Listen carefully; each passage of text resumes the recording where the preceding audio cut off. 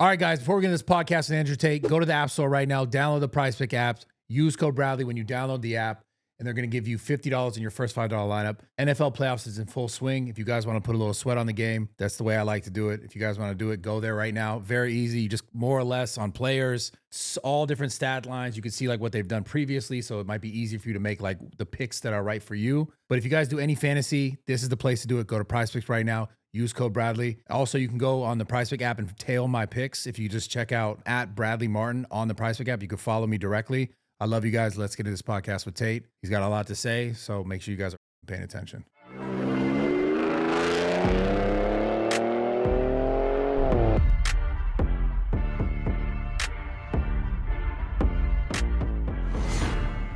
Well, bro, it's an absolute pleasure to have you on. I've been wanting to have you on my show for like years at this point. Yeah, it's been, I see the clips everywhere, but it just never aligned. And now I'm in LA, but I know what my life's like. And at any random moment, I can get snatched from LA.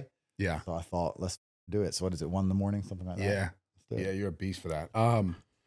Dude, so what the has been going on? It's like Kanye and HH gate. Like what's going on with all this? Yeah, it's gay. Yeah. It's gay and retarded. Yeah. Like a song was played in a nightclub and it's almost like, a second genocide. It's incredible. Yeah. Why do you? It's thoroughly ridiculous. Truthfully, it's ridiculous. Why do you think you're getting so much pushback? Like the internet seems to think you've like capitulated to just the whole situation. I didn't. I just said I didn't play the song because I didn't play the song.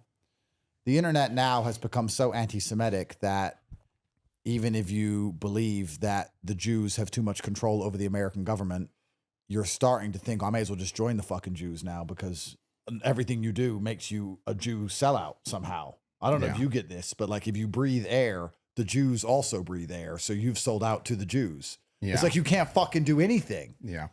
I guess unless you walk around doing permanent Hail Hitler salutes and calling for the next extermination of every single Jewish person you see, or you want to fire up the gas chambers, they're constantly saying you sold out.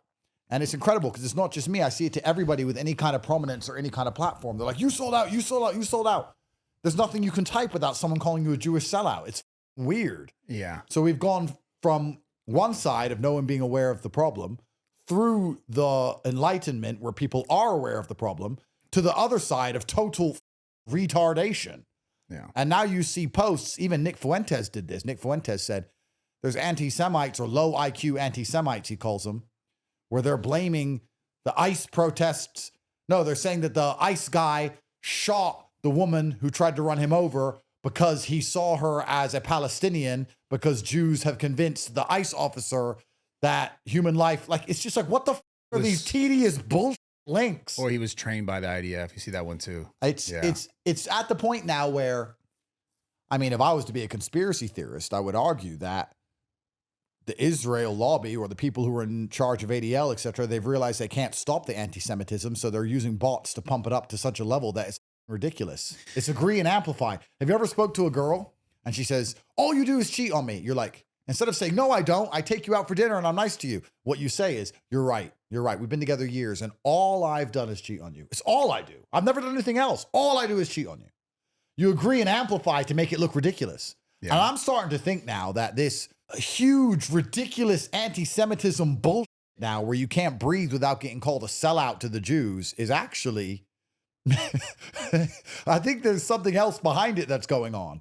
Because I don't know, unless you act like a retard, you seem to be accused of this same thing over and over again. It's really weird. What do you think it is then? Like what? Like because I've said this many times. It seems as if almost like it's forced to this point, like as if they almost want the sort of conversation to be had to such a level. Because when you did this, when you didn't do the thing, but when you were a part of this whole thing, you've done tons of polarizing things, saying the hard R, fucking the F slur. It doesn't matter. You've said it all. But when this one happened, it's like, okay, now this is like a big problem. And you even said it on the PBD podcast. There's now pushback that like, if you get to that point of something that if you find the pushback, then maybe there's something there. Of course. I mean, it shows that the fact that the mayor was alerted and concerned about a song being played in a nightclub, it shows that they clearly have more control over, or they certainly have more control over influencing public consciousness than other groups do. If you played a song about killing black people, they wouldn't give. So the fact that the song was praising a man who had died nearly 100 years ago and it got such a visceral reaction. I think that says a lot about how much control they have over society. But the reaction on the internet is also very, very strange. You know, there's so much I know about the world, and I try and condense complicated ideas, but the idea that certain type of comments or certain types of conversations are happening on the internet by accident is pretty asinine and ignorant. A lot of Twitter and a lot of the internet is actually now completely fake. It's not even real. Yeah. It's bots. And if you were in charge of trying to prevent a serious consciousness shift in terms of understanding the crimes committed or the influence had by Jews, then I think you would be agreeing and amplifying. And that's why I think nearly every single message on Twitter now has some degree of anti-Semitism in it. I think this is all fake. I don't think any of this is actually real. I mean, and I'm going to ask you a question. Yeah.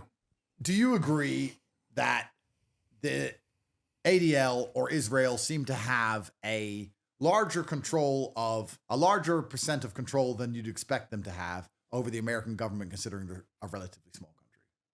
It would seem that way. It would seem that way. Yeah. So if a man walks into your gym and he says, "Hey man, I'm a huge fan. I'd like a picture." And you say, "Yeah, sure." And he goes, "Yeah, okay, thanks. Oh, yeah, I'm from Israel." Are you going to attack him, or are you going to say, "Yeah, whatever," and just take a picture?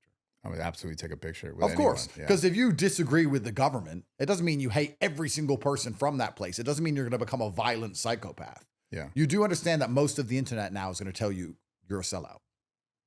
If you take that photo. Of course. Well, I mean, that's absurd.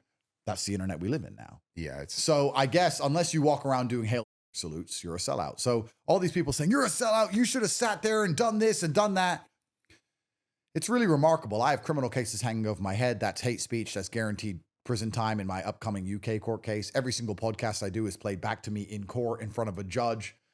These people are out of their minds to think I'm going to sit on a podcast and go, "Yeah, you know what? I meant it and I love it." So I can go to court and they could say, "Andrew Tate did this." And I say, "No, I didn't." And the prosecutor can play a video of me saying, "Yes, he loved it." How long do these people expect me to survive out in the real world? And of course they have nothing to lose, and they're all faceless accounts, or their children, or they're streamers with no real problems. But I don't even believe that any of this backlash is real. I think it's all artificial. I think there's something very strange going on. And for sure, the outrage is definitely artificial. That's being propagated by the people who are basically admitting that they have a lot more control over society than they should have. Yeah. I mean, they're admitting it. They're admitting it by the fact that there was such a visceral backlash. Yeah. So they just prove the point. But that's the frustrating part is then you just sort of create more of the same. And it's like, are they trying to get away from it, or are they trying to create more of the same?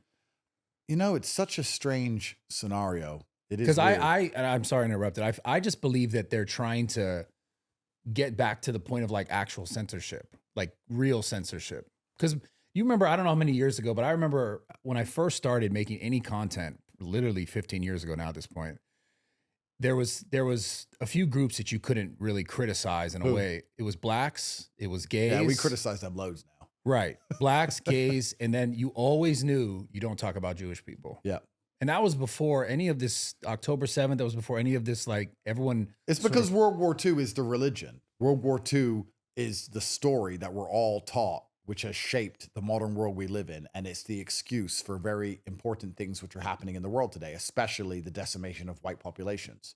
World War II is the beginning. It's the origin story. It's the beginning of the religion of the Western world, of why nationalism is a bad thing, why believing in your country above other countries is a bad thing, why white people wanting a country for white people is a bad thing. There are so many important things which are simply being destroyed, being removed, even though the public consciousness want those things. And it's because of World War II.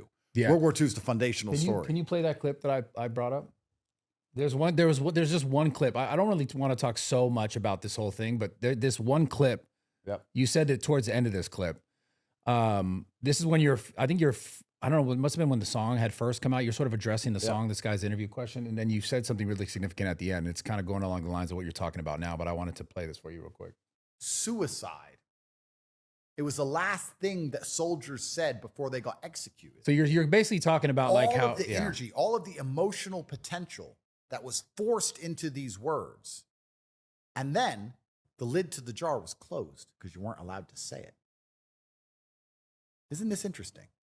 All of the people around the planet who were screaming those words with the most possible emotion attached that a human can do. And then all of that energy was put inside of a jar. And after the end of the war, you can't say those words. And it was stored. Or people are saying online, he made this song and it's so anti-Semitic, but why is it so catchy? Why is it so catchy? Why is it so catchy? Because he's opened the jar where 80, 90, 100 years ago, millions of people around the world were screaming energy into this exact saying, and it was all canned until Kanye released it. Where that leads, where that goes, and that's an interesting conversation. Pause it the real true quick. history of World War. Yeah, so we have to understand very quickly that the true history of World War II and World War II in and of itself is the basic reasoning for why you can't have in the West the things you actually want, which is a country which is for you and for your people and for you to put your country first and you being prepared to defend it. Because the idea is that if you're a nationalistic country, especially if you're a white nationalistic country, you're going to kill a bunch of people. You're going to kill a bunch of Jews. If you sit and say, well, the Holocaust didn't happen that way, or less people died in the Holocaust than they're saying, if you say those things, then you're saying, well, that means I can have a country with a strong border for white people. And they don't want that. So World War II is the story. It's the religion for the modern bullshit world we live in, full of lies. The real story of World War II, nobody is taught. And of course, that is why anti-Semitism is the ultimate sin. It's the ultimate crime. Because it's not because you're insulting Jewish people. It's because you're attacking the New World Order and the order of things. But if you insult black people, that doesn't happen. Nobody cares.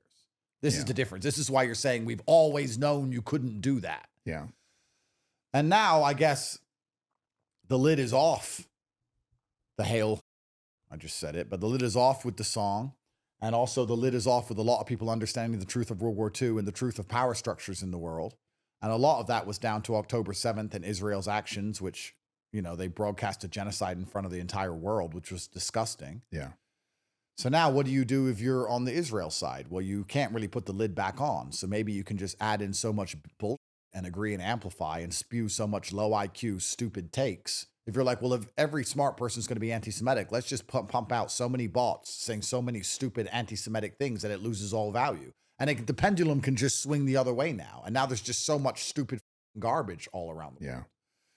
So it's just a show. Like, it's a mess either way. But so you think the whole point was to get sort of to remove people's ability to feel like a sense of, you know, an actual white country in America. Correct. The reason that World War II and the story of World War II is told as gospel is because it prevents people from being nationalistic, specifically white people. Because if you're a white person who loves his country, what do they call you? A Nazi. And what did the Nazis do? The Holocaust. Yeah. So if the Holocaust isn't real, then being a Nazi, what does that even mean? It means I love my country. Who cares? It doesn't matter. So the Holocaust has to be real, so that Nazi is a threat, so that you don't love your country, and so that white people agree to go extinct. Because white people are currently going extinct. Right. And you're going to be gone in less than 50 years. And you have to accept that because of World War II and what happened. That's the official story. That's the first reason for that. And also, being perfectly honest with you, as for this ridiculous club event, I don't think it's gone viral organically, to be honest with you. I think that if I wasn't there, it wouldn't have gone viral. I think if Myron, Clav, Nick, and the other guy all stood there in the club and played that song, nobody would give it. I would argue they've done it many times before. They play it on their streams all the time. Nobody cares. It only went viral because I was there. And I don't think that's organic. I think that there is an extremely orchestrated campaign designed to make sure that my influence never reaches the level it was previously. I have criminal cases in many countries around the world to believe that the constant, endless smear of me in the media is somehow organic and not an intelligence campaign is ignorance. And this video was deliberately pushed to damage my ability to defend myself in court. Yeah. That's what I believe. They said, Andrew Tate is there. Let's look at the easy wins. One of the biggest people complaining on the TV is a Jewish nightclub owner. So he wants his opponent's nightclub shut down. That's an easy win. Let's look at the fact I have trial coming up in the UK. And if you say anything hateful, it has no free speech. So hate speech is an instant, quick, easy, bam, jail sentence. Yeah. That's an easy win. Like, this is an easy win for very powerful people to go, let's make this video big. And I didn't even complain that the song came on. I just stood there. I was like, oh, whatever. But I knew what was going to happen. I was like, this is ridiculous. Is it worth it? Yeah. But, you know, kids with streams, they need clicks. It's like grabbing your hat. They're children, bro. Yeah. They're just children and they'll do anything for clicks. Yeah. No, you know, they're kids. Yeah. They're retards and they're not adults with responsibility and things going on. So it is what it is. But it is truly crazy it got so big, but I don't believe it's organic that it got so big. I think it's been pushed on purpose. At one point, to be fair, wouldn't you say that you did a lot of content was just for clicks and stuff as well? I mean, you try and be entertaining. Yeah. I think that there's a fine line to walk because if you don't give a shit about clicks, then no one's going to watch. If you don't try and be entertaining, then no one's going to watch. Outrage can be entertaining. So you have to walk the line between outrage and value and truth. I guess I was lucky when I first got famous. I feel like I was in a good position because the truth was the outrage. I could say the truth about being a man and the truth about being a woman, and the world was so cucked and we were so heavily censored that it was the outrage. I could tell the truth about COVID and it was the outrage. But now so much of the truth is actually out there that telling the truth isn't outrageous anymore. So now you got to find a new outrage. Yeah. So we go for racism and edgelording and all these crazy things to try and make people go, wow, he said that. But back in my day, I sound like an old man now, 3-4 years ago when I was really big, you know, the things that made national news 4 years ago when I said women couldn't drive, nobody would give a single now if you said that. Yeah. The Overton window shifted. Yeah. So I guess it's getting more and more extreme. I remember during the height of meme coins, people were setting themselves on fire and pump meme coins. Like the world's gone pretty crazy. Yeah. Everyone's got ADHD. Everyone's lost their ability to focus on anything. People are constantly, their brains are all over the place. To get someone's attention is harder than ever. Yeah. You know, so more and more outrageous things have to happen. But unfortunately, at a certain level of notoriety, these outrageous things on the internet have real world consequences. If you were standing there in my place, they could easily, if they decided to, blow that video up and cause your gym, the physical location of your gym, a whole bunch of problems. Yeah. Your landlord might be Jewish. Or he might just not want the press hammering him. He might just get pressure. You don't know. Yeah. And even if you own the place, who knows what? The mayor, the da-da. If you have real world, it's amazing what can happen because someone next to you thinks it's funny to get clicks. Well, it sounds like because you still have a case in the UK, and in the UK there's this like they have actual laws for hate speech. Correct. And they would just consider anything and be like, look at this, see this here, he broke this, and therefore. Yeah, they'll put me in front of a Jewish judge and destroy me. I mean, it's pretty simple. I think they're going to do that anyway. I think my upcoming case in the UK is with a Jewish judge, and they're going to say, look at this clip here. And I'm going to say, I didn't play the song. And they're going to say, well, why did you stand with those clowns? And I'm going to say, but I didn't play the song. And the judge is going to say, whatever, it's 10 years, enjoy. And what am I going to do? Do you think that's going to happen? Yeah. 100%. Like, but what the am I supposed to do when the song comes on? Run away? Yeah. Like the song comes on and my brain analyzes the scenario and I'm like, oh, for sake. And then I think, you know what? Maybe no one will care. Yeah. And then, you know, the clip comes out and then I'm like, well, the song's been played by so many people so many times. I've discussed it on other podcasts. No one seems to care. What's the big deal? And then all these bots start posting under the video to pump it. And I'm like, what bot farm is being paid to blow up this video? And then I sit there and then maybe I'm a conspiracy theorist, but after going through the 4 years I've been through and I've seen how bots shape narratives and I've seen how, the media is desperate to get hold of me. The fact that I know my criminal case in Romania was started by the British Foreign Office at the behest of MI6 because I was deemed a national security threat. So there's already been an intelligence operation against me, verified, documented in paper. They said in 2023, the British government said he has so much control over the masculine youth that he's an unchecked source of influence. They believe that I could literally name a place and a time and a date and burn the whole country down. And to be honest with you, they weren't far wrong in 2022. I got to say, guys, enough's enough. So let's fight the Matrix. See you in Central London, 8 p.m. It would have been a show. So I was deemed a national security threat, which is why they wrote to the Romanians and said, this guy is unchecked. Do something. Lock him up or we're going to extradite him. He's out of control. So all of this is documented. I have paperwork for this. Yeah. So for me now to sit here and believe, and I don't want to be paranoid and I don't want to be narcissistic, but for me to believe that the system knows I have an upcoming case in front of a Jewish judge, and now this video has come on because some dip played a song, and for some reason the whole world gives a about this nightclub thing. Is this organic? I don't, it just feels weird to me. I'm just sitting there like, what the is going on? I stood in the corner. I didn't even sing it. Yeah. It's also interesting how you get the sort of pushback that you do. I think it's also because everyone else who was there as well. But the thing that I find so interesting is like, you're in this position, obviously, because of your influence. Yeah. And yeah, I would definitely argue at one point you had so much influence. Not that you don't have as much now, but it's also funny to see the comments where people will say, "Oh, he's a psyop from like the other side, like he's trying to destroy the family thing." Which there's some funny things I can make about that, some points about like the misogynistic stuff, but they'll say that about you. And I remember when I first met you, I had a conversation probably for like 2-3 hours after we did a podcast, and obviously I never got that vibe, never got it once being around you. But the thing that's funny is that now you're in this position. Right, like currently knowing that you have this case coming up. Yeah. I just wonder, how does it flip flop if you do what you just said, if you actually go to jail for X amount of time in the cases you're talking about? Yeah, people they'll flip flop and go, wait, no, maybe he wasn't. I think people just won't give a.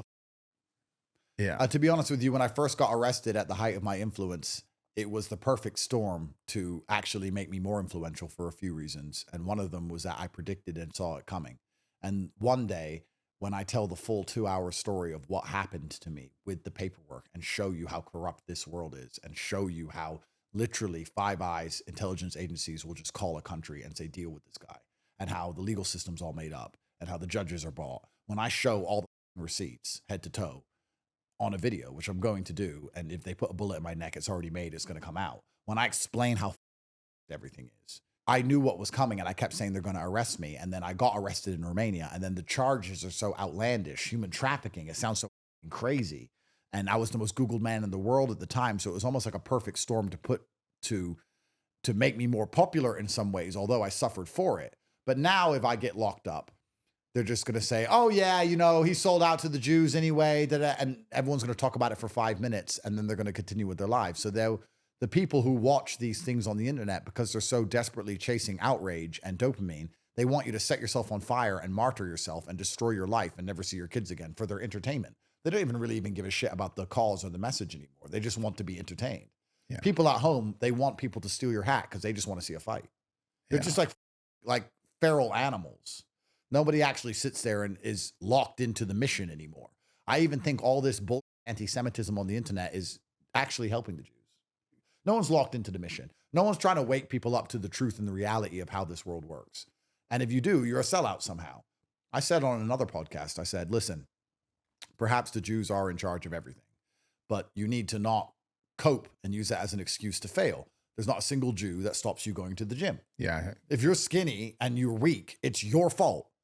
And if you type that, you're a sellout to the Jews, and they're going to tell you that's not true, that the Jews have psyoped everyone, and that they're psyoped, and there's no point going to the gym because women only want money. And they're just going to write a whole bunch, call you a sellout. Yeah. And it's like, you guys have been so heavily wrecked mentally. It's all embarrassing. Nuance is gone. Of course, all the nuance is gone. Completely. They've left from one jail, which is ignorance, not understanding anything about the real world, through the reality of life, into another jail of I can't do anything about it. It's all the Jews, and anyone who says that I have personal responsibility and accountability is a sellout. Like, they've just gone from one jail to another. Yeah. So the whole world's lost its mind. And if I went to jail now at this point, I don't think many people would actually give it. I think I'd rot in jail for a pretty long time. And I think they'd just sit there and go, oh yeah, whatever. He was a sellout anyway, or some bullshit. Move on to the next thing. I think the world's actually changed so much more than we can realize because it's quite gradual in the last 5 years. Yeah. You know, when like things happen slowly, you don't notice.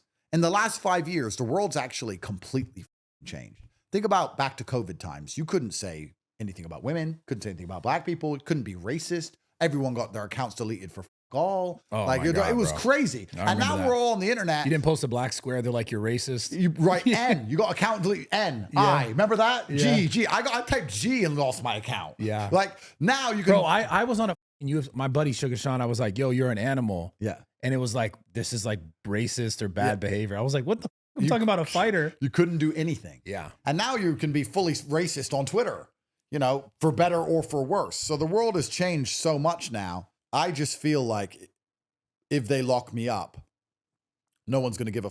And I have to give credit as much as I'm upset that they've done this to me, I have to give credit to my enemy, because my enemy has a weapon, which is time. It just ties you up in the system. It slowly grinds you down. It continues to lie about you. It continues to slander you every day. They pick away at your psyche. They pick away at your brand and your reputation. They use bot farms. They shape narratives. They have all the time in the world. You're on bail anyway, in and out of court, wasting money, going to jail, getting out of jail, paying lawyers, trying to convince a judge. Like, they just attack. And also the shock factor of, whoa, what the f***, they arrested Andrew Tate, is long gone. Yeah. And they're just sitting there going, we'll get him 2 years from now, 3 years. Time's on their side.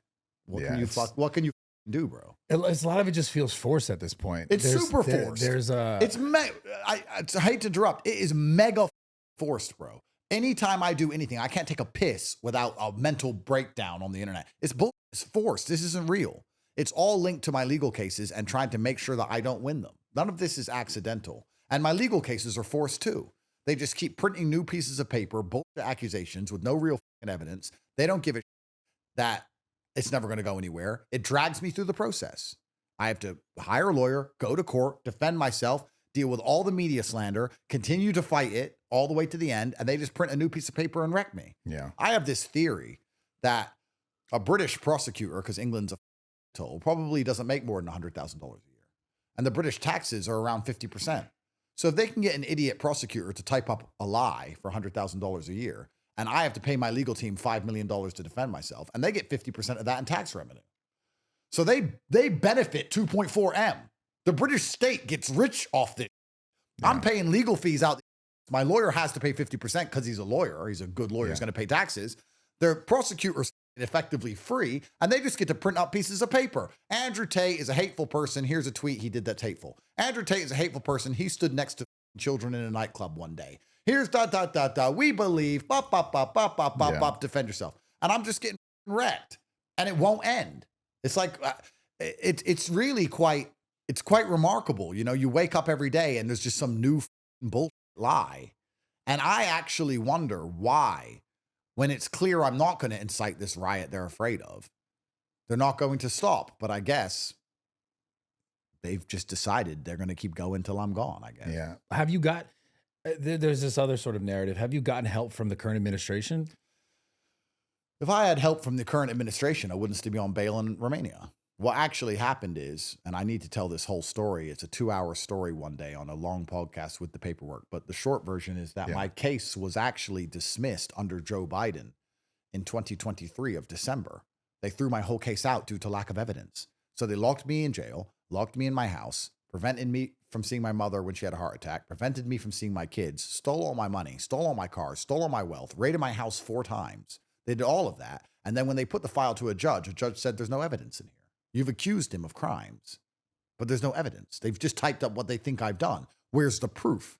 There's no proof. And threw the entire case out. So they did all of that for no reason. That's the same thing happened with COVID. Yeah. Well, kept the gym open.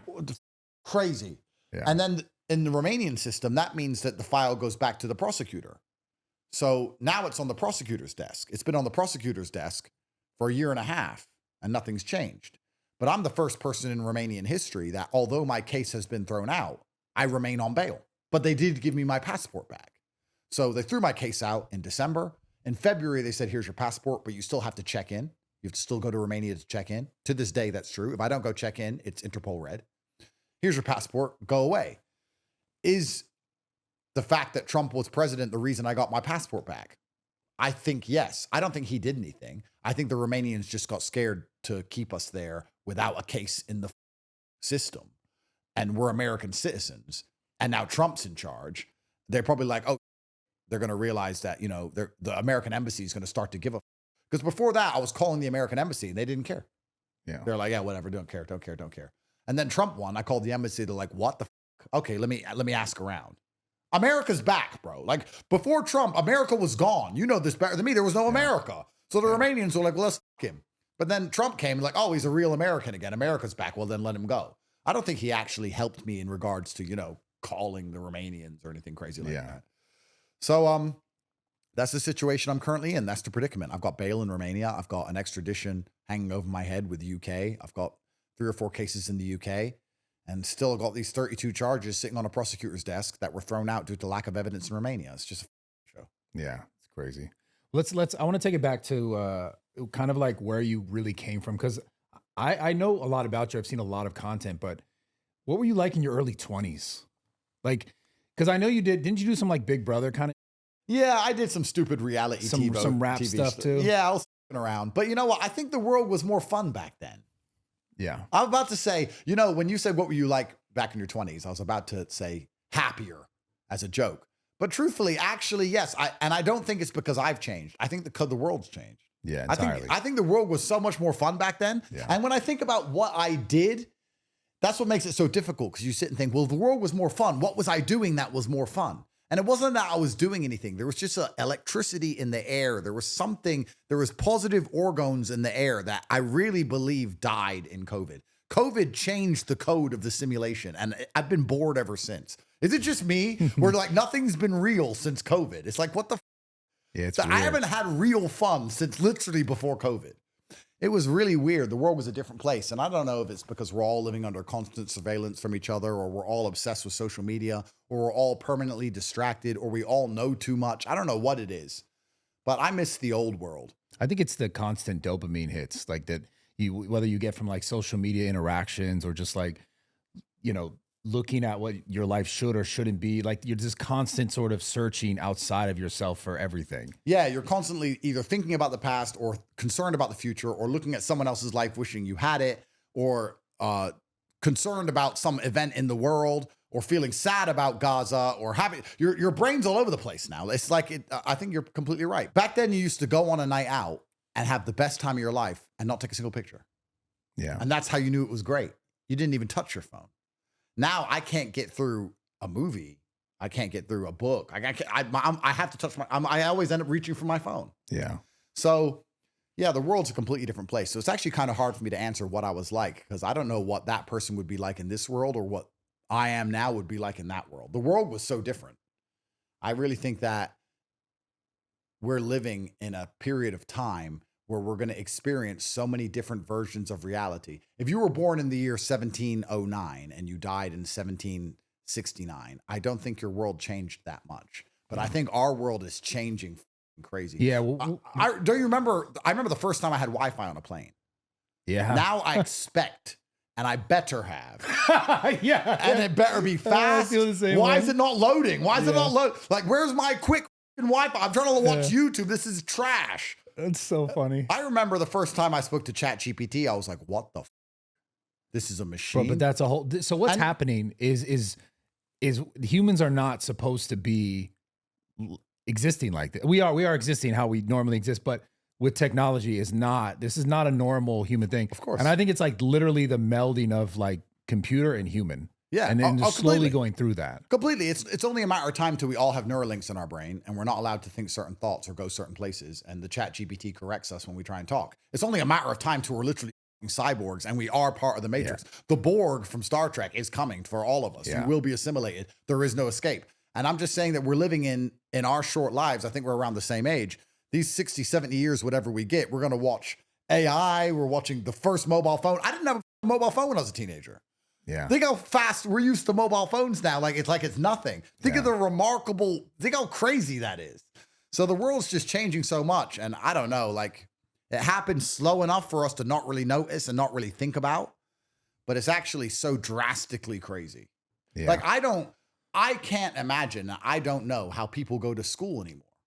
How do they teach lessons or do exams or test or quiz anyone? With phones and ChatGPT and AI. I mean, bro, I have employees that straight up do use ChatGPT for everything. Yeah, of course. I mean, and also like I know people who use ChatGPT to even try to talk to women. Oh, 100%. Yeah, of course. They test the conversation in there. Or I know people very well. In fact, a couple of my girlfriends, exactly this. They've got ChatGPT, and it's not just ChatGPT because they've said, hey, you're going to be my best friend forever. I want you to talk to me in this tone. I want you to use emojis. I want you to be a 29-year-old female who has a very high IQ and a good understanding of sociodynamics. I want you to explain things to me in a sharp and succinct way. Like they've built these people that they're talking to? I catch one of my girls. She keeps calling it she, and it pisses me off. Well, she said, I'm like, stop calling it she. No, there's no way you're kidding. There's no way. 100%. I'm like, call it it. It's a machine. Stop calling it she. And she's like, what's the big deal? Like, women usher in all of the bad things that happened in society forever. Women ushered in LGBT. They usher in abortion. They usher in open borders. Every single idea you can think of, women usher it in. And women are going to usher in us normalizing these machines being considered people. It's crazy. I mean, we're becoming less human. That's what's happening. Of course we are. And we don't trust our own thoughts, or we don't want to use our own thoughts because we have this machine there. And it's just a matter of time. The real question is now, the people in charge of the world, how are they adjusting the machine's replies to control what we all think and act and do? Right. Because that's what they're going to end up doing. They already do that with algorithms. They try and decide, what do we want him to think? So and we know they do this because they do it primarily to sell you things. 100%. I want Bradley to think this way because I want him to buy this thing. That's indisputable. Of course. Yeah. So if you remove the buy this thing, I want Bradley to think this way so that Bradley doesn't do this. Or Bradley does do this. Yes. That's exactly the situation we're in. And they're doing it also with AI. So it's actually very scary, the world we're living in. And I can't imagine, like I said earlier, I went to school, I read information in a book, and I got quizzed. But now you just chat GPT the answers, or you Google the answers on your phone. Yeah. Or like, what's the point of a math class? A calculator's in your pocket. My teacher used to literally say to me, you're not going to walk around with a calculator in your pocket. And I do. Like, man. Bro, how do you even go to school now? Yeah. Like, you go to school and they say, what? Hi, guys, ask ChatGPT about this. Is that school? Yeah. I mean, I have complete lost faith in the whole school system. I don't know how it works. It's clearly bull. Like, is everything bull?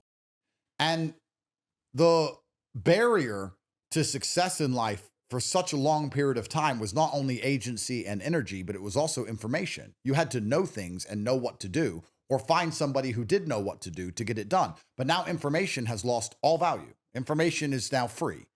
If you want, or it's just not even real. Like that's the scary part. Or it's bull.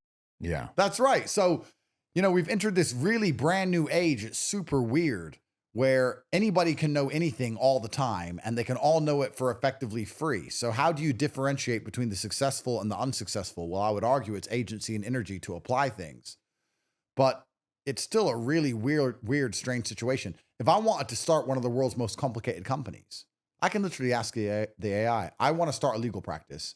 I'm not a lawyer. Yeah. How? I don't tell you how to do it. Yeah. It's like, it's incredible. I might do that. I could defend myself. How do I defend myself? Yeah. It's the world's crazy. So where do you think it goes? Because I mean, it does really just seem like we're becoming less human. It's going to turn into this like complete reliance on the technology, because that's kind of what the first, the iPhone kind of became, and then it knows where you are, knows what you like, and knows what you do, and knows everything about you essentially. And then they use that information to either sell.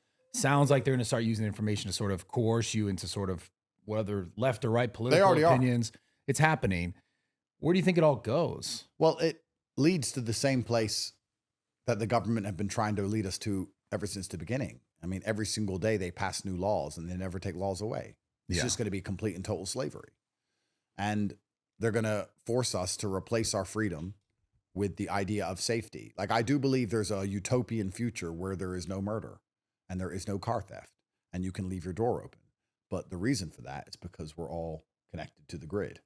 That's what's going to happen. Yeah. And the version of reality that we believe in then, or the version of history that we're told, whether it's true or not, I have absolutely no idea. But I have a strong feeling they're going to exaggerate the problems of the past and convince us that we now need to live this way to prevent. I mean, let's give you a simple example. I've always thought this, and I don't know why I think it, but I've always thought in the future when they solve the self-driving problem and cars never crash again, and you're born in the year 2200 and you're a kid and you're in school, and they're going to say, did you know that people used to drive their own cars? And you'd be like, no way. Dude. But how did people drive their own cars? They had a wheel and they'd use their eyes. And they'd be like, but what if they crashed? Then everyone would get mangled and die. And you'd be like, okay, and what if, even if you're paying attention, someone crashes into you? Yep, then you die. What if you're crazy? Or what if you fall asleep? Yeah, everyone in the car dies. And you're like, then how was anyone brave enough to even drive? It was just a crazy world back then. Luckily, we now have full self-driving. Mr. Elon Musk, the forever god, who's still alive on planet Mars. It's going to be like a movie. You're going to be sitting there like, it's going to be scary. Yeah. To us, it's normal to just drive the risks we take every day. But in the future, they're going to think it's insane we ever took these risks. And they're going to say that we can't possibly take these risks. You can't possibly have your freedom because it's not safe. And they're going to do that with absolutely everything. They already do it. COVID was to test. COVID was we take all your freedom and give you safety. Yeah. So they're going to take all of our freedom and give us safety. And the worst thing about that is that even me as a freedom fighter and somebody who sees this coming, I know it's going to work because even I decide to live in Dubai, which is the safest city in the world. Why?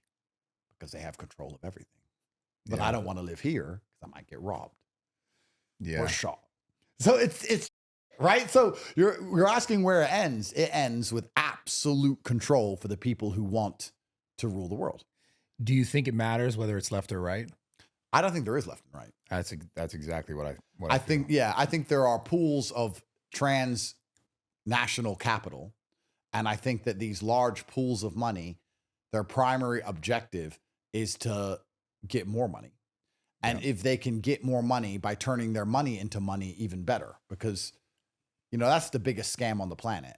If I give you money and say, open a factory to make money, that's one thing. But if I give you money and say, turn your money into more money, and you just put your money in an account and it goes up without any work, well, you're not doing any work. But the reason it's gone up is because someone else has done work and you've stolen their work. That's effectively what's happened. Yeah. And these big pools of transnational capital are doing that. And let's make up a example. But let's pretend these huge pools of capital also had the ability to affect elections because they control all of the world's money and all of the world's media. And let's say they could long or short a currency in a very simple term. Obviously, it's more complicated than that, but let's keep it simple. And you could control who is elected in, let's say, a European nation, and you could short the euro, and you know the person who goes into office works for you, and it's his primary objective to make the euro crash, so he has to destroy his country. So he opens the border and lets in millions of people who don't belong there and doesn't lock up any of the criminals and sends all of the money to Ukraine and just the whole country against the wishes of every single person who lives there. Sounds pretty similar to something. Well, yeah. I mean, interesting. I mean, who the opens up their border to millions of unchecked migrants on accident? Who the sends away their entire national treasury of weapons and money to a corrupt country which is going to steal it all on accident? These people it's not an accident. Yeah. These people work for pools of transnational capital, and the transnational capital has bet on the decline of Europe, and they make money as Europe declines. If you're going to play roulette, black or red, and you can control the ball, you're going to make sure you fucking win. Yeah. Europe is committing suicide, mass suicide. America, not as bad because we have Trump, but still there are large, powerful entities in America which are trying to decline it. The Democrats have no problem destroying this place. They're doing it on purpose because they get rich doing it. They don't give a they're not destroying it purely because they're idealistic and evil. I think that's quite that's quite a optimistic mindset to sit and believe that the Democrats are just dumb. They're just dumb. No, they're not just dumb. The people who believe in them are dumb. But the Democrats themselves are actually very smart. And they're raping the system. And they're destroying the entire place. They're burning the house down so they can steal everything on their way out. That's exactly what they're doing. And that's what's happening in the world today. There is no left and right. There are pools of transnational capital which are trying to steal as much money as possible from the places that matter, which is the Western first world. And they have identified that it is white people who love their country, which is their primary enemy. It is white people, white nationalists, who are going to sit there and say, no, this is my country. You're not going to destroy it. So they have to make sure there's as few white people as possible. And the white people they do have are not nationalistic. So to do that, they take the World War II story and teach it as gospel. So there's no white nationalists. Even the idea of being called a white nationalist is an insult. If I say you're a black nationalist, you say, yeah, I'm black and I love Ghana. Cool. Yeah. You're a white nationalist. I'm white and I love America. Why is that a problem? But they've psyoped the world. And I'm mixed race. I'm a brown guy. White nationalists may hate me. I'm just pointing out what's actually happening. Yeah. Because there's white people who sit there and go, wait, my ancestors lived here. My granddad died for this country. I don't want to leave. And I can tell you're stealing from me. Whereas if you bring in a whole bunch of third world migrants, one, they don't give a if you're stealing because they're from countries where everyone steals. Two, they don't notice you're stealing because they can't understand the TV. They just come here to work like slaves and live like peasants with no health care. So who do you want to steal? If you're going to steal from a nation, who do you want in the nation? You want retards to steal from. Yeah. So it's pretty simple what's going on. So, this whole left versus right debate, from my experience, I think the world is actually simpler. And I think that in every single exchange, somebody's getting... A lot of the Western world is built off of other countries. Let's not pretend that's not the case. Right. We've screwed over a whole bunch of other countries. And I'm not saying that in some stick up for third world way. I'm saying that, if you print the dollars and a country discovers uranium, you get their uranium for printed money. Yeah. Give me your real... Thanks. Here, take these. We don't take those. You don't take the dollar? Army. Blow him up, replace. Here, you take dollars? That's the game, right? Yeah. So we've been raping the other countries for so long. And my theory is that there is a much larger return now. America, because it prints the money, is different. But Europe, for example, the elites of Europe have realized instead of stealing from other countries to benefit Europe, there are much larger returns for them to destroy Europe and benefit the other countries. So they'll set up in Middle East somewhere. They'll set up in UAE or Saudi. Or, and they'll just make money off the decline of Europe. That's all they'll do. Well, in this conversation, you sort of focused a little bit on like the Democrats as far as in America goes, not necessarily the UK. But you don't think that the Republicans are still a part of the same sort of nexus? 100% they are. I think that if I am honest with you, I don't think democracy is even a license to get anything done, because I don't see any of these senators doing anything. Even Trump, who's I'm a huge fan of and has so much power to do whatever he wants outside of America's border, struggles to do anything inside of America. He can't even kick someone out. They have some judge who stops it. Oh, well, you can send Blackhawks to kidnap the president. You can put tariffs on the EU. We could go to war with China if he said so, but you can't kick out one dirty Mexican from your own country? Doesn't even make any sense. Because I don't think democracy allows anybody who gets power the ability to actually do anything besides steal. Yeah. I think democracy is just a mandate to steal. So the Republicans get into power with all these fantastical ideas, and then they look around and realize they have no power at all and they can't do it. So they just want to get rich before they leave. They're all stealing, bro. Yeah. Like this Somalian daycare bull. Why don't the Republicans cause a fuss? Because it's their money too. Well, yeah, I mean, that's the frustrating part. You see it and you're just kind of like, and not even just that. It's like even all the Doge stuff that they were talking about. And then they kick Elon out for trying to cut the money down. And even like the whole fact that the Pentagon is, they don't pass any audits for 8 years. It's like, it's just a very clear sign that like, they don't, not that they don't know what's going on. They just don't care enough to actually change it. If you enter a culture where everybody's already stealing, are you going to be the only dumb who doesn't? And then nobody will trust you if you don't. So you don't even get to keep your job. So if you walk in and everybody's stealing, if you walk into a store and everyone's stealing, are you going to go to the cash register and pay? Like, are you maybe at the beginning, after a while, but then after a while, you're like, this is dumb. Fuck this. Just give me the stuff. Everyone's just raping the system. Democracy is a license to endlessly steal. And the Republicans have no interest in changing it either. And when you understand democracies and how this all works, I guess you could argue, if you want to be optimistic, that the people who are principled enough to not steal aren't allowed to win. You could also argue that. Yeah. But my argument is actually that most people get inside of the system, realize how it is, realize there's nothing they can actually really do, and they may as well just get rich while they're there. I think people just give up. Fair. So I kind of wanted to ask you this question, and specifically to that point. When it comes to, the sort of conversation around the America right now and it being controlled by the Jews, right? If Christians were largely controlling, let's say they had the controlling ability of these companies and conglomerates and all the transnational money and everything, do you think that it would be a different situation or the same? Because I would argue that human nature, people are greedy. I think people are greedy, and I also think people are naturally tribal, and the people who are not tribal get destroyed. I mean, if we're going to argue that the Jews are in charge of everything and they're looking out for the Jews, then what you're arguing for and saying is that Jews are doing what white people should be doing. Right. But they're not doing it. I don't know. My view on a lot of things, especially politically, and trying to understand how this world works, is that there's a few basic laws of the universe. There's cause and effect. There's power vacuums always get filled. But another thing I try to apply in my mind is that many people often, as unfair and unkind and cruel as the world seems, kind of get what they deserve in some ways. Like, if you're not going to stick up for your country and stick up for your people, and you're going to allow yourself to go extinct, then you're going to go extinct.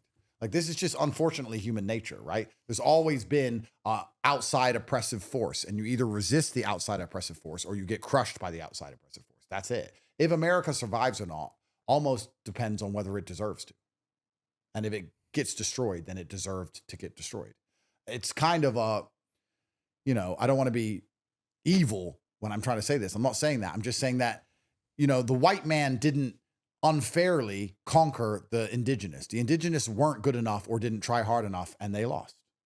That's it. And if now the American continent as we know it and the American population get conquered by whatever or changes into something else, then they didn't try hard enough to resist. This is just human nature. It's how the world works. Power vacuums get filled. So if Christians were in charge of everything, would they be tribal and stick together and put their own interests first? I don't think so, because if they were that way, then they'd already be in charge of everything. It's an interesting point. I just think that we live in a world now where it's very unfortunate for the standard white average man in a Western country, because you're the only people on the planet who don't optimize for tribalism. Like, if you go to Taiwan and you get accused of rape by a Taiwanese girl and she speaks to Taiwanese police and you go in front of a Taiwanese judge, you're done. That's it. You just made me think of Italy real quick. I don't know. In Philippines. Sorry, exactly. yeah. You're toast, right? Yeah. Because you're not one of them. Yeah. Whereas if it was all the other way around, if a white girl went to white police in front of a white judge and accused a Taiwanese man of raping her and there was no evidence, he'd walk. Yeah. So you guys are far more fair. But we can apply this we can think about this different ways, whether that's good or bad. Well, that's good that you're fair. But if it leads to your extinction, is it good? And I'm not saying to be corrupt in court. I'm saying, is any idea that leads to the extinction of your own people a good idea? I was arguing this with a white Christian guy who was telling me that marriage is so important. And I said, I'm anti-marriage. And he's like, no, marriage matters most. I said, listen. He goes, kids without fathers, they commit crime, blah, blah, blah. And I was like, listen, you're literally about to go extinct. So you don't have time for marriage. You need to get yourself 8 white baby mamas and make some babies. Yeah. Because you're going to go extinct.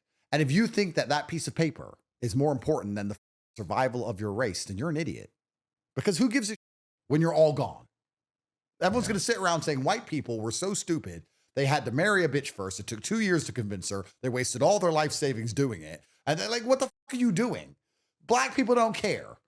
They don't give a her baby, her baby, her baby. Welfare. Who gives a like, so any idea that leads to your decimation, I would argue, is probably a bad idea. Yeah. So maybe white people need to get more tribalistic, which is probably bad for me in court because I ain't that white. I'm just trying to observe from the outside. Yeah. It's really interesting that white people are the only people who don't think that way. I read something really interesting about how a sailor who was traveling the world with the British was amazed that he had never encountered a contract anywhere in the world besides the white world. And he said, only does the white man believe in using a contract, because the white man optimizes for competency and all other races optimize for their tribe. So for a very simple thing. Yeah. So I'm a white guy. I want a boat. I don't know how to make a boat, but I have money. So I go down to the shipbuilder and I say, here, can you build me a boat? He goes, yeah. I said, let's do a contract. Let's do a deal. I don't know you. You don't know me. We don't know each other, but I'm going to give you money and you're going to give me a boat. And then he builds the boat and the boat is seaworthy. So we have a nice navy. Whereas if you're in Africa and you want a boat, you go to your brother. Now your brother can't build a boat, but he's the only guy who won't rob you. So you just go to him and say, listen, I need a boat. He goes, I don't know how. He said, yeah, but you're my younger brother, so you better make one. And you make a boat. But anyone else will just steal from you because you'll give them the money for the boat and they'll go, yeah, no problem, and just steal it. Yeah. So you have to optimize for tribalism as opposed to competency. And the fact that the white man could optimize for competency is why you built these big, beautiful societies. It's why you're neighborly. It's why you don't play music too loud. It's why you're friendly. It's why you've learned how to get along with people you don't like. It's why you've learned how to do business with people you don't like and make money with people you actively hate. You're good at getting along with people who you don't know, who aren't in your tribe, because you always had this idea for hundreds of years that this optimizes for competency. Other people don't think that way. Other races are just like, he's not my family, so I can't trust him. I may as well steal from him because he's not on my team. Where do you think that came from? I think it just came from societal evolution. Like societal evolution is a thing. When you argue if white people are smarter than black people, you haven't got to argue it from a physical, biological evolutionary standpoint. You can argue it from a societal evolution standpoint. If no one goes to school in the whole country for 500 years, the average IQ is going to go down. Yeah. That's all it is. So if everyone steals, this is the thing that's so remarkable. Like the Somalis who are committing fraud don't even really consider it stealing. They don't consider it fraud. I'm getting money for my people. What's the crime? The crime is that you're stealing money from an institution which is designed to do something else. Well, in my world, institutions don't work. Every institution that's ever existed was giving money to someone else. It was all just stealing. I've never in Somalia been able to ever believe in an institution for more than 5 minutes. So what the fuck is an institution? That's not even a person I'm stealing from. I'm getting free money for my people from nothing. What's wrong with this? In their brain, they don't get it. Yeah. They're like, and then you'll sit and say, oh no, the institution is supposed to fairly give money to everybody, irregardless of their race, creed, religion, so that everybody can benefit from this magical, godlike, kind institution, which is taking care of all of society. And they sit there and go, yeah, but they're not my people. So I want it. It's just like a completely different tribal mentality that the white man doesn't have. And it's led to, I mean, it was the greatest strength because it built civilization because you're optimizing for competency. But now it's been hijacked and it's the biggest weakness. And now white people are going extinct in their own nations. And I say this as a brown man, but I like white chicks. So you need to hurry up and make some. Somebody needs to hurry up and make some because we're running out.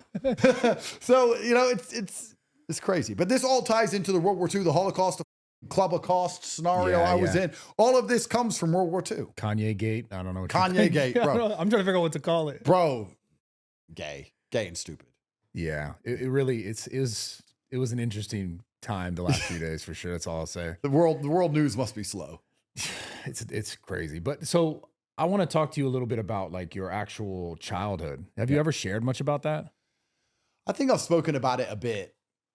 But I don't think it was truly that remarkable. I have a few stories which might be considered remarkable, but I think it was a pretty normal life. The reason why, I guess the real question I want to get to with you is, how did you actually become who you, obviously I know you've became who you are through all your trials and all your experiences, but like at what point in your life were you like, there's something more for me?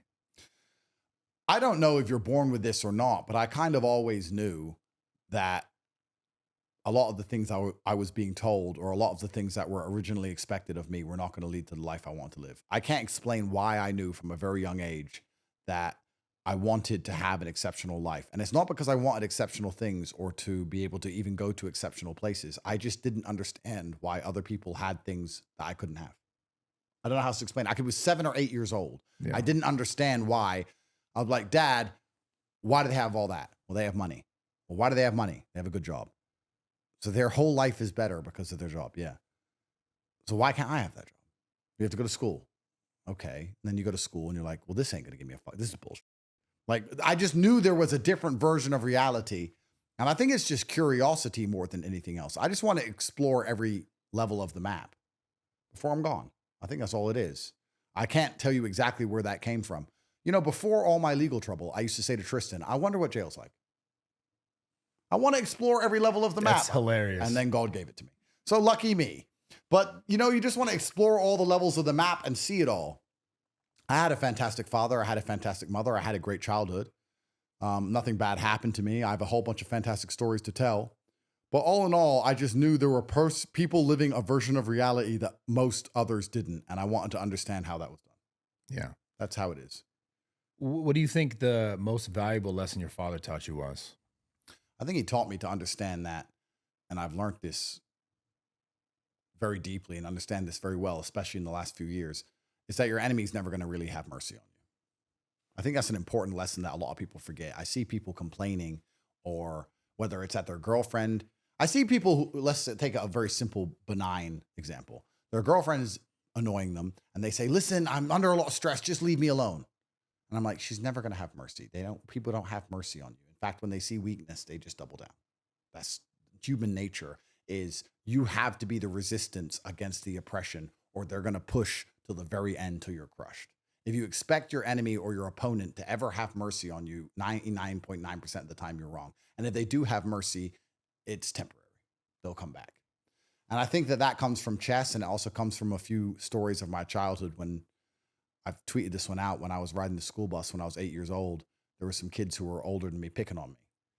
And they were both 10, and they were behind. There's two of them, and they used to like flick my ear and throw things at me. I was 8.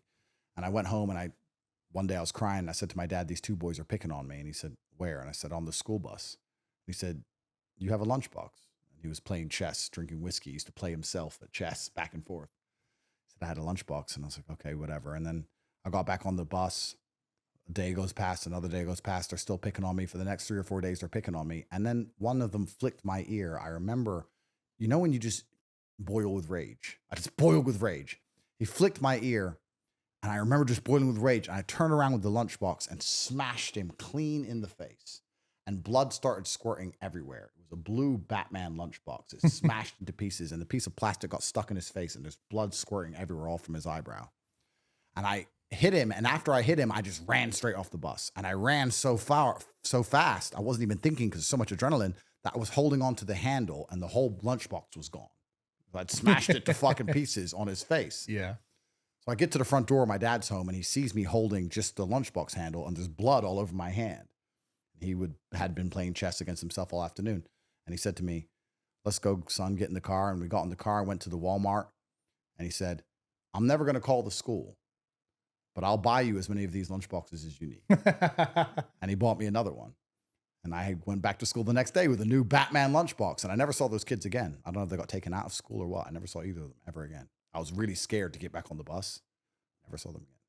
So my dad never bailed me out from anything.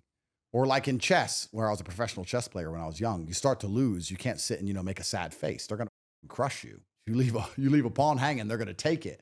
So I think I've learned from a very young age that your enemy's never going to have mercy on you. And a lot of people go through life expecting their enemy to have mercy in so many tiny, intangible ways. They expect if they act weak or act sad or show they're hurt or, you know, to show they're not a threat, that eventually the person who could kill them won't kill them. And that's not my mentality. My mentality is that if they can kill you, they will. The second it's convenient. Do you think people are taught that? Of course, 100%. I think people are taught that from a very young age to just, I mean, a lot of men, especially in the world today, try to broadcast that they're not a threat. And their idea is that if I broadcast I'm not a threat, no one will hurt me. And the annoying thing about it is it kind of works. You know, you can see these streamers, which are real skinny little dweeby pieces of, and they're so skinny and so pathetic, you can't even really hit them. It's annoying. You wish they were a bit bigger so you could just smack them in the face, you know? But that, you know exactly what I'm talking about. Yeah. So it does exist and it does work to a degree. But of course, in the real world, if someone wants to rob this retard of his watch, they're not going to give him he's skinny or feel sorry for him. But yeah, it's absolutely a taught thing where a lot of people believe that, you know, saying sorry or giving up or rolling over is going to elicit mercy from people. And I think if you go through life understanding that's simply not true, that you're going to approach situations, I wouldn't even necessarily say more better, but you're happier with yourself in how the situation was handled. Yeah. I'm happy I'm the only person in human history who called the Romanian system corrupt while in the Romanian system and didn't get put under a jail. Yeah. Like when I was going in and out of court, everyone was saying to me, my lawyers, other lawyers hanging around the court, other judges who weren't presiding, hanging around the court when I was standing there, they said, listen, if you keep calling the Romanian system corrupt, they're going to fucking wreck you. You have to shut up and show respect to the system. And I was like, it's corrupt though. Yeah. And they're going to fuck me anyway. So let me go to jail with my head held high. And also fighting back. Yeah, of course. Like I was just like, fuck you, this is a setup. Yeah. And everyone was telling me not to do that. They were saying, if you just shut up, show you're humble, be quiet, you can win. And I was like, I don't think I'm going to win anyway. So fuck them. I'll just fight it tooth and nail to the end. I didn't expect them to ever have any mercy on me, you know? And I think that's the most important lesson from my childhood. And I think it's something that a lot of people in the world today just have forgotten, or it's not their mentality. There's a lot of people looking for a lot of sympathy and a lot of pity all the time. That's what a lot of liberalism is. That's what a lot of even social media is. It's crying, complaining, excuses. All this anti-Semitism is the same. The Jews did this. The Jews did that. The Jews didn't stop me getting rich. So, I mean, it's clearly doable. The Right. Jews didn't stop me going to the gym. The Jews didn't make my woman fucking hate me. So if you're sitting there writing these things, I don't know what you're hoping for. You know, it's just mercy, I guess, or some degree of pity. It's pathetic, really. What are some of the things that you think are making life as hard as it is today for men? Like, what are some of the institutions? What do you think are some of the things that, if we got rid of, potentially life could be easier in America? Oh yeah, there's absolutely no doubt there's a war on masculinity in the world, and the reason for that is because masculinity is the only thing that's going to resist the enslavement. Women, when they protest, they're annoying. Men, when they protest, are a revolution, and things must change. Men have physical force. Men have power. If all the military-age men in a country hit the street, it's over for that country. I think the magic number is 3%. They say if 3% of the population of any country takes to the street, that the government must change. There's never been a time in history where 3% or more of the country was on the street and the government didn't change. That's the magic number. That's all it takes, 3%. So the people in charge are very, very afraid of this idea that 3% of the population, primarily male, are going to go to the street and say, we deserve to have a country for ourselves, or we're unhappy with these things. They don't mind when women complain and protest and riot. They don't mind the pink hats and all this crap because women can't do anything. Women are largely considered and understood by the system to be useless in terms of resisting slavery. If you go to women and say, it's time to all be slaves, they're going to sit there and go, okay. They always have. It's their biological nature. Because when two tribes went to war, the winning tribe absorbed the women from the losing tribe. And the women just changed their ideas and spoke a new language and instantly agreed to be slaves and have sex with these dudes, or they died. And they had no reason or any capability to resist. The biggest perpetrators of COVID were women. They're not going to stand up and go through what you went through. Right. And the stress you went through. And they're not going to go through I went through. I got arrested in Germany for not wearing a mask. And every woman around me is like, just put it on. I'm like, it's not just a mask. Yeah. It's bigger than that. I'm going to go to jail. This takes men to do. So masculinity is the thing that resists against their oppression. So their primary weapon against masculinity is empowering this insane, toxic, ridiculous femininity to the point now where America is a gynocracy. Women run this show, bro. Women run this country. And it's not until you live in a country which is a genuine patriarchy do you notice how powerful women are in the West. Why is it if you're a politician in America, do you have to constantly parade your wife around? I don't care about your wife. Why do I know what she looks like? Why is she commenting on your job? Who hired her? Who gives a Yeah. This is female empowerment bullshit. Every TV show, the woman's smarter. Every politician has to talk about how great his wife is every 5 seconds. Women have more rights in basically any situation than a man. Men don't have a single benefit or right over women in any scenario ever. Women can accuse you of rape and things you didn't do and completely wreck your life with no evidence at all. Women have all the power in this entire country. Everything is all female-led.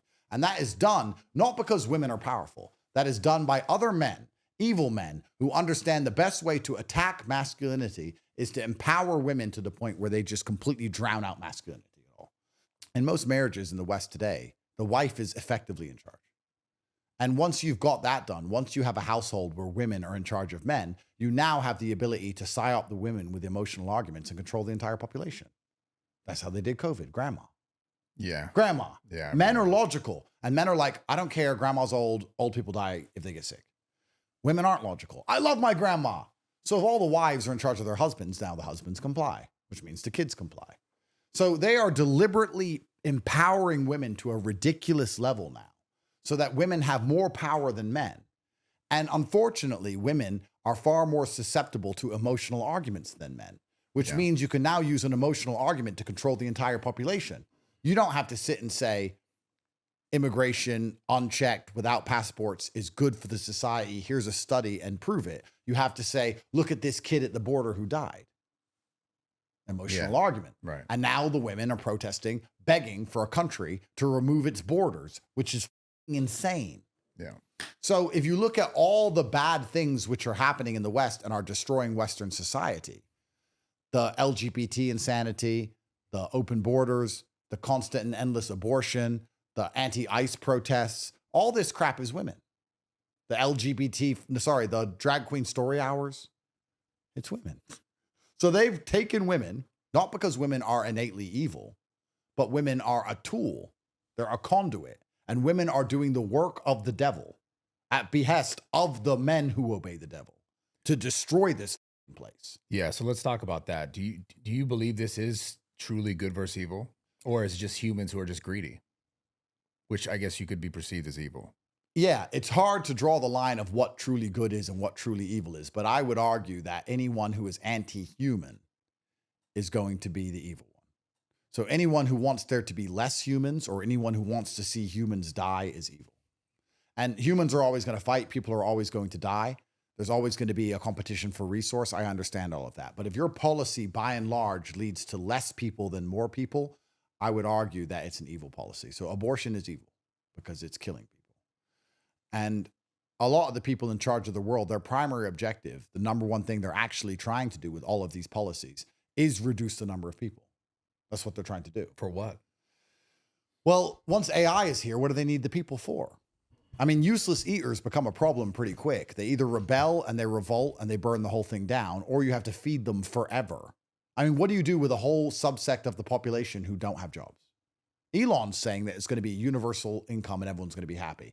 I disagree with Elon, even though he knows a lot more than I do, and he's a smart guy, and I struggle to disagree with someone who I know knows things I don't. Right.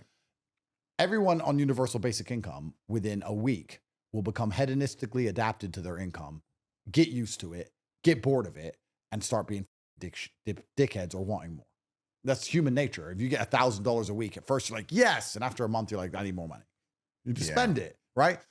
So I think that since the dawn of human time, if you read any history book, a large proportion of primarily men who had nothing to do always ended up doing one thing, which is burning everything down. Revolution. Yeah. So if they understand that AI is coming and a lot of jobs are going to be replaced by robots, what do they want all these people for anyway? Especially the white people, because the white people really understand what's going on. They sit around and they think and they observe and they notice things. And white people have expectations. White people want to live in a nice house and they want healthcare and they want their taxes spent on the things they're supposed to be spent on. And they want the laws to be adhered and they want the politicians they elect to actually do their jobs. White people are really inconvenient for the people in charge. Those damn contracts. Too, yeah, they're annoying. But if you get a whole bunch of Somalis in and let them steal a bit, you can do whatever the fuck you want, right? Yeah. It's all a big show. So I think that there is a deliberate attempt to depopulate the earth, specifically because they understand in the future that huge swaths of people are not going to be needed and they're going to end up being a massive problem. And that's why birth rates are off a cliff, which is another reason why they're pushing feminism so heavily. Another reason why they're so heavily psyoping females is because they don't want women to do the number one thing they're supposed to do, which is birth children. They want women to chase Birkin bags. Bro. They've convinced women that a piece of leather for $10,000 is $30,000. Yeah, it's ridiculous. Is worth more than the beautiful love of a child. And women believe this. So we now have a dating market that's so ridiculously skewed. You can say to the average chick in LA who's 24 years old, do you want a baby from this guy? He works in a factory, makes $100,000 a year. You can have his kid and you can be in love and you can raise your kid for 18 years. Or do you want a Birkin bag off this billionaire and get played with and get twice a year on holidays? They'll take the bag. Yeah, that's this. It's over. It's over for like society as a whole. Man. Yeah, and this is all being done on purpose because there's too many people and people are actually becoming quite inconvenient. And the people who they do want, they need to keep as slaves. So you want slave-minded individuals. You don't want people who think for themselves. You don't want individualism. You don't want people to notice anything. Yeah. So, yeah, it's a scary future we're looking at because especially with AI, you know, it's kind of crazy when you study the rise and fall of empires. They all fell the same way. The Roman Empire fell because of mass migration and inflation and men not wanting to join the army because they were disenfranchised with the Roman state, which is exactly where we are now. And the whole fucking thing collapsed. And every single empire rises and falls the same way from the same things. Inflation and mass migration, same things. And the American empire is going to fall. And normally when the empires fall, a new empire takes its place. But this is the first time in history where the new empire is not going to be another group of people. It's going to be a bunch of machines. And that's kind of scary. Like when the Dutch Empire fell, the English took over. And when the English Empire fell, America took over. And then the American Empire falls and what takes over is Skynet.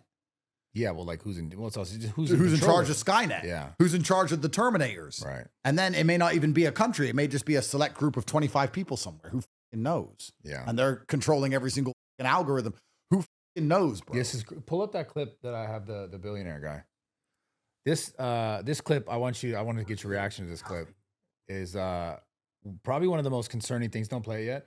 Probably one of the most concerning things that I've like ever like heard from someone. It's just like so in your face. I guess this is some Jewish or Israeli billionaire. But play this clip. I know it's difficult to hear, but it's time to limit the First Amendment in order to protect it, and quickly before it's too late. What do you mean? I mean that we need to control the platforms, all the social platforms. We need to stack rank the authenticity of every person that expresses themselves online and take control over what they are saying based on that ranking. The government. The government should control the social media. Yeah. That is the craziest thing I've ever heard in my life. We need to have the government control what can or can't be said, and then we need to make sure the authenticity of what someone's saying is true or false, but the government's in control of that. Yeah. That is. Yeah. Every single person with power wants more power, and every single government on the earth is trying to get as much power as possible over its citizens without a riot. And I think now that social media is so out of control and there's so much truth in the world, like, let's think about this. Let's analyze. If you would have told people in the 1980s that there would be something called the internet, which allows people to access all of the world's information nearly instantly for free, and that people all around the world can talk and collaborate with each other for free instantly, and that everybody is awake to all of the lies and all of the mass corruption and all of the political assassinations, and everybody knows that the medical system, the judicial system, the educational system, the police, everything is corrupted head to toe, and that their taxes are being stolen, and everybody's aware of it. What do you think is going to happen? Well, then people in the 1980s would say, well, there'll be a revolution. So why is there not a revolution? And there's not a revolution because I believe, my theory is that instead of actually trying to lock everyone up and control everything they say and stop everybody from realizing the truth, they've just decided to flood the internet with so much constant and endless bullshit that people just can't decipher what's true and what isn't. Yeah. Instead of trying to get people to tell we have a secret we're trying to hide and the secret's out. Okay, well then let's give 25 more false secrets. Let's just flood it with bollocks, agree and amplify. And I think we're at the stage now on the internet where it's just agree and amplify to such a level that nobody can even really decipher which of the conspiracy theories is true, which of it's not true, which one they should act on, which one they shouldn't. And then everybody's fighting amongst each other. We stay divided. It is only collectivism that's going to allow you to resist the enslavement. There needs to be something that unifies us as people so that we all go to the street and believe in defending something common. But they've divided us to such a level now that nobody gets along with anybody. Everyone hates everyone. Yeah. So it's like, how do we all get along for long enough to resist this insanity? We can't. So, and if, the conspiracy theory in me would argue that the people who are in charge of the world aren't stupid, and they're actually trying very, very hard to keep us separate. And they don't want collectivism because collectivism is what they're most scared of. And that's why they try to destroy ideas like nationalism, because nationalism unites people behind a flag. And that's why they try to destroy anything that everyone can unite behind, especially people of different races, different religions, different colors, that they really find that scary. They don't like it. And then I guess I would argue that all these algorithms and these AI machines, which have the ability to calculate and computate endless information in real time so quickly, is deliberately feeding our algos and feeding our eyes things that, like we said earlier, are designed to destroy our idea of believing in hope or believing in a collective solution to anything. We said earlier that the algorithm is deliberately trying to make you think certain things to buy stuff. Well, isn't it also trying to make you think certain things to prevent you from ever uniting with your common man? Yeah. Isn't it designed to make you feel hate for everybody so that you're like, okay, I'll just get rich and leave everyone behind? Yeah. Do you ever think that, because I struggle with religion and like, I grew up Catholic. I would say that I'm Christian now. I've been reading the Bible. Do you ever struggle? Because I've struggled with this idea that religion almost to me felt like, for some reason, the first sort of psyop that to try to get people, of course, or corralled into believing something as like a group. 100% it was. I think it was. Yeah, I think that even if it's pure, every single idea that exists on the planet is going to be corrupted by humanity. You can give humanity the most pure thing on the planet, we're going to corrupt it. And even if we get something that's fantastic, the first thing we're going to do is think of how it can be turned into a weapon. Why are we concerned about AI being turned into a weapon? Think of all the amazing things it can do. It can solve cancer. Why are we not sitting here talking about how AI is going to solve cancer? We're talking about how it's going to be used to enslave us all because we know what humans do. Yeah. Gunpowder was invented for fireworks. Pretty fireworks in the sky. So what happened? Yeah. We started blowing each other up. So religion was used to control humanity, of course, because everything on the planet that has ever been invented has been used to control humanity. But I would argue, by and large, that religion in and of itself has still been a net positive for humanity. I think when I was younger, I used to believe that religion was the source of all the problems. I used to think that religion is why people fight, and that if we get rid of religion, everyone will get along. But when you get rid of religion, then government becomes their religion, and atheists are actually more evil than anyone else. So we talked earlier about collectivism, and I think that collectivism, although it has its problems because it can force you to war against other tribes, I think in the world we're living in, as people get more and more socially isolated and more lonely and sitting in their house by themselves more and more, the idea that there's something that can unify large groups of people, I actually think is a beautiful thing, and I think it's really important.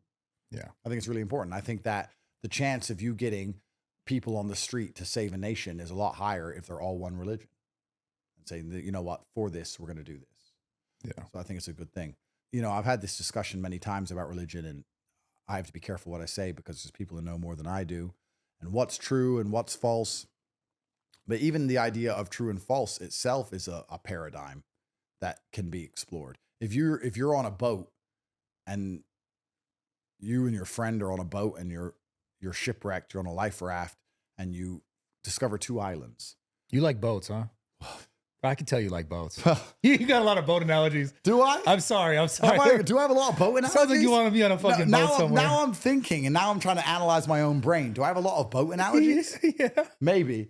Sorry. If you and your friend end up stuck on two separate islands, and on one island they're atheistic, and on one island they believe in God, and on the atheistic island they stab you to death and eat you because you, why not? And on the other island they want to eat you, but they don't eat you because God told them not to. Yeah. Is God real? I mean, it's just their idea of God, but it's a stupid God you never heard of. It's Tutu, but Tutu saved your life.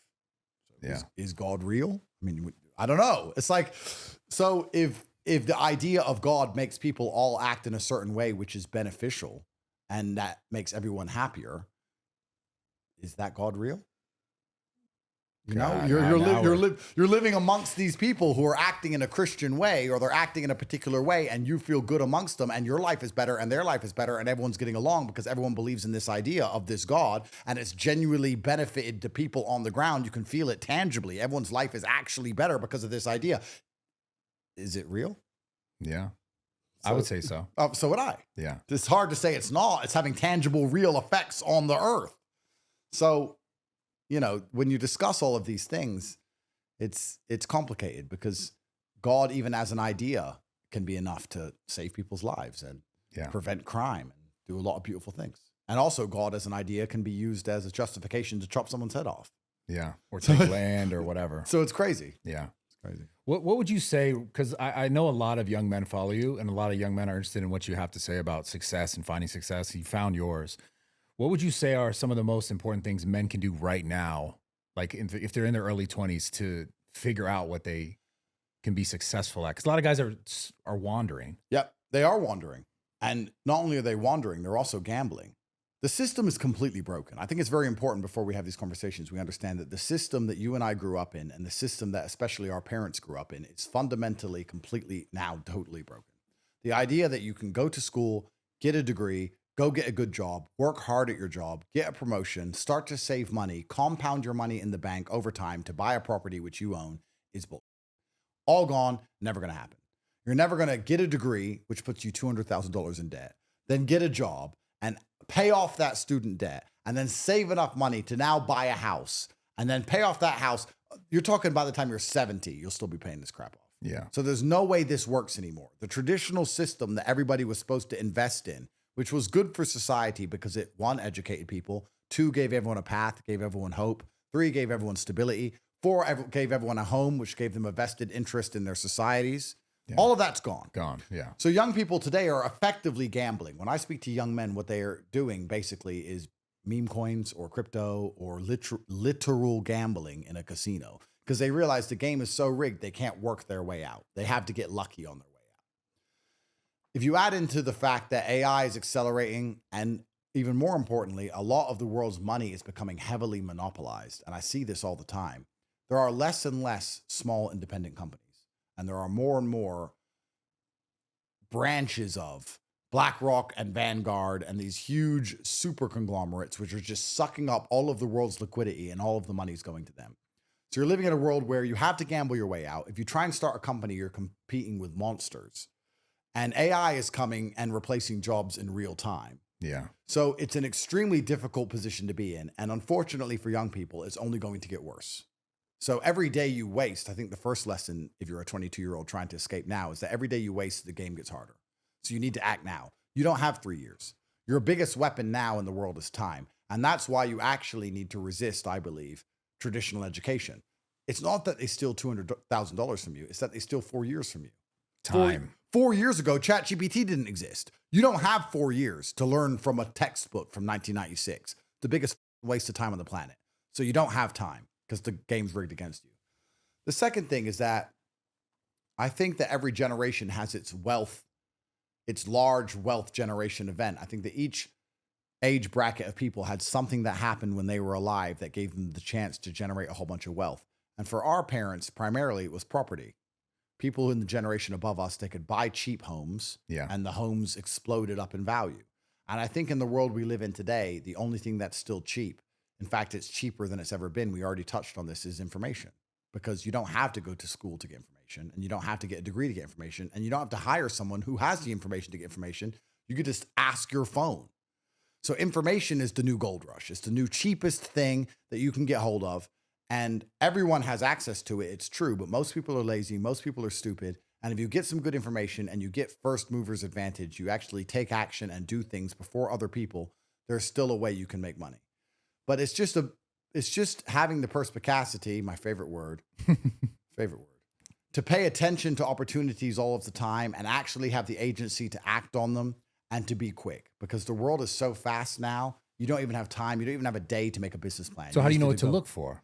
Well, I'll tell you some ways I make money. So in the age of financialized capitalism, which is where we are, the most difficult thing about making money in the world today is that you need money to make money.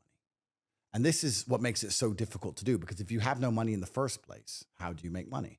Any dipshit now can turn 10 million into 20 million. They just buy stocks and wait. That's it. It's not even hard. I mean, Bitcoin's not doing what it's supposed to do, but if you have enough belief, you can buy Bitcoin and wait. Yeah. You know, in the olden days, if I said double your money, you had to take that money, go build factories and hire staff and sell whatever product you were producing to double your money. You haven't got to do that now. And the reason you don't have to do that is because you're buying into a monopoly. If you buy Amazon stock, you're effectively shutting down mom and pop shops all around the country because you're buying into the monopoly, which is crushing all the mom and pop shops because they can't compete. Yeah. So everything's becoming monopolized. It's very difficult. So to make money, you have to find an opportunity or find a way to make your first chunk of money, because it's easier than ever to turn money into money, but you need money in the first place. And it's harder than ever to make money from zero. I think a lot of the money now comes from the arbitrage on the lack of knowledge in simple things. So if you can speak to boomers and basically use ChatGPT for them, you can get paid. Inside of my university, for example, we have 18 modern wealth creation methods. We teach people how to make money online. And one of the ways we do that is we teach people how to make AI chatbots. And then they call up companies which do pool maintenance or driveways, basic stuff, older people who have these service businesses. And we say, how do you deal with your inquiries when people go to your website? He says, well, people call me. And he said, what about the people who go to your website who don't call you? He says, I don't know who they are. We say, well, why don't we put a chatbot on your website? It'll cost you $30 a month. And they'll sit there and they'll try and convert the people or convince them to at least call you. And then they build these AI chatbots and they call up these traditional service businesses and they take a subscription of $30 or $40 a month from all these different companies. And they build up $10,000, $20,000 a month doing this. We teach this all inside of my school. Once they get $10,000 or $20,000 a month inside of the same school, they can then go to the crypto investing campus and they can follow our professor, which long and shorts cryptos, and they can start to get their 20,000 up to 100,000. And this is how you have to do it. But it's getting off zero, which is the hardest thing. But a lot of it just takes agency. And there is an arbitrage now between the generation above us, which don't know how to use all of the things that the 17-year-olds know how to use. And I think this is where the money is. Yeah. And that's going to disappear as the older people die. It's going to be harder for someone who is now currently 5 years old, once they get 15, to call you and I and try and convince us to do something on a computer because we know how to use computers. Yeah.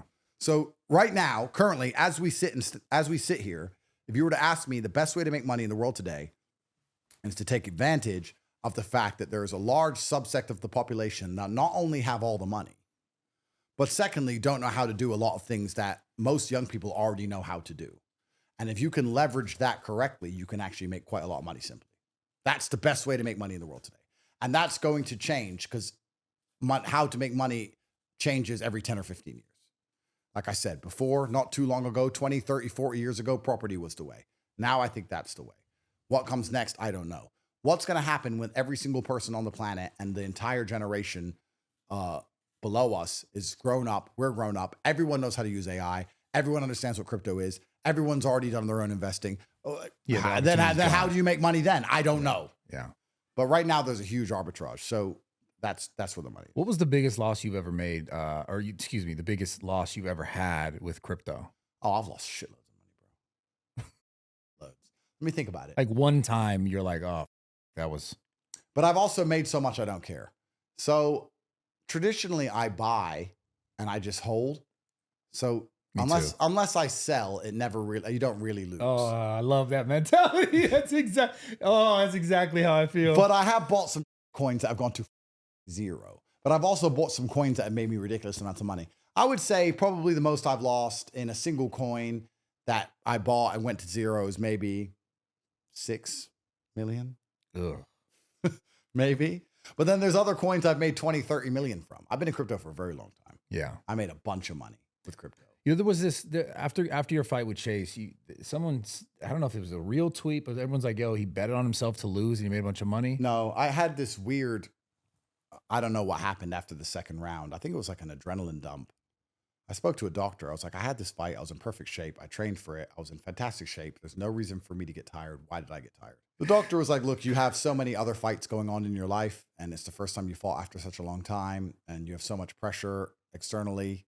Not just for the fight, but for the court cases and everything else. And you just had an adrenaline dump and your nervous system, you should have had a shorter fight or an easier fight for your first one back after 8 years. Yeah. And you just had an adrenaline dump. And sometimes when the adrenaline goes, your nervous system just doesn't fire the same and you couldn't fight. That's what the doctor told me. But I don't know. It was very weird. After the second round, I was saying to my coach, I don't know why I feel weird. I didn't feel tired, but I couldn't punch. It was really strange. Yeah. I don't know what it is. But he beat me fair and square. And I'm not here to make excuses for losing. No, I saw He the beat post me. fight. He beat me. He didn't cheat. I don't know what happened. I don't know if my adrenaline was too high. I don't know if I was too hyped. I don't know what it was, but he beat me. So I'm just going to let him take the win. I'm not going to sit here and make excuses for it. It feels wrong to make excuses. I'm not an excuse making kind of guy. No, I saw the post fight thing. But I wasn't myself. I mean, obviously I can fight 1,000 times better than that. Obviously I was in shape. Really weird experience. So I guess I have to get back in there to find out, or I need to accept that, I had my time in the ring and I have other things to worry about now. And I'm 40 years old. And yeah. Do I need to go do this again? I don't need the money. But you didn't bet on yourself to lose. No, I didn't. Was that a fake tweet? I don't know who came up with that conclusion. I think someone came up with the conclusion because they saw the Polymarket odds. But I don't think Polymarket has the liquidity to bet 10 million and then get 88 million out. I don't think that's even real. Yeah. I don't think that's even a real thing.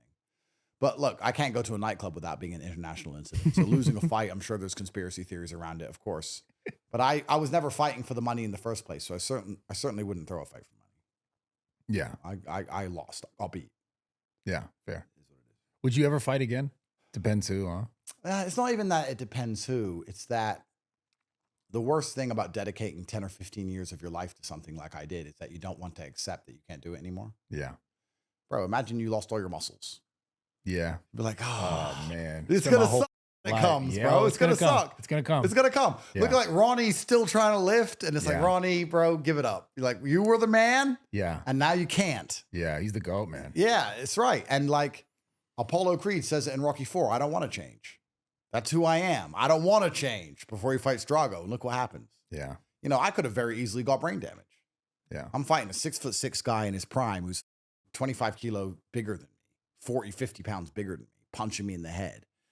By the third round, I know I can't fight properly. Something's wrong. I'm too proud to quit. Of course. So I'm just getting my face punched up. You know, I could have easily left with brain damage, or I could be, you know, never see my kids again. You can die. People die in the ring. Yeah. People have taken less punches than I took and died. So then you get to the point and you're like, you know, but I want to do it. But it's like, you know, people will say, you know, he's not top G anymore. He can't fight anymore, etc. When I was in my prime, I did it. Yeah. So I get to live and sleep peacefully at night, knowing that when I was 20 something and I was in my prime, I used my youth and I did it. Yeah. You know, and I'm not or Sneeko will say he's top G. Oh, no. I'm sorry. I'm sorry. Can I ask you about that? Sure. I'm curious because you guys have had I don't know how much time you've had together, but I remember a long time ago, I think he went to Romania. Yeah. He wanted to be me, and he copied me for a very long time. And then eventually, via Fresh and Fit, he came out to see me. And then he was really weird. So I stopped talking to him. And for years, I didn't talk to him because he's done many very weird things. And the only reason I'm not telling the story is because he loves attention so much that he wants me to tell the story. Fair. That's just who he is. Fair. And he's a weirdo. And I refuse to talk to him because he's very strange. And basically, I think his name is pretty appropriate. You know, anyone who calls himself Sneaky. Hi, my name's Sneaky. To be fair, what man walks around and says, "Hi, my name's Sneaky, be my friend"? It's like, no. So anyway, he's a weirdo. And then I got to Miami. To be fair, I like the guy. He's always been nice to me. Of course. Yeah. And he will be until it benefits him not to be. And I got to Miami, and I never met Nick or Clav before. And I was speaking to them, and they're like, "Can we come?" And they were begging to bring Sneeko. And I'm a nice guy. So I was like, sure. Like, I haven't spoke to him in years. Like, how much damage can he really do? Yeah. He's not going to cause an international incident in a nightclub. He's just some dickhead. Like, let him come, whatever. You know, and only a few days before that, he was giving me for like, I defended Trump in Venezuela. Yeah. And the might is right thing. Yeah. And Duel sponsored the Misfits, which sponsored my fight. So he's constantly making videos insulting me. Andrew sold out because he's a gambling company's on his shorts. Andrew sold out because of Venezuela. Andrew just being a little prick on the internet, like a little girl, crying about me all the time because that's how he gets clicks, my name, or he doesn't get clicks. And I was still like, I'll just bring him, whatever. And then he did this, and now he's once again trying to get clicks off my name. It's just, you know, like you have to maybe I'm from a different generation. Maybe I'm different, but let's say, you know, you and I have done this podcast. We've done podcasts before. We've trained together. We kind of know each other. Let's say you did something that upset me. Because I once previously got along with you or liked you, I just don't talk shit. I just don't say anything. I just call you. Yeah. And be honest with you. In private. Yeah. But I'm not going to be the kind of guy who's like, yeah, I don't know. I see this all the time with Elon. Everyone's giving Elon a hard time because Elon says things people don't like. And everyone's constantly insulting him. And I'm like, guys, he bought Twitter for us. Just chill. Just at least say it nicely to him. Don't be like, you're solo to the Jews, you piece. I'm like, you're the only reason you even have an account is him. Yeah. I don't know. Though this new generation has no respect. It's just weird to me that you'll beg to see a guy, see him, cause a scene, and then be a prick about it afterwards. I'm just like, who are these kids? You know, when the old people used to be like, these kids have no respect. It's kind of like that. These children are just retarded. If you say to these kids, hey, you can get views for this, I swear they'll chop their heads off. I swear. It's like out of control. Yeah. It's out of control. And well, it goes back to kind of what we were talking about. Like, what are the other ways to do it now? There's no other way. Yeah. That's right. And truth isn't shocking anymore. So you have to be shocking to be shocking. And there's no way to make money anymore. So you have to try and do it on the internet. So these kids are literally desperate, like starving children for any reason. Like, what he's going to do is now take this clip and react to it. Right. And he's going to be like, yes. I can't tell you. It's so funny. It's just gay. It's just gay, bro. It's like, it's so gay. Yeah. You know the hat thing, right? You mentioned it a few times. I can't tell you how many people came after to try to do the same thing. 100%. Because like, you know, it happened first. Ronaldo went viral. And then some other kid came who was just shilling like a crypto coin. Oh, yeah. Who went viral. And then like, I could almost see it. Like people coming with, because my gym, you could film content. You know that. You've been there. And you just see them come up and it's like, they'll even try to get in for free. Like I'm live stream. And it's like, I know what you're trying to do. Bro, it's out of control. They have no respect and they're risking their personal physical safety to do it. and they're risking all their relationships to do it. The thing that's so crazy and stupid and short-sighted is that I'm so much better a friend than an enemy. You get clicks by insulting me, whatever, but if you weren't a dickhead and you worked with me, you'd be a million times bigger. That's the thing that's just so ridiculous. They're very short-sighted people, but I guess, I'm glad they are, because you don't want fake friends in the world. But yeah, it's just, it's gay. So. Yeah, fair. What was your perspective of Clav? You met him, and also, what's your perspective on the whole looks maxing thing? Yeah, Clav actually seems like a good guy. He seems nice enough, but he's very young. I can't imagine being famous at 20, bro. Yeah, that must f your head up. Yeah, like imagine at 20, I was basically retarded. I don't know about you, but at 20, I thought I knew it all, but it turns out in hindsight, I was basically a retard. Oh yeah, I didn't know, dude. Bro. And I felt the same exact way, bro. So I don't know how these and older people would tell me shit, and I'd be like, "Shut the." I wouldn't say it in my head. I'm like, "Shut." I was always respectful, but I'd be like, "Shut the." Of course, we thought we knew it all. Yeah. And then hindsight comes, and you're like, "Oh man, I was a retard." Yeah. So he's only 20 or whatever, and he has this whole looks maxing thing going on. And he's right. I mean, being as attractive as possible is certainly going to benefit your life. There's no benefit to being unattractive. That's true. I do think that male attraction, though, isn't actually primarily really based on how you look. I think that male attraction is based on other things. Obviously, being good looking helps. Yeah. But if you're competent or you're strong, look, I know guys who are ugly as but they look scary, and that's enough because they look scary. Yeah. So you can be attractive as a man without being good looking. Unlike a woman, which you basically have to be good looking. Yeah. So, looks maxing is one thing, and I'm glad it works for him, and I'm not here to piss on his parade. But I think that teaching a whole bunch of young men to try and look as good as possible as opposed to be as good as possible is not the right way to go. I think that teaching most young men to be as good as possible gives them a higher chance, because not every man is going to be able to drastically change their appearance. Yeah. I mean, like to genuinely drastically change how you look, for a lot of men, it's going to be nearly impossible. But nearly any man can get strong. Nearly any man who dedicates himself can get rich. Any man can get important. Any man can be confident. Any man can be brave. Any man can, solicit respect from society to a degree that women find you attractive. Because women, although they like how people look, they actually have a whole bunch of other factors they find attractive, luckily for us. Yeah. So I'm not against looks maxing. But if a young man were to come up to me and say, how do I get as many girls as possible? I wouldn't say, of course I would say look as good as possible, but I wouldn't make that the primary focus. There's other things. You wouldn't start bone smashing. I wouldn't start bone smashing. No. Okay. Instead, he should get a whole bunch of money. Women are attracted to power. Yeah, that's a fact. That's what they're attracted to. Whether that's physical power, financial power, social clout, whatever it is, women are attracted to power. So you should focus on becoming powerful. And that's what women want, because power allows them to survive. It allows them to exist in your ecosystem and feel safe. And women want to feel safe. Yeah. So that's the world you have to live in. But hey, it's worked for him, and it's certainly a unique angle, because even before Clav blew up, people were saying to me, "Hey, how do you build a personal brand?" I was in Dubai, and people were asking me about personal branding at some event, and I said, "You know what? It's actually hard. I don't know. Yeah. I don't know anymore. Yeah. It's not, the days of buying a Lambo and standing next to it are long gone." Yeah. So yeah. Look at these books. Look at this Lambo. Yeah, bro. You remember Ty? Ty, yeah. Fucking Dude. one Lambo. I got 101 cars. Where the bro? It was crazy. Yeah. So that's long gone. So how do you have a personal brand now? Like, I told the truth against the system at a time when the system was oppressive, and I paid the price for it. I might lose my life for it. That built mine. Okay, cool.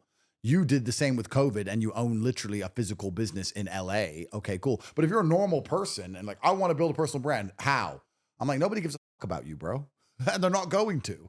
Like, you need to have some of the most unique, coolest stories on earth, and you have to convince people that they're true. And you also have to make people watch in the first place. And then they have to feel a certain way. And you're trying to compete with the dopamine rush of every single addictive video game in the world and Netflix. And then you have to try and drag them into action at the end of it so you can somehow monetize it. Yeah. And like, I don't know how do you have a personal brand now? Personal brands are dying. And on top of it all, I think a lot of influencers are losing influence. In fact, I would argue that influencing as a whole is less influential than it was. And I would say that's down to AI also. Yeah. Think about it. When I first started, or when you first started in 2019, 2018, if people were bored, they'd scroll the internet and watch our videos. But now I've noticed more and more people just watching AI slop. So there's a huge percentage of people's time that would have been directed in my direction or your direction that's now going on videos of lava being cut, Yeah. Yeah. You ever caught yourself looking at that Oh, shit? yeah. Dude. Or a planet get me being real split thin. in half. So people are just sitting there watching complete bullshit. They're not Yeah. watching me anymore say women can't drive. They're not watching, or not watching you. They're just watching this complete garbage. So the machine, Skynet, the Terminator, is actually taking influence from the influencers because it's stealing human seconds away from watching us. Then it gets worse. Then they're making fake people. Like people aren't even real and they're speaking now. Of course. So a lot of people are spending half the time they used to give to people like us, giving it to the machines and just training the algorithms. So influencers as a whole are losing influence. Someone came to me the other day and offered me a load of money to push a product. And I said, I can't do it because I only really focus on my school. My school teaches young men how to make money online. And all the young men inside of my school, I can speak to directly. That's my little army. Those are my guys. That's all I want to focus on. Yeah. So they asked me to push this product. I said no. They said, what other influencers can push it? What type of product? It's like I have to be careful saying it without saying what it is. Right. But it's like crypto related. It's kind of like something to do with cryptocurrency. It's kind of like a privacy solution for cryptocurrency. Okay. They're like, who else can push it? I was like, I don't know. And they're like, well, we just need someone to stand up and say that they use this product and that people should buy it. I said, firstly, nope, that doesn't even work anymore. I think that cryptocurrency as a whole, in fact, meme coins have destroyed the idea that celebrities are somehow people with integrity on any level. You know, like the idea, hi, my name's Andrew Tate. I really drink this because it's really good for me. Like celebrities can get attention to a product. And if the product is good, I'm not trying to insult your new product, but that's fair. no, but celebrities can bring attention to a product. And if the product is good, it can then sell itself. That's true. Yeah. But the idea of this is trash, but it's used by him. So okay, I'll buy it. I think that's actually gone. I don't think anyone cares. I think it's dying. It's dying. Yeah. Because influencers and celebrities are losing influence. And a lot of that's because of AI and AI stealing everything. And secondly, because the internet has humanized a lot of people to the point now where we used to believe people in Hollywood were like gods. And now we realize they're just retards. Yeah. So why would I give a shit what jeans Brad Pitt wears? Yeah. I completely agree. Like, I don't give a what jeans he wears. Am I supposed to? Yeah. I don't give a Yeah, it's so funny. I was having a conversation that's similar. Some guy wanted me to work for a brand, and I was like, hey, "This is what I want." And he was like, "Oh, he's like Daniel Craig only got this," and I'm like, "No one gives a fuck about Daniel Nobody cares. Craig." That's right. That's right. And he laughed at me, but I was like, "Whatever, I get it." It's true. You know, it's true. It like the last people with any kind of influence are people like us who talk on the internet because people know us for who we really are. But like actors and music and all this, everyone's just like, "Oh, don't give."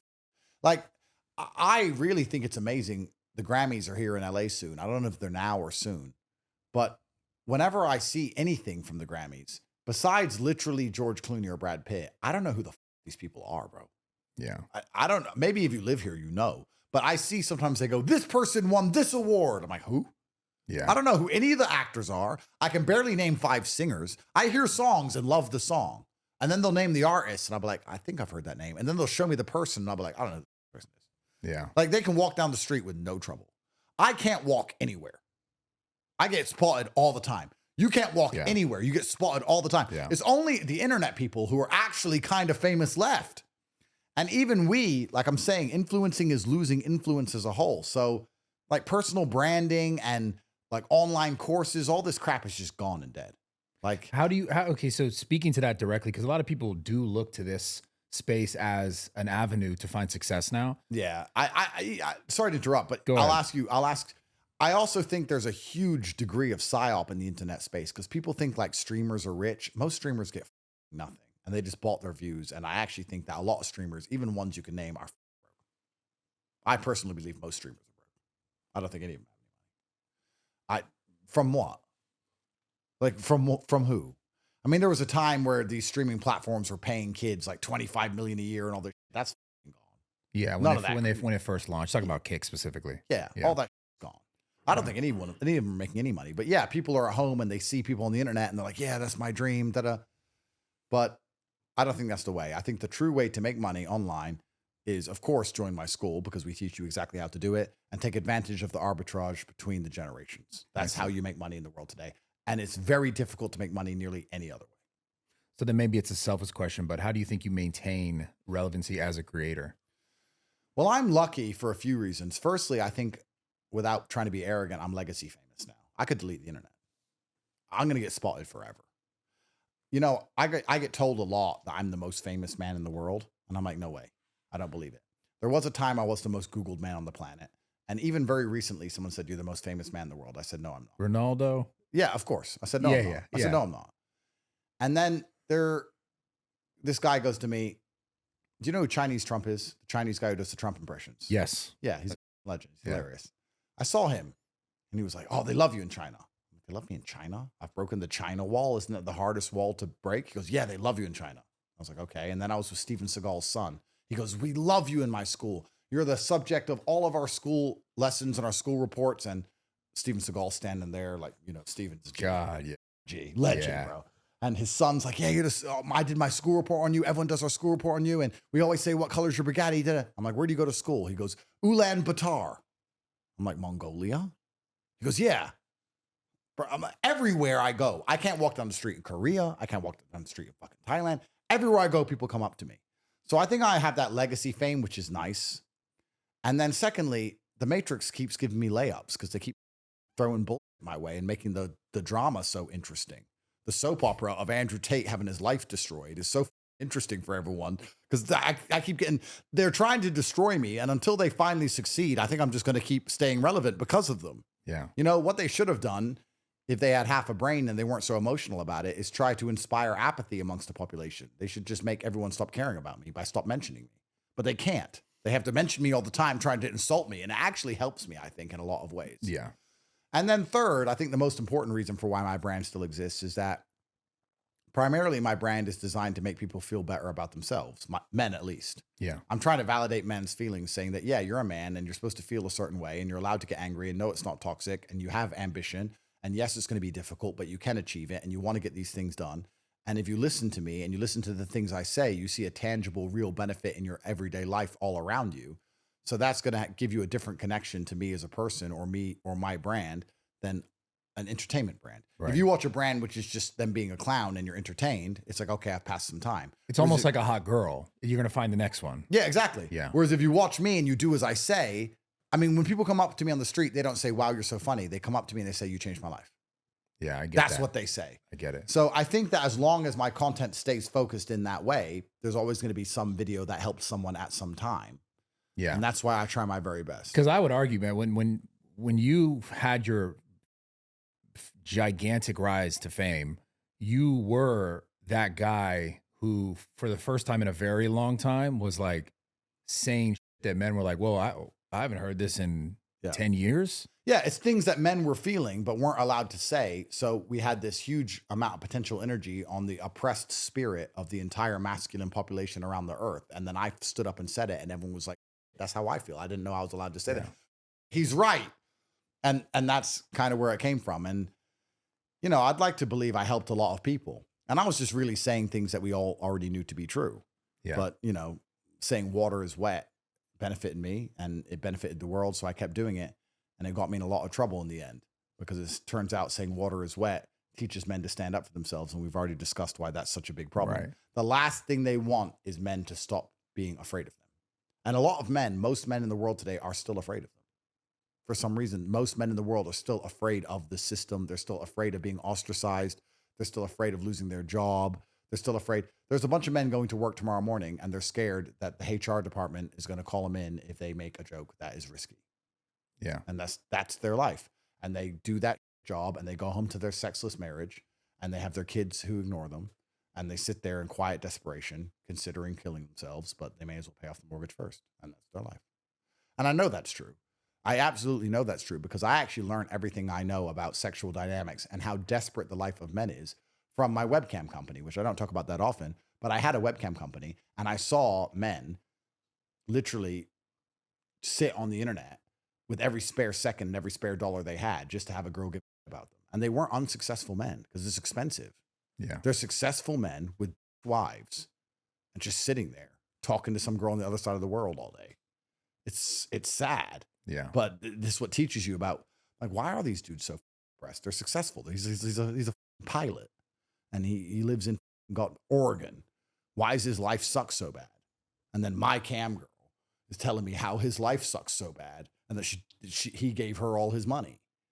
I'm just like, bro, is this people's lives? What the fuck? Yeah. Like, what the and it's worse now because this was all way before OnlyFans. The kind of sums I was making was nothing compared to the sums that are being sent on OnlyFans. Oh man, yeah. And I'm just like, what the is going on with the world? Like, this is just a complete implosion of the things that made society function, primarily men and women being in love with each other and a value exchange. And he protects and provides. I serve him and give him children. You know, he gives me money so that I give him his children. Like, now that girls just want money for no reason, or they're getting money for no reason. OnlyFans is all just being sent to them, and they're taking pictures of the. And you know what? The girls who do OnlyFans and make $100 million in a year and all this stupid, I'm not sure that's real, but even if it is real, well, that makes sense. I mean, let's be honest. If you're going to take pictures of your tits and get 50M, cool. But there's a whole bunch of girls, 99.9% of girls on OnlyFans are taking pictures of their pussy for fucking pennies. Yeah. They're selling their pussy for 99 cents, bro. Yeah. It's just embarrassing and gay. It's the worst.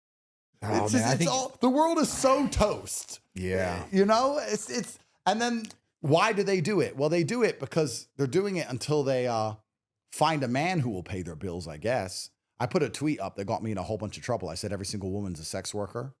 Some just have one customer called a husband. But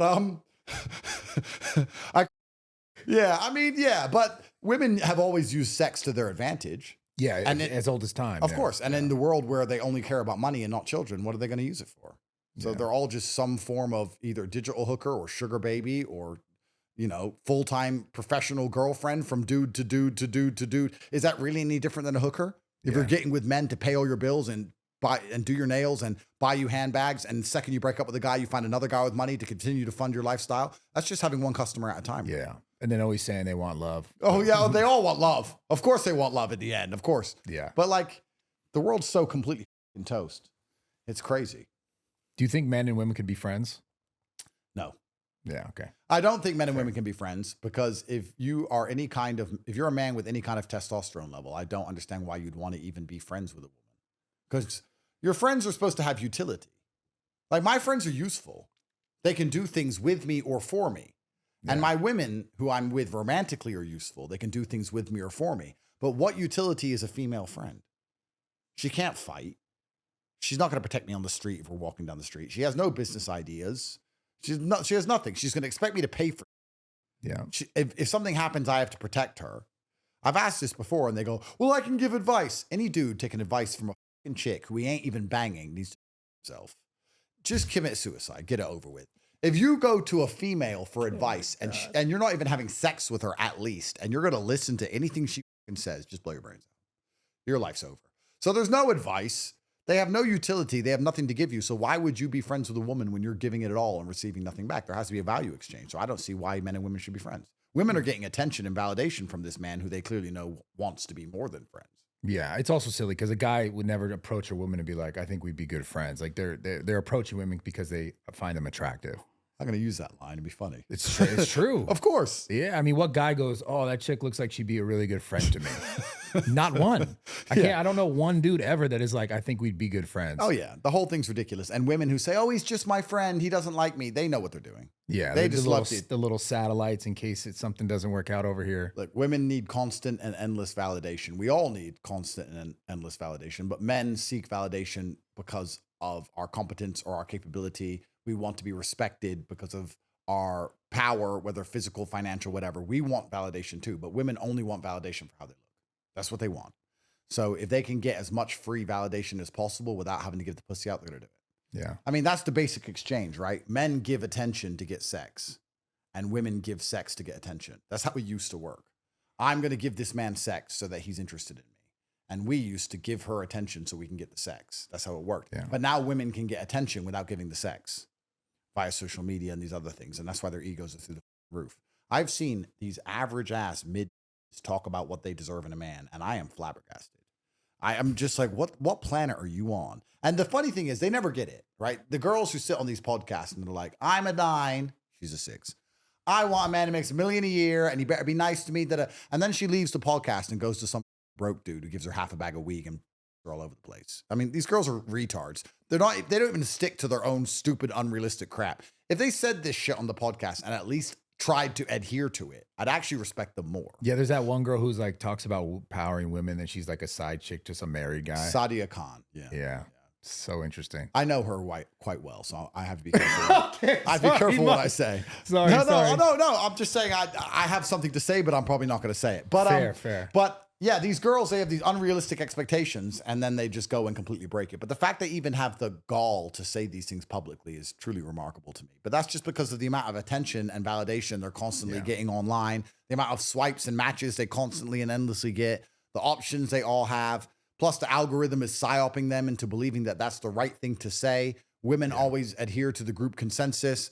Plus, they see some other who's a 6 getting a whole bunch of roses in Dubai from some fat old dude who has too much money, so they believe they can pull it off. Yeah. And all this psyop is just constantly in their ear. And the man they would have married only a generation ago, who works in the factory down the road, doesn't stand a chance with them. Yeah. Or the man who's her own age, who she went to school with, who she would have had sex with a generation ago, or perhaps married as a high school sweetheart, he stands no chance. Instead, she's sitting there trying to get a billionaire, and if she can't get a billionaire to be excited, then she goes, well, I can't find a man with money to excite me. The next exciting thing is danger. Let me just go over to Compton and bend over for Tyrone and get pounded by him. At least this is exciting, because that guy down the road in the factory ain't exciting. I need dopamine. I'm addicted to TikTok. I don't want to have it. It's a mess, bro. It's cooked. We're cooked, bro. It's like the whole world's over. All the traditional social contract of woman meets dude and they live in a small town and they have a nice little family and buy a nice little house is completely gone. Yeah. And you know, we talked about being famous at 20 and how that would suck. I think being 20 now would suck full stop. I remember being 20 and the girls who were 20, I could actually bang. Like now, how the you going to do that? Because the 20 and 21-year-olds are in Dubai on boats. And so I don't, they're in my penthouse, bro. I'm like, how old are you? 22. I'm like, you're 22. Where are you from? Lithuania. I'm like, your parents, when did you fly to Dubai? You're from Lithuania. You're 22. Yeah. When did your parents let you go? I'm 22. What do you mean parents? I'm like, parents. What do you mean? What do I mean? You're a kid. What the f you doing here? Like, it's crazy. Like, and they're just, I'm like, the 22-year-old Lithuanian making $200 a month. What hope does he have? Like, it's over. It's so cooked. Everything is so now globalized, especially the dating market. And these women are just, there's like 4 cities, LA, Miami, Dubai. There's like 4 cities on the earth with all the world's pussy. And they're all there just like, give me money, give me money, give me money. It's nuts. Yeah. I don't know how anything functions anymore. Yeah, but I don't know. I don't know how it's all going to end up, but it's certainly being pushed and perpetrated by the Matrix because it results in less and less kids. Yeah, it's the sad part of it. That's the super sad part. And not many people are real enough to do what me and Tristan do, which is just impregnate a whole bunch of women. Because Brad, between you and me, people often say, Andrew, how many women you got kids with? And in private, I tell them, and they're like, whoa. I know, yeah. Yeah, they're like, whoa. But if you have kids with another woman, don't they get mad? I'm like, yeah. I'm like, oh, so what do you do? Nothing. I'm like, yeah, but what do you do when she gets mad? Nothing. Like, she hasn't got hands, bro. What do you mean? Like, what do you mean? What do you do when they get mad? Are you scared she's going to come and beat you up? Is your girlfriend beating you up? Is that what are you asking me? She gets mad. It's already done. So I'm like, yeah. Why did you do that? I don't really like answering questions. It's done now. You want to leave?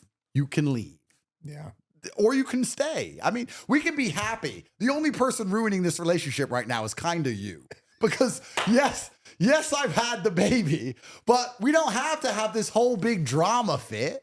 We could just hug it out. Yeah. I'm still paying your bills. We can go to bed together. I'll play with your tits in 5 minutes. I'm about to finish work. Everything's great. You're ruining our relationship. Stop complaining. You know? Yeah. And then dudes just don't get it. And then they're like, yeah, but man, that's crazy. So why do you want kids with all these women? Why would I let one random female I meet decide how many children I have? Why would I limit my genetic progeny? Why would I limit my echo into eternity? Because one random chick I meet is gonna cry. To me, it's flabbergasting that other men aren't thinking the same. Yeah. I had kids with you. I love you very much. I had kids with her. Why? Because I could. And I'm a man. And men procreate. because I'm the big gorilla. That's why. You Well, can it cry and leave. It goes back to the idea that, like, you know, we've been essentially sort of sold or taught or shown that, like, we should be in a marriage, we should be in a certain thing, right? Yeah, I mean, it's kind of interesting, really, because it's feminism and women that broke that contract. Let's not forget that the whole contract of man, woman, marriage, stick together, have children was in the 1950s and 1960s heavily accepted across the West. And even men couldn't step out of their marriage without being ostracized. Even if a man cheated, the church would be unhappy at him in the 1950s, 1960s. Men and women were together. But then women said, I don't want to listen to no man. I don't want to be given a husband at 18. I don't want to be told what to do. I don't want to have kids. I want to make my own choices. So we said, okay, you can make your own choices. Then they all chose the same guy, me. Yeah. So to get money. Congratulations. Like, I'm on the internet on your podcast telling them what I'm going to do. I'm going to have kids with every single that I want to have kids with. You think it's going to stop me? You think it's going to change anything? This is not a secret. I'm not like famoosing them. Yeah. I'm here on the internet. Hi, I do whatever the fuck I want. And they're just like, oh, I love you so much. Oh my God, he did whatever the fuck he wants. I can't believe it. Like, if you're at a certain status, you can do anything. People often say, you know, you can't cheat on a girl, she'll leave. That's a lie. You can cheat as much as you want, just don't go broke. You go broke, she'll leave. If you're rich, she ain't going nowhere because then she has to find another man with the same kind of or more money than you. And at a certain status, they just like, oh, fuck it. Yeah. It's just too much work to leave. Who am I going to even replace this guy with? Then I have to watch his face on the algo for the rest of human time. You know, like flaunting his money. Like, it's like, oh, I'll just say, but please don't do it again. Like, fine, I will not have any more kids. Have you ever been in love? Yeah, of course. But being in love is never going to stop me doing what I know to be true and right. This is a genuine question, and I have this for white people the most because I'm trying to inspire you all to save civilization because, you know, you built the rule of law. We kind of need you. I have black family members. I know how late they are to everything. It's a nightmare. Please, white people, come back. But just because I love a chick doesn't mean I'm going to be like, okay, now I don't have, to me, it really is a flabbergasting ideal that my genetic progeny will be limited because I'm in love with a woman. I'll say, look, I love you with all of my heart. I truly love you and I want to be together forever, but I'm in the business of kings and kings have children. You can leave if you so desire. Yeah. But this is what I'm going to do. It's like a chick trying to tell you, if you were in love with a girl and she said, never train again, get fat and ugly, would you do it? No. Of course, because I love you, but I love myself. Yeah. Okay, well, I love myself too much to stop these. Like, no, but I'm Brad. That's so funny, though. But Brad, sorry. It's amazing to me when I see other famous people. They're like, yeah, my wife, I love my wife. We have kids, my wife. I'm just like, this must be a white people thing. I don't get it. It must be for white people, and I'm glad it works for you guys. But to me, it's flat. I don't understand why you don't just have. If you love your wife and your kid, then have more wives. You love money, get more money. You love cars, buy more cars. You love your wife and your kid, get more wives and kids. Like, what's the complication about this? Like, to me, it's a very, very simple thing to do. Works for me. And the question I'm always asked in private is, but how do you get away with it? Like I described earlier, I'm like, you just do it. And they either stay or they leave. Sometimes they leave, it's true. But, you know, real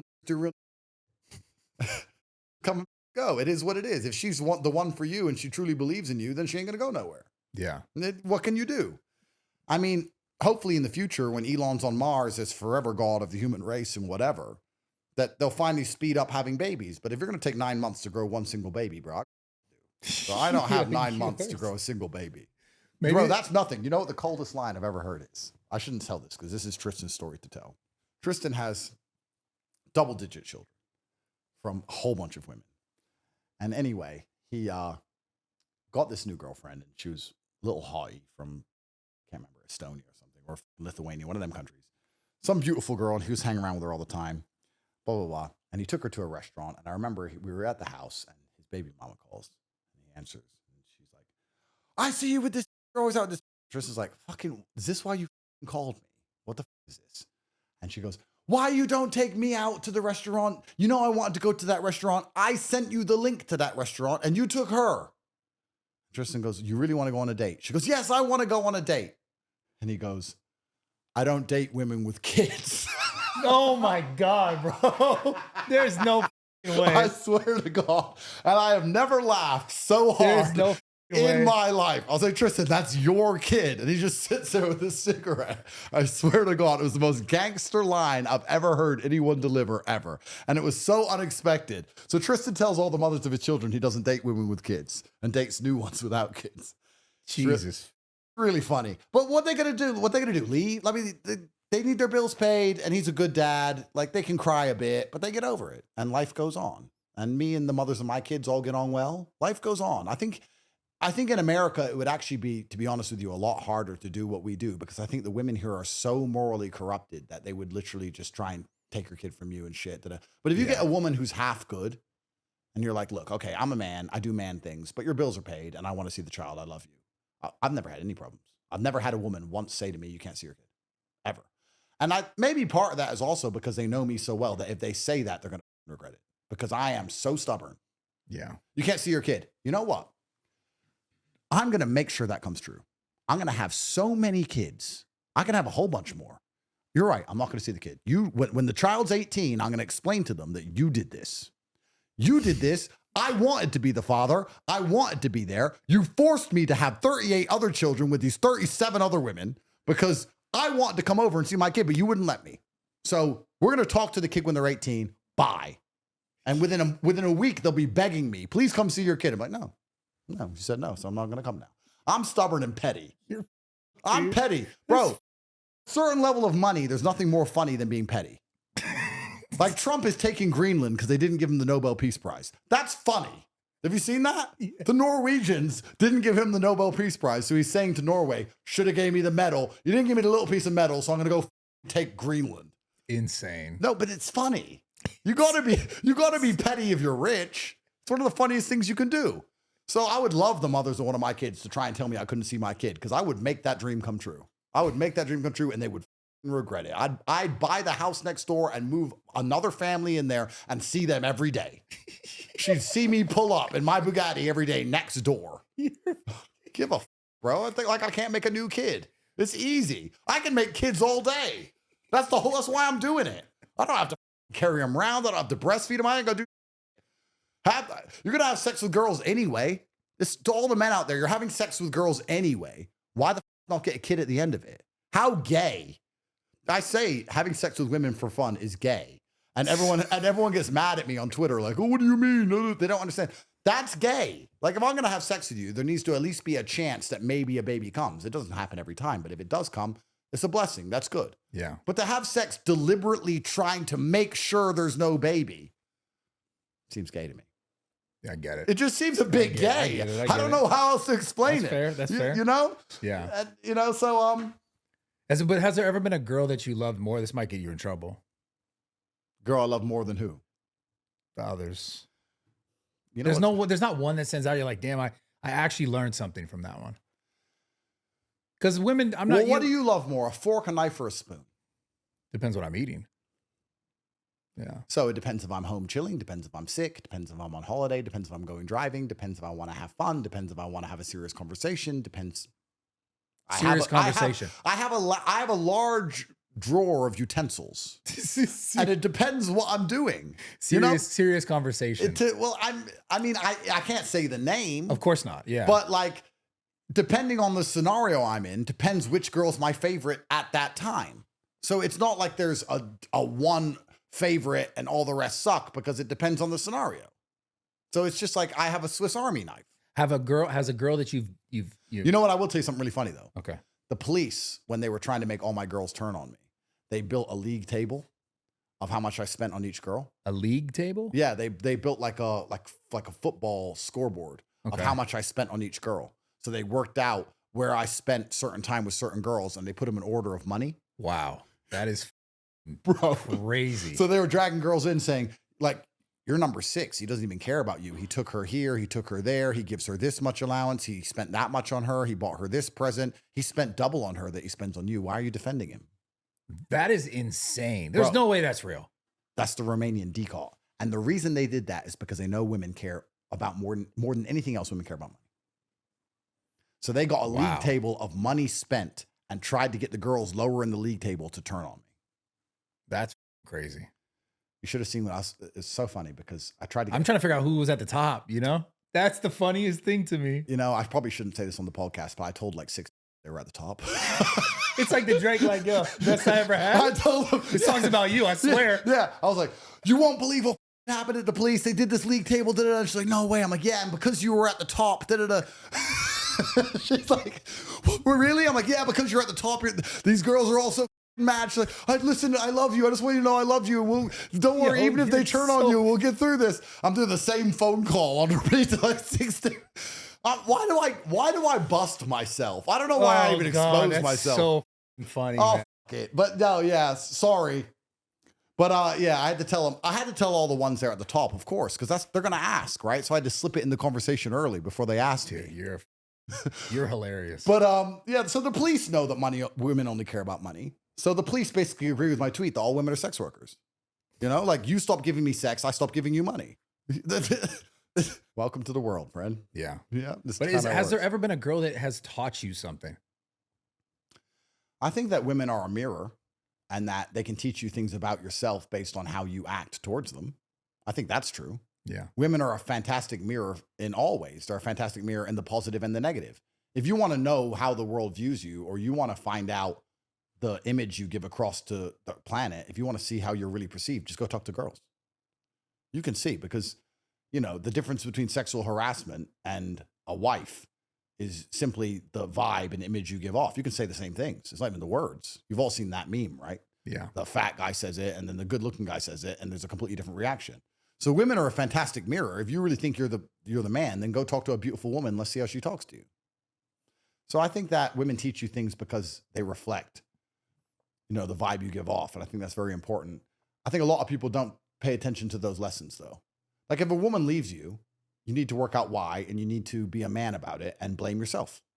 And you need to change that thing so that you can be less leavable in future. You need to adjust so that you retain and remain as capable as possible. It's just feedback from a woman. If a woman leaves you and you start crying your eyes out, she left me. Why? She's a cheater and she some other guy. Wah, wah, wah. I'm gonna say, okay, but why? How did you fuck up? Because you can't control her, but you can control you. So if you blame yourself for it, you can try and prevent it happening again in future. Yeah. But most people don't look at relationships that way. So I think that women are a fantastic teacher for a man, yes, but I think it's mainly just feedback based on how you act. To be Yeah. honest with you. It's a radical accountability. Radical accountability. It's exactly perfect. And you can learn about yourself and what you can get away with and what you can't get away with, etc. Like I say all these things and I'm being funny, but I completely understand that women wouldn't be putting up with me unless I also provided them a fantastic life. Yeah. Why the would they put up with me if they didn't get a fantastic life? But everything in the world is a value exchange. To sit and say those girls are just gold diggers is also disingenuous. It's not true. It's a value exchange. A girl sits there and goes, okay, this is annoying and bad, but this is good.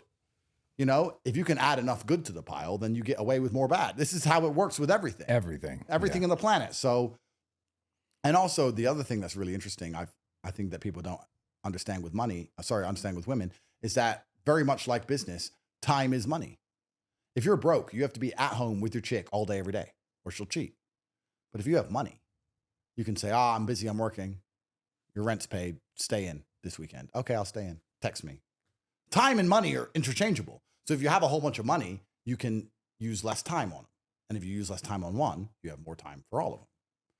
So then you get a bunch. That's how it works. So, yeah, I mean, yeah, but like the dating market that we're currently living in, even though women constantly complain about it, women built it. Women decided they wanted to make their own choices, and women chose polygamy. You know, here in the West, we all say that people who have more than one wife are crazy, and that the Arab world that makes no sense. Polygamy makes far more sense than what we have now. The world would be a better place if I want 4 girlfriends, I had to marry them all, and I had to take care of them all. And they had to share me. And they knew they were sharing me. And that was their relationship dynamic. Because in the West, we have 4 women sharing one man, pretending they're not sharing him, while all knowing he's secretly cheating, and he has no obligation to take care of any of them. So how the f is that better? You know, at least in the Arab world, okay, there's honesty and there's an obligation from the man's side. Here in the West, you have an obligation to a chick if you want to keep her in a relationship because they all want money. But you can f girls for free all day long. Fucking next. Yeah. It's cheaper to f new ones than it is to keep one. You know, so bro, it's crazy. Yeah. So it's like the Western world is so on its head, it's so toasted. And I said on Fresh and Fit the other day when I did it, I said, actually, the biggest psyop that's destroying happy relationships is that women are obsessed with this monogamy crap because they've been psyoped by the algos. And they need to let men cheat in peace and stop all the fucking arguing. Because this endless bullshit monogamy trap that women are constantly trying to force men into is just unnatural and never going to happen. Men aren't going to be monogamous like they want them to be, ever. So you're going to get with a man, he's going to cheat, you're going to break up with him, get with another man, he's going to cheat, you're going to break up with him, get with another man, and with 10 dicks in, now you're a whore. Like, whether you want to be or not, your heart's gone because you fell in love too many times, Right, you I got see what you're heartbroken saying, too many yeah. times. So you become cold inside. Yeah. And now you literally had no intention of being a hoe. In fact, your intention was to try and find a man who was loyal. Yeah. Because your belief that loyalty is sexual exclusivity when it's not. Loyalty is putting up with your crap and paying your bills, actually. A man can be sexually, he can be with a lot of women sexually, but if he's taking care of you, he's loyal to you. Because he doesn't have to take care of you because he can just fuck you off and fuck them. Yeah. I So see what you're saying. women have the complete wrong idea of loyalty. They're chasing loyalty, end up sluts. So if you want women to not be sluts in the West, you need to tell them to allow their man to cheat in peace. Like, make sure he's taking care of you, make sure he pays your bills, and be a good woman and pretend to not notice and let him do his thing. He'll love you more for it, Bradley. He'll love you more for it. If you go to the gym and they're like, how's your chick? You know, you say, you know what the best thing about her is? I go out, I don't tell her where I'm going. I come back like 3 hours later. She doesn't even fucking ask. She's just happy. You know, I love her. She's the best. You want your man to love you, let him cheat and stop nagging. It ain't going to stop him anyway. The nagging doesn't stop him. He just has to lie more creatively. You know, I'm at the gym. No. Don't put this on me. Don't put this on me. All that crap off. You know, just all that off and be a good woman and shut the fuck up. I get it. Yeah, you did. I get it. I'm right. And that's actually why a lot of these Western girls end up the way they are, because they're chasing something completely unrealistic. Have you ever watched Chimp Empire? No. What the f is that? You need to watch Chimp Empire. It's epic. It's What is it on, like Discovery or some shit? Yeah, it's about like gorillas. So they have 10 male gorillas and 10 female gorillas, and they're living together. It's like a pride of gorillas, and they're documenting them. And it turns out that gorillas are real because the alpha gorilla in the group, it's not 10 pairs of couples. It's not 10 male gorillas, 10 female gorillas, 10 happy couples. No, it's one male gorilla with all 10 and 9 gorillas with no hose. And those 9 gorillas with no hose try and like beef the big gorilla, but he ain't having it. Yeah. And he'll just bust them up quickly and get all his hose in a pile and just stand there with all the chicks. And all these little beta males are standing there looking at him. And he's like, do something. Do something. What are you going to do? And they're all scared of him because he runs the pride. This is humans, by the way. Minus the money. Yeah, it's just the power. Well, it's the power. Right. Yeah, so and money is a form of power. If you have money, you can compensate for not having physicality. But if you have a little bit of money, a little bit of physicality, a little bit of social status, they can all add up to tons of power, right? It's all different levels. But then it's funny because when the big alpha gorilla gets the gorilla pregnant and she has a baby, he can't be bothered. So then he gives her to the beta, and the beta becomes a stepdad. Oh my God. and I'm watching Chimp Empire. I'm sitting there with my 3 girls on the couch, just watching this. And she's like, the girl goes, what would you do if like the mothers of one of your kids, like they got a new boyfriend? I was like, who the f wants to be a stepdad to my kid? Imagine raising Andrew Tate's kid. Like that would blow, bro. Yeah. You know what? I'd probably let him. I'd be like, bro, I don't know how much you hate yourself, but enjoy. Like, go for it. I was like, and I was watching all these beta male gorillas be stepdads, and I was just sitting there like, is this human? Is this humanity? I don't know. Is this how it works? And then the alpha male gorilla eventually grows old, and he keeps fighting and trying to like beat everyone up, but eventually he grows old and he can't anymore, and he can't beat him up, and then all his leave him, and he sits there with no hose. Oh. Yeah, the gorilla sits there with no hose. He's old. He did his time. Yeah, but he had his time. In his prime, he run it. Yeah. Yeah, you know? So this is what I'm saying to the guys at home. If it's your prime right now, don't be letting some woman psyop you. You'll be old one day. No, you got to run it now. So he runs it the best he can. He gets old. He loses his hose. All the other gorillas start threatening him. They remember when he used to beat them up. And then he walks off into the forest to die by himself. But at least he got the progeny out. You That's see, it. the Matrix is trying to kill me, Brad. Yeah, I get it. I It gotta all get- makes sense now. Okay, so I gotta get some done. Yeah, I get right? it. So I don't have time to be sitting around talking about let's get married. I'll give you as many kids as you want. It'll only take 15 years. I don't have time for any of that. What I do have time for is a beautiful young lady is now pregnant because I had sex with her. I'll pay her bills. It's fine. Oh, you're upset about it. That's also fine because I don't have to reply to you. Yeah. So you spam my phone that I ignore. You get your rent paid, and I continue being the alpha gorilla along my way until they shoot me in the head. Yeah. That's my basic plan. Or until you walk off into the jungle. Until I walk off into the jungle. Yeah, I Fair. mean, like, it is what it is. And I like to remind all the girls that it's feminism that built this world. Yeah, You I hear built it. this world. I would have been stuck with one wife, high school sweetheart, unable to do any of this until you women decided you wanted independence. And now you've built this world. If you women are going to sit on the internet and say that broke men don't deserve women, then what you're really saying is that rich men deserve all the women. If you're saying a broke man can't get pussy, you're saying a rich man can get all the pussy he wants. You're saying that. Yeah, it's the inverse. I'm just Absolutely. playing the game. Yeah. I'll let you girls make the rules. And that's like pretty much what's said. Of course it is. I've seen it. Every single woman will say broke men don't deserve women. So you're saying rich men deserve all the women. Cool. There's very few rich men. There's a whole bunch of women. That's fine. It's fine by me.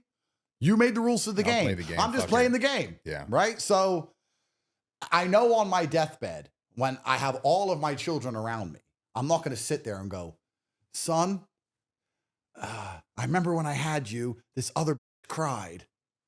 So I regret you being here. What the fuck? I'm not going to give a single solitary. Yeah. My son's here. Yeah. So I'm just going to have to boss it. Is what it is. I gotta go pee real quick. I'm just bossing it, bro. All right. So on that note, kind of talking about dying. What is your belief about what happens when you die? I'd like to believe that we live somewhere else. That's a fantastic thought to have, but it's hard to guess what's going to happen. So it's better to operate in the certainty. And the certainty is that your actions here will echo into eternity and that your children are a link to the future. And your primary objective should be to replicate yourself to the best of your ability and perhaps improve yourself. So I don't know what happens when I die, besides the fact that people are going to remember me, which is nice. Oh, I was going to ask, how do you also think people are going to remember you? I'll be remembered, but I don't think I'll be remembered for very long because I think that once again, the world is sped up to the point now where even a news cycle is basically 2 hours. I mean, unless you go to a club and play a song, then it's 4 days. Ridiculous. Bro, they're talking about a song playing in a club longer than they talked about them trying to blow out Trump's brain. They tried to kill Trump and it got less traction. He got shot and within 24 hours, no one cared. They're still complaining about a song in a nightclub 4 days later. How long do you think they're going to complain about it? Well, considering that it's artificially being pumped to try and destroy my life as long as it takes. I mean, they still complain. I said women couldn't drive 5 years ago. Yeah. So it's a setup by the Matrix. But yeah, I think that I'm definitely going to be remembered. But love is your link to the future. That is the beautiful thing about children. Really, when you have enough kids, you don't fear dying anymore. It's kind of amazing how humans have prepared themselves, or psychologically, your body prepares itself for the worst thing that can happen, which is death. And that happens once you have enough kids. Once you look at the number of children you have and you go, yeah, that's enough, a strange sense of peace overcomes you. Why are parents so prepared to jump in front of things for their kids? It's weird. It's like, oh, I'm done now. I've done my bit. It's like a biological thing. It's very strange. Yeah. So as long as my link to the future is here, then I'm not too concerned with how I'm remembered or what happens. I know that my sons will remember me, and as will my daughters, but you're not supposed to say this, but you have a very different relationship with your sons and your daughters. You're not supposed to say it, but it's true. And I love my daughters with all of my heart. Yeah. But, the Tate name lives through the boys. Yeah. So you need to have the boys. And having boys and girls is so different as well. It's such a different relationship. Like having girls is actually in many ways a lot more fun because it's so lighthearted. You get to have fun and play games and you carry them around and they're a princess and it's all fun. Whereas when you have a boy, well, me at least, I'm just pissed all the time. I'm like, what do you mean you can't do push-ups? You're 3. Nah, you're trolling. The You're trolling. You're trolling. 0% You're trolling. You're trolling. Bro, when my son comes over, I've got videos on Twitter. In fact, I retweeted one today. You can find it right now, producer. Go to my Twitter account. You can find it. When my son comes over, he's 5 years old, and there is no fun involved. When my daughter comes over and she's 5, it's a fun time. We have a bunch of fun. Is the idea that you're preparing him for the actual real world? Absolutely, because life fucking sucks, bro. Yeah. Fuck the bee. We're not scared of the Bees bee. can't hurt you. We're men. We're not scared. Understand? Understand. He said he was scared of bees.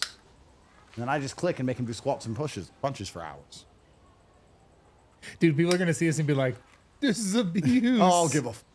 Oh, just, yeah. What are you going to do? You're going to call the Romanian Child Protective Services don't exist. So good luck. Down, up, then punch. Don't punch when you're moving. Understand? Understand. With my daughter, it's none of this shit. My daughter is princess time. Real question, though. Do you do this because it's on camera or do you do this off camera? This is all I do with him. Because if I see him like having too much fun, I'm like, what the f? You're a boy. You're a man. You don't want him to have fun? No, I don't want him to have fun, but I don't want a homo. So you don't think kids just be kids at some point? Yeah, but like there's something, it's really weird when you have a son. But like there's something giddish and a little bit girlish. Like, yeah. So what the f are you doing? You're my son. What are you doing? But isn't that you putting your sort of like psyche into like a child? If you saw a full-grown man jumping up and down having fun, you'd be like, what the fuck are you doing? Well, we're talking about a full-grown man. We're of talking about your course, child. and what's he soon about to be? Well, he's got some time. Well, we have to prepare him for this, Yeah, Bradley. he's gotta so be- it's just like, no, he can have fun if he's like play fighting or something. But if he comes over the house and he's just like wasting time, it just annoys me. I'm like, you clearly have nothing better to do. Yeah, but it's like you're talking to him like he's an adult, like he needs to pay bills. Bro, wait till you have a son. Okay, fair. And you know, I've had a lot of people say to me, you can't do that, you can't do that. Your son can fight my son anytime. Age for age. Get your 5-year-old, we get my 5-year-old, we see who's a better parent. Let's go. 10, whatever. I've got sons of all different ages. You find your kid who sits there playing iPad and jumping around like a little girl, and we'll get my boy and we'll fight him. If you win, then I'll save my time and stop the training. Kid fighting? The discipline, yeah, for sure. The discipline's good for him. What the f else is he gonna do? When my daughter comes, she can jump around, she can be a princess, she can run up and down, she can cry, she can demand that she wants still water, not sparkling water, whatever. That motherfucker can't do nothing but obey. I know the she wanted still that sent you. Yeah. That sent you. I was close. I nearly had her doing My squats. daughter will not drink still I nearly water. had her doing squats. But that's why having daughters is more fun. But having sons is just straight militant for me. I get mad if he ain't doing what he's supposed to do as a man. But he's But you know, a no, kid. but you know, Bradley, this is so important because before I had children, I used to see kids misbehave. And I'd say, my kids will never misbehave. And people would say, you wait till you have kids. You're going to be so soft. Wait till you have kids. And I said, I've heard it. I said, no, I won't.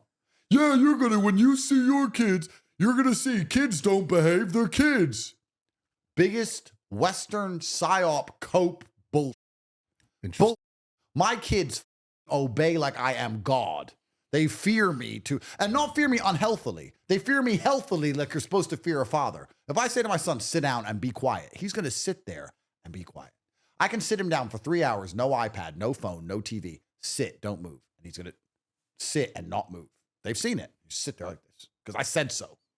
He's going to obey me. He's 5 and he will obey like a soldier. And I see all these other people's kids run around like retards. And they try and blame the fact that they're a retard on the fact that they're a kid instead of just accepting that the reason the kid's doing that is because they're a shit parent. Your kids will obey you and they'll listen. Yeah, as long as the woman, the mother, doesn't give them a way out. If the mom is like, don't, Dad, I'm sorry, then they're going to play the game. But if the mom is also like, your dad said so, yeah, then bro, I'm telling you, my kids will be perfectly silent. My kids ain't crying on a plane. When I see these kids crying on planes, it's not my children. Oh man, that's like my least favorite thing to hear. Don't cry, I said. And so all these other parents are just literally letting their kids be little. And you wonder why the world's, you wonder why everyone's a retard. Well, they were raised to be retards. My kid understands discipline and he understands knowing when to be quiet. He knows what he can and can't get away with. All of these things. All of the things that I was told for the longest time I'd never be able to pull off. I'm trying to tell the world you can actually pull it off. And you know what inspires me the most? I sit his ass down and I load up videos of boys his own age in fucking China doing that kung fu shit in sync with all the other boys. I say, look, he's your age. You're worried about some squats. This motherfucker doing backflips in perfect sync with the 100 other Chinese kids. You can't even do kung fu, you idiot. Your dumbass doesn't even know kung fu. Yeah, it's you're true. It's true. It's like, you're not going to learn some kung fu. You're so funny. So now he's in kung fu lessons. Brad, do you think I'm joking? He's in kung fu lessons. He must know the way of Shaolin. I get it. What happens when China takes over the world and Ching Chang turns up and he doesn't even know kung fu? He's going to lose. He's got to be prepared. He's going to be ready. Haven't you seen the movies? Yeah, it's crazy. China's going to take over. Yeah, it seems that way. And all us the Western parents are walking around going, well, I can't tell my 9-year-old to not scream. Yeah, no, but that like is retarded. That is ridiculous, though. And that's the whole Western world. And that's why they grow into passive-aggressive, feminine little pieces of like Sneaky, who just make fun of their own friends. Oh, no. Because they're dipshits. If they ever had any genuine discipline in their life, they'd sit there and go, well, this is not the way of man. This is not the code of men, you know? Yeah. So yeah, having girls is very, very fun, but having boys is extremely serious business. So I'm actually glad I have both. Yeah. But to carry the Tate name, it has to be the boys, of course. Is there any one of your boys that is like you see most of yourself in? You know what's so weird? The weirdest thing about having children is it truly is incredible how genetics work. So the first thing I'm going to say, which I'm not supposed to say, which is going to upset the world because it's not politically correct, but Fair. Is how much you like the mom or how well you're getting along with the mom definitely reflects on the kid. So, like how the kid develops? No. Like if you and the mom are getting along great and have a good relationship, you and the kid get along great and have a good relationship. But if the mom's being a complete prick, when the kid starts being a prick, your patience ain't there. I can't explain it. Like I'm not saying that you don't love the child. I'm not saying that at all. I'm saying the mother's relationship with you reflects how you feel about the child, whether you want to or not. You always love the kid, but it's almost like a woman, if she nags enough and she's negative enough, she destroys your investment in the child. I don't know how to explain it. It's like, you're being so horrible to me all the time. Why am I trying to be a good dad to the kid then? Even though it's not the kid's fault, but it's just like, you're such a nasty piece of shit person. Then you tell the kid why I didn't want to see you both, because you're just constantly causing issues. You're talking about the separation of it. Yeah. I see. So that's the first thing, but maybe that's a hard thing to explain. But the reason genetics are so crazy is that although all my children are exactly like me, and they all a little bit different, but I can see myself in all of them, the scariest, weirdest thing is that my dad, who I loved with all of my heart and who was the best dad on the planet, also probably had some mental condition. Because my dad was, I want to be very respectful, but he was a unique person. My dad was your size, black, genius chess player. Odd. Very it's just odd. weird. Yeah. And he's going to a gorilla playing chess. Yeah. He's going to chess tournaments and he's massive. And he's like playing back then, like chess now is all internet and geeky, but back then it was like some autistic computer nerd, an ex-KGB agent from Belarus, my dad. Like it's just like the weirdest group of freaks with photographic memories. Yeah. All sitting there playing chess. It was just such a weird thing. And my dad he was diagnosed and left the CIA or the Air Force and the CIA in the end because they said he had bipolar and they said he had narcissistic personality disorder. And a lot of people said, like even like ex-girlfriends and stuff, said, you're a narcissist. Girls call everyone a narcissist. Yeah. You're a narcissist. I'm not a narcissist and neither are you, because my dad was a narcissist. And when you meet a real narcissist, it's actually quite remarkable, because if you're a true narcissist, you don't believe guns can kill you. Delusional belief. Yeah, it's like narcissism, not the bullshit female version that everyone says now, because it's overused like everything else. Depressed is overused, narcissist is overused. But I've seen people point guns at my dad and he laughed to go, do you think a gun can kill me? You actually think a gun can kill me? And then he laughed at me like he thinks a gun can kill me. Like he was flabbergasted that this dipshit thought a bullet could kill him. And he's scary because he's so big and he's just so delusional in his belief. So my dad had this look, and whenever if you made my dad mad, it's a look I can't describe. And it's not a look on your face. It's a look inside of the black of your eye. Inside of the pupil of his eye, he had a look. And if I ever made him angry, he'd look at me, and I've only ever seen this look on him. It's like, I don't know how to describe it. It's scary. It's strange. And scarily, the only other person I've seen that look on is my son. I saw him turn and look at me. And I was like, I've seen that look before. That's Dad's look. I was like, no, I've never seen that look anywhere else on the planet, but it was the exact look that my dad had. And they've never met. Yeah. It was scary. And I don't think I have that look either. I think it skipped me. Yeah. It was really weird. I mean, I'm glad he has it. He might need it in life. I mean, you turn it on, you turn it on. Yeah. But genetics are a weird thing.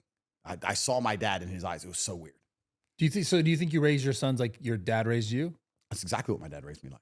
Yeah. I mean, everyone's going to sit here and say that's not how you should raise a son, but surely the primary objective of having a son is to replicate yourself. And if I was raised a certain way, then I'm going to raise him the same way I was raised. Yeah. I mean, that's how I was raised. I had to play chess all day, every day. I had to train. I had to obey like my dad was God. I had to do everything he said. I wasn't allowed to cry. I wasn't allowed to misbehave. I fucked up. I got hit. I don't even hit my kids. I don't hit them because I don't need to. I've never hit any of my children because I say do something and they listen.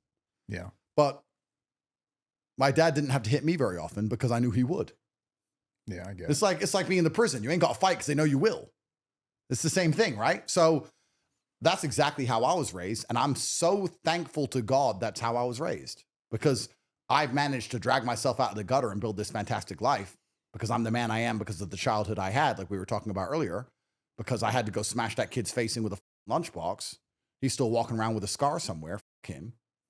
And I want my son to enjoy the same life. So I'm not doing any of these things because I dislike him or dislike them. I'm not strict on them because I'm a mean man and I have a hard heart. It's because the world is a hard place and the world is mean and I actually love them.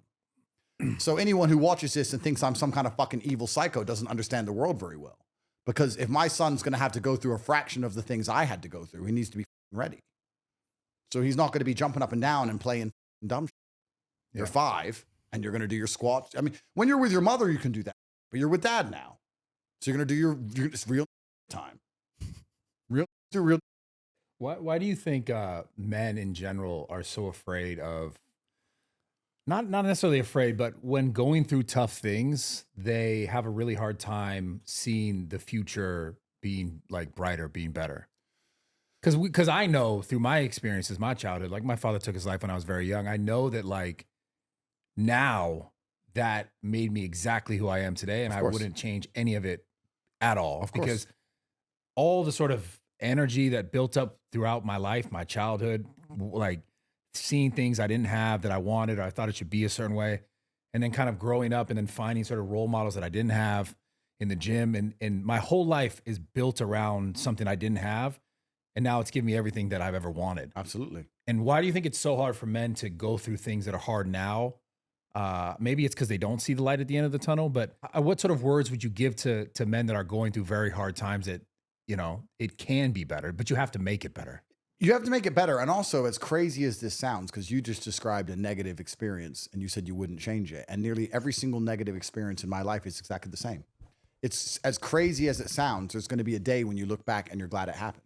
As crazy as that sounds. I mean, within reason, of course, but the point is that you have to understand a brighter day is coming and that God, if you believe in him, but certainly the universe, karma, the simulation works in very mysterious ways. And unfortunately, as a man, the only way we can learn lessons is the hard way. And I think the reason that bad things happen to us men is so that we learn and we grow from them, because we don't learn the easy way.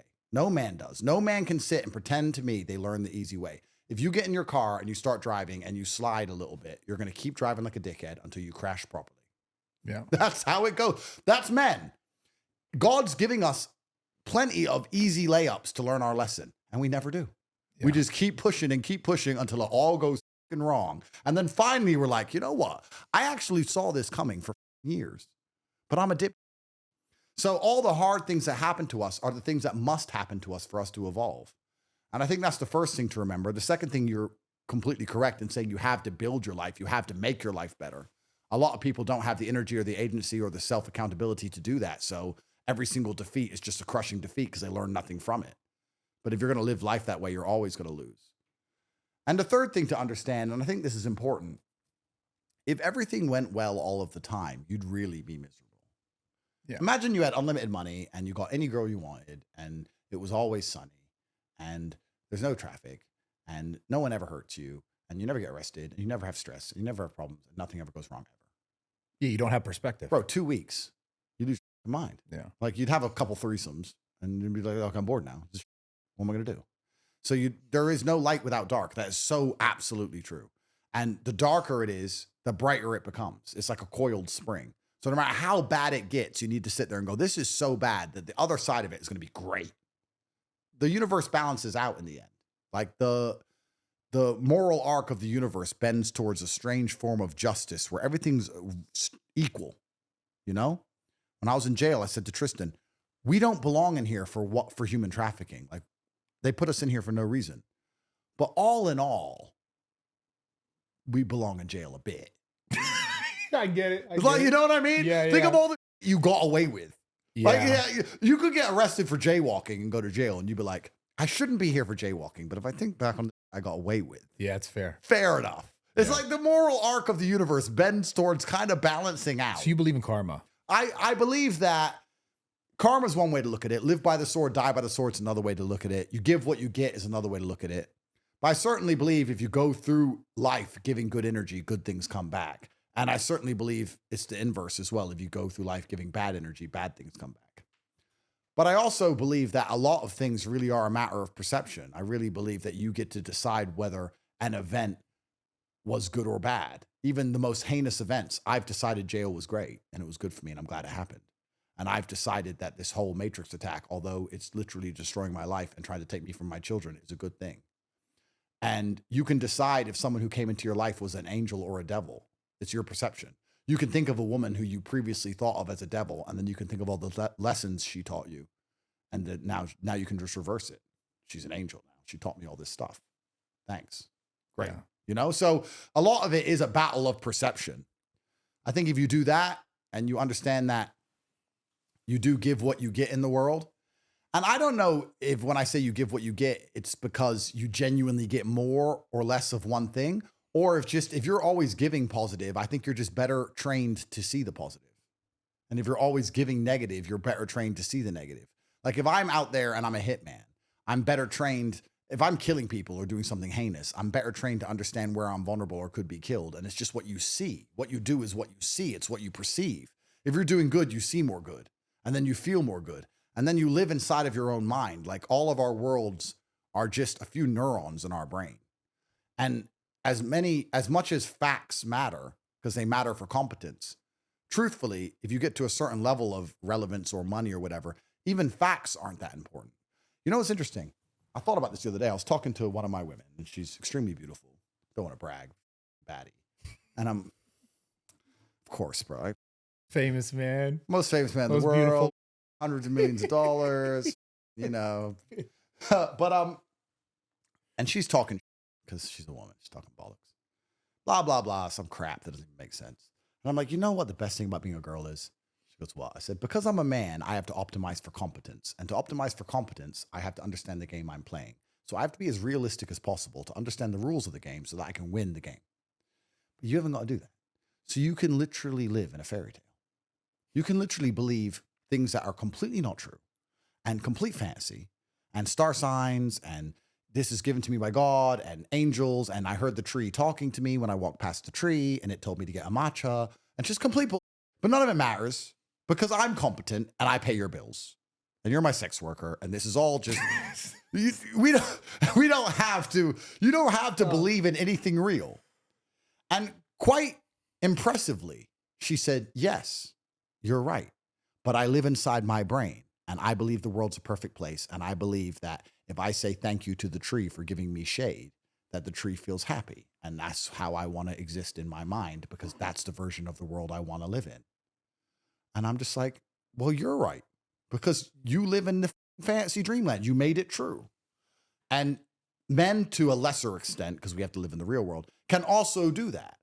You can live in, to a degree, a fantasy dreamland and make it true. I can reframe all my suffering as I suffered so that I have stories to tell so that I can help millions of people. Yeah. So is my one man individual, is it worth me suffering to help millions of people not suffer? Well, yeah, I mean, I'm not so selfish and I'm not such a coward. Same with you. We would be cowards to sit and say, I'm so scared of suffering, I don't want to help millions of other people. Yeah. Like, well, I'll suffer a bit if it helps millions. And have I really suffered that much? I got 2 arms and 2 legs. Bacteria could have took our eyesight.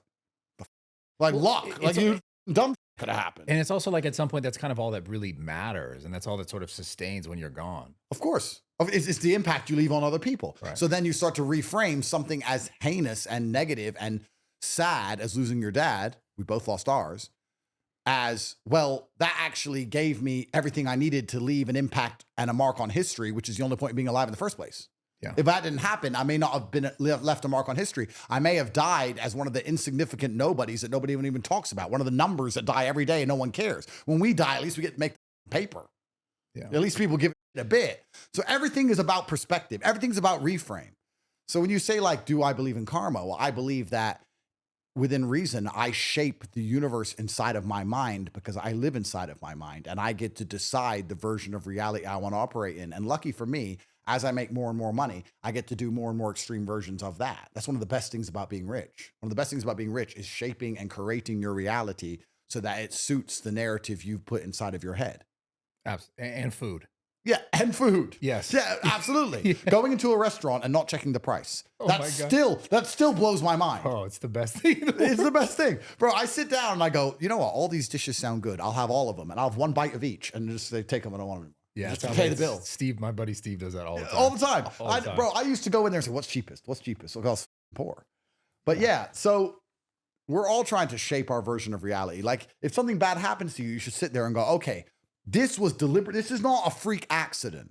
I'm not an unfortunate, unlucky person. I'm not going to sit here and feel sorry for myself. This situation was deliberately given to me by the simulation because it wants me to level up and prove I can get through it, because this is my big opportunity to earn some karma from the universe so that I can become the man I'm supposed to be and help others and finally get the life worth living. This is my chance. This isn't a bad thing. This is my chance. Yeah. Thank God this happened. Now I get a shot. Before this, my life was just basic and normal and I wasn't doing anything. But now I get a shot at something.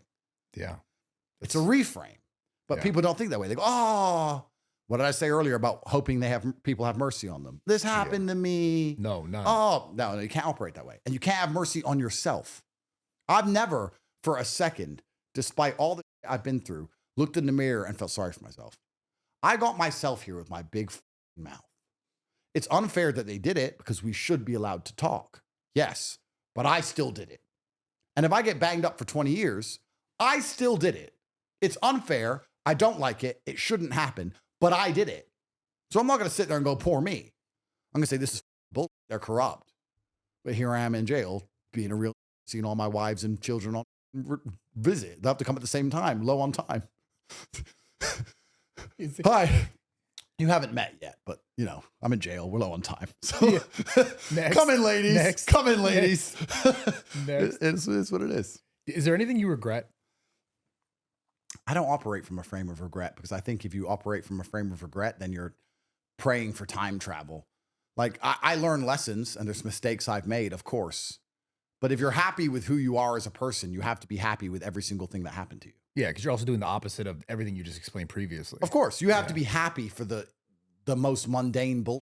The delay you had in traffic may have saved your life. If you were 5 minutes earlier, a tree may have fell and smashed your face in. Like, if you're happy you're breathing and you're happy with who you are, you have to be happy for everything that happened to you, both good and bad. If you hate yourself, then you could sit there and go, well, I hate myself, so how did I end up here? But I can't imagine that frame, because I can't imagine hating myself, because the only person who's always 100% going to be on your own side is you. That's who you've got. If you're going to betray yourself, well, now you're like, if you're going to sit there and your own brain is going to betray you, like this, your brain's got to be on your team. It's your brain. Yeah, and you also can't expect other people to not betray you if you're willing to betray yourself. Absolutely, right? So it's amazing to me when people sit down and, we all have had struggles. I've had a bunch. You've had a bunch. I've had more struggles than most, so have you. But if you're going to let your own thought I'm going to let my own thought beat me up. I'm going to let my own thought ruin my own life. My own thoughts. I'm going to think them myself, and they're going to beat me. Yeah. Like, it's insane to imagine, but people do. Oh, a lot of people do. And they lose to their own mind. So if you operate in that frame and you hate yourself and you're losing to your own thoughts, then you're going to operate from a frame of regret. But my frame is very simple. Look, I haven't done everything perfectly, and I've made a lot of mistakes, and there's a whole bunch of things I could change if I could. But I did the best I could at the time. I made the decision I made at the time, believing it was the best decision. And I'm not going to apologize for trying my best with a different set of information. If I, in 10 years, regret the things I'm doing right now, I'm not going to sit and go, oh, I regret it. I'm going to say, at the time, I thought it was right. Yeah. I now know more. I'm older. I'm wiser. I've changed. And now, perhaps in the same scenario with the new information, I wouldn't do that. But at the time, I thought it was right. So what am I supposed to do? Like, I get this all the time by people say, hey, you said this 8 years ago. Do you regret it? I'm like, well, I mean, it's inconvenient now that it's all over the internet. Yeah. But considering the internet was different back then, KSI was making rape face and nobody gave what anyone said. And my YouTube channel had 200 followers. Like, who gave them? I didn't expect to become the most Googled man on the planet and for the BBC to run the clip for 5 years trying to lock me up. Like, am I supposed to see this coming? Am I supposed to be mad at past me for not predicting that he might become the most well-known person on planet Earth with an unknown app called TikTok that wasn't invented? Yeah. Like, what the Yeah. So I'm a man and, we go through life, we make mistakes, but I'll own my mistakes. I think if you own up to things and you learn from them, then that's the point of making them in the first place. I'll own up to every mistake I make. I'll own up to it. And I make mistakes every day. We're all human, but I don't operate from a frame of regret. I don't operate that way. I don't regret anything I've ever said. I don't regret anything I've ever done. Yeah. I don't regret the things that got me in trouble. I don't regret any of it. I did what I thought was best, and I live with the consequences. That's it. Besides kids and besides growing your businesses, like, what do you really want more out of life? You know what? It's a really good question because truthfully, besides those two things, and even then it's still one thing, the only reason I want more money is to have more kids. I think the world is pretty empty. I remember being broke and thinking, if I get rich, I'm going to buy so much. I spend most of my time trying to find to buy. Please feel sorry for me. I take it all back. I need pity and mercy. I take it all back. Because there's nothing to fucking buy, bro. By the time you buy every car, then you buy 20 diamond watches, and then you get some clothes. How many clothes does a man really need? Yeah. And then you get a house to live in. I mean, you can buy more houses, but that's an investment. Investing money isn't spending money. Maybe this is the black in me talking, but spending money is I've wasted that money. Ha ha ha ha ha. I'm a nignog.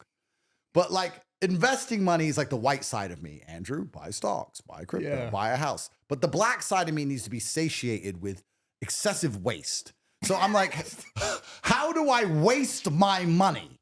And I don't gamble and I don't do drugs and I don't want purple drank because I don't drink alcohol. So I can't waste my money on the things black people normally waste their money on. So it's like, how do I waste my money? Diamond watches, I have a wall of diamond watches as big as this wall with just diamond watches, one after another, and I wear the same one everywhere I go. It's stupid. Yeah. I have 101 cars. I have over 10 cars worth more than $6 million each.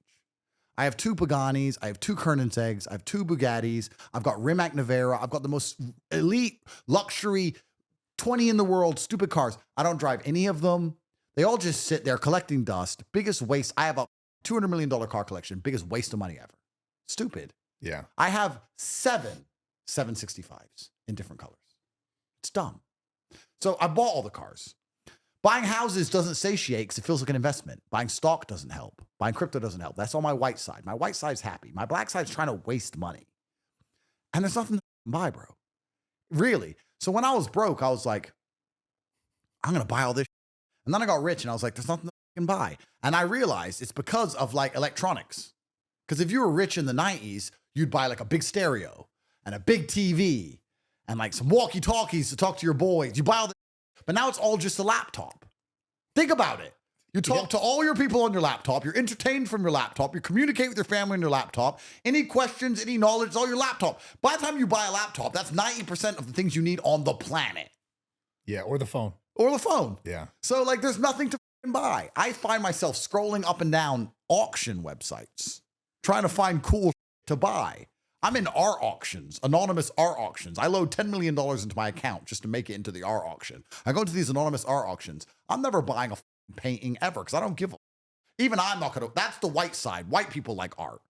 It's an investment again. It's an investment. So I can't buy it. So I'm sitting there in an art auction watching people bid for this piece of painting, like 7.2 mil, 7.3 mil. And part of me is kind of tempted to click just to put the price up. But if I get stuck with it, I'll be fuming because I don't want it. And I'm just sitting there like, what the fuck am I doing? You know? And then some guy buys it for like 29.3 million and stays anonymous. I'm like, he doesn't even flex it. If that was me, I'd have it on the top of my Lambo and start saying, look what I bought, like a dumbass. This guy's like, don't even show my name. Let me just put it in the study. No one's going to even, like, only his rich friends will see it. I'm like, who are these white people, bro? No black man does that. Black man would have it hanging off the front of his house and shit. On a chain. With the price, with the price tag. 100%. I'm like, who's the white boy in sweet Switzerland who just did this?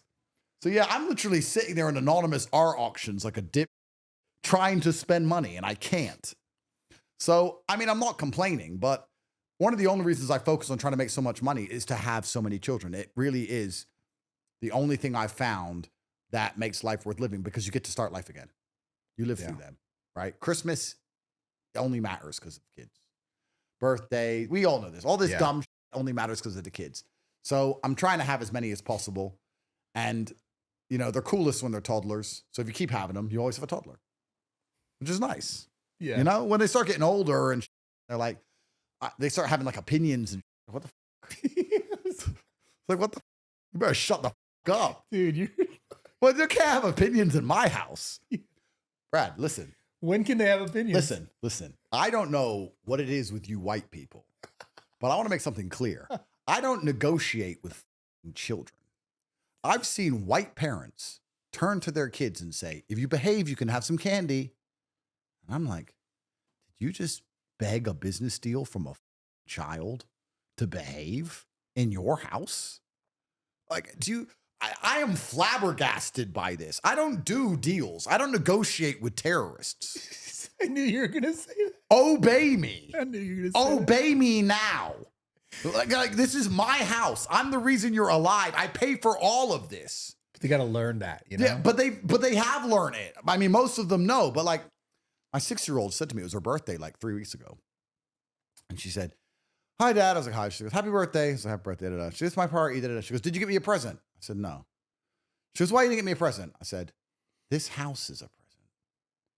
The car you drive to school in every day is a present. The driver who's driving it because your mom can't drive is a present. The security team that walk around with you is a present. Your clothes are a present. Do you understand that every single thing in your life is a present? I've given you everything. And she said, thanks, Dad, you're right. And she went on with her day. Happy. I could have spoiled her with endless, but she's already spoiled with endless. She has a great life. So, you know, I try and lay down the law early, but I'm not doing any kind of business deals with my children. I'm not playing that game. Like, I get it. The day they think they can argue with me, they better be ready for what happens, which is they're going to have to say to me, I don't want to be your kid anymore. I'm not having a kid who doesn't listen to me. So if you want to excommunicate your father and be someone else's kid, bye. But if you're my kid, you do as I say. If you want access to the Tate empire and me, you're going to do as I say. You're going to do as I say.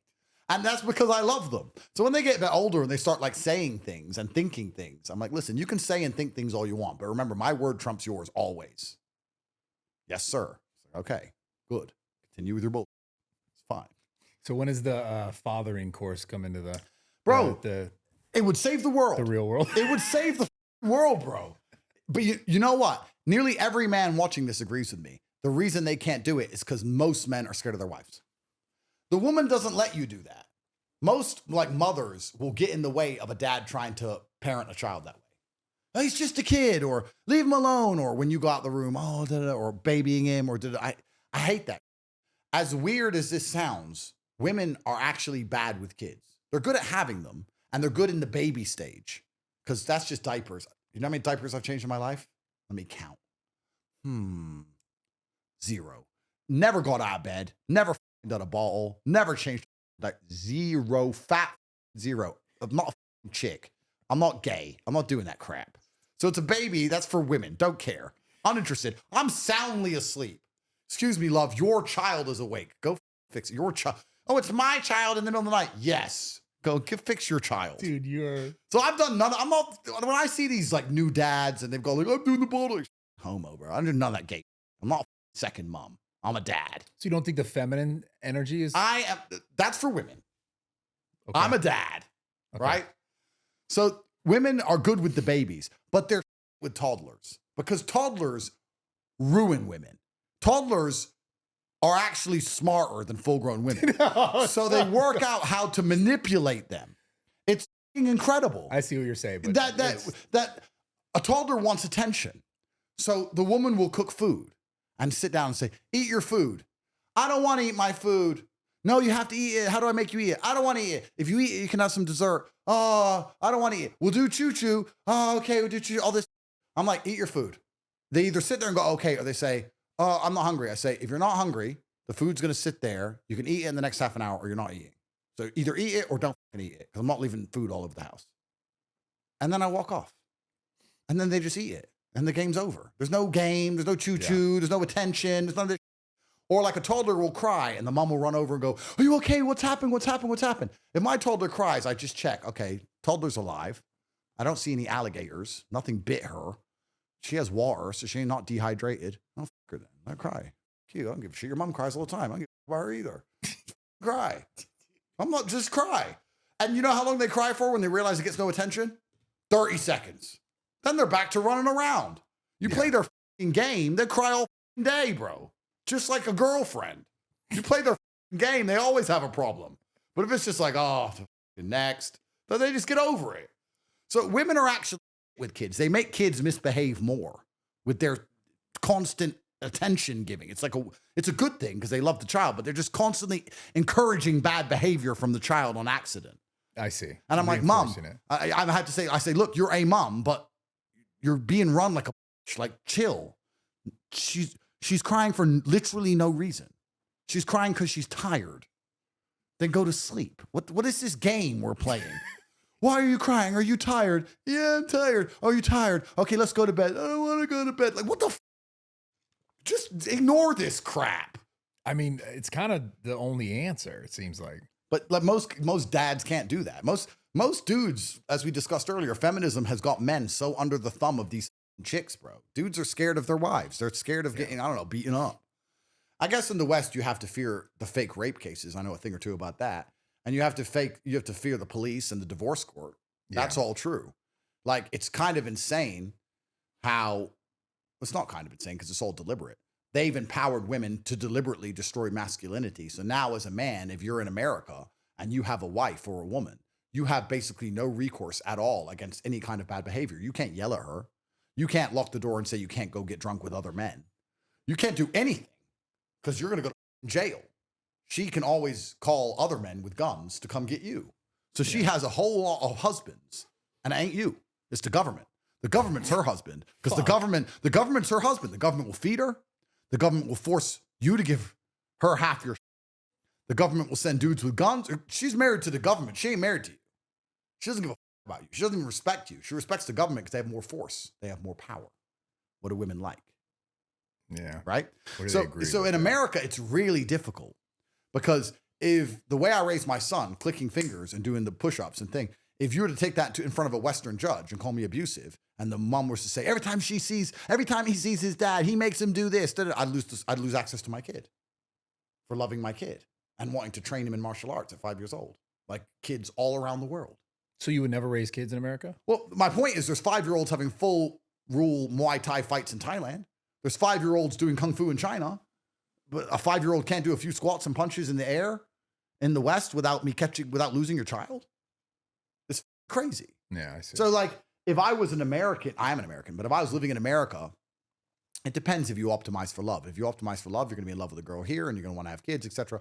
But if I was to optimize for brutal progeny and pure efficiency, if I was to sit and say, okay, I want as many kids as possible, how do I pull this off? Understanding that I won't be able to raise them the way I want in America. I'm not going to be able to have kids with many women in America because I'm going to get sued in divorce court left and right, lose all my money. Like, how the fuck do I get away with this?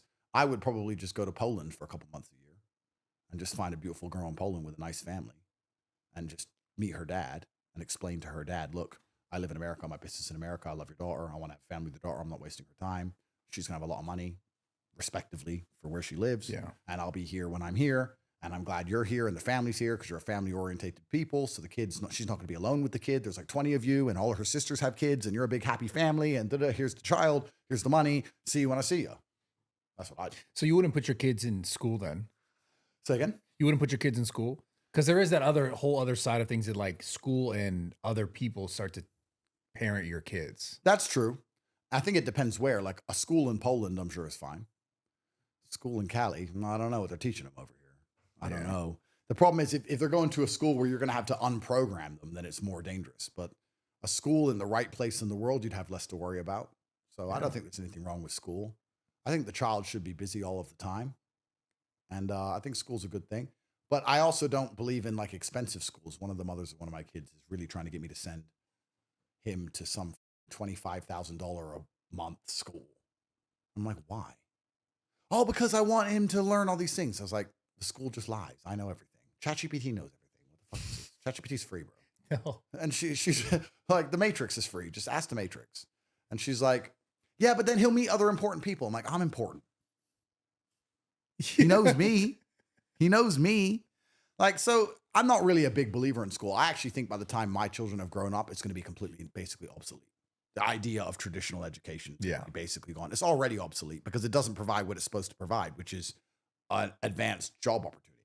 Yeah. It doesn't provide that anymore. So what is it? It's a social club and it's extended adolescence. Why are people going to college now? Is it to really make more money or is it to get drunk? So on that, what jobs do you think are going to remain as technology advances? It's a really good question. I'm not sure. I actually think that we're going to work it out and we're going to have to establish some form of UBI, universal basic income, based on bullshit jobs. Because I actually think we already have UBI. I think we already live in an era of bullshit jobs. AI isn't a brand new concept. The idea of something brand new coming and destroying everybody's job has happened before. Look at the Industrial Revolution. We thought machines are going to come. No one's going to have to work anymore because we're going to have plows and machines in these factories. So it doesn't take people. You know, we reduced the workforce by huge percentages because we got more efficient with machinery. Yeah.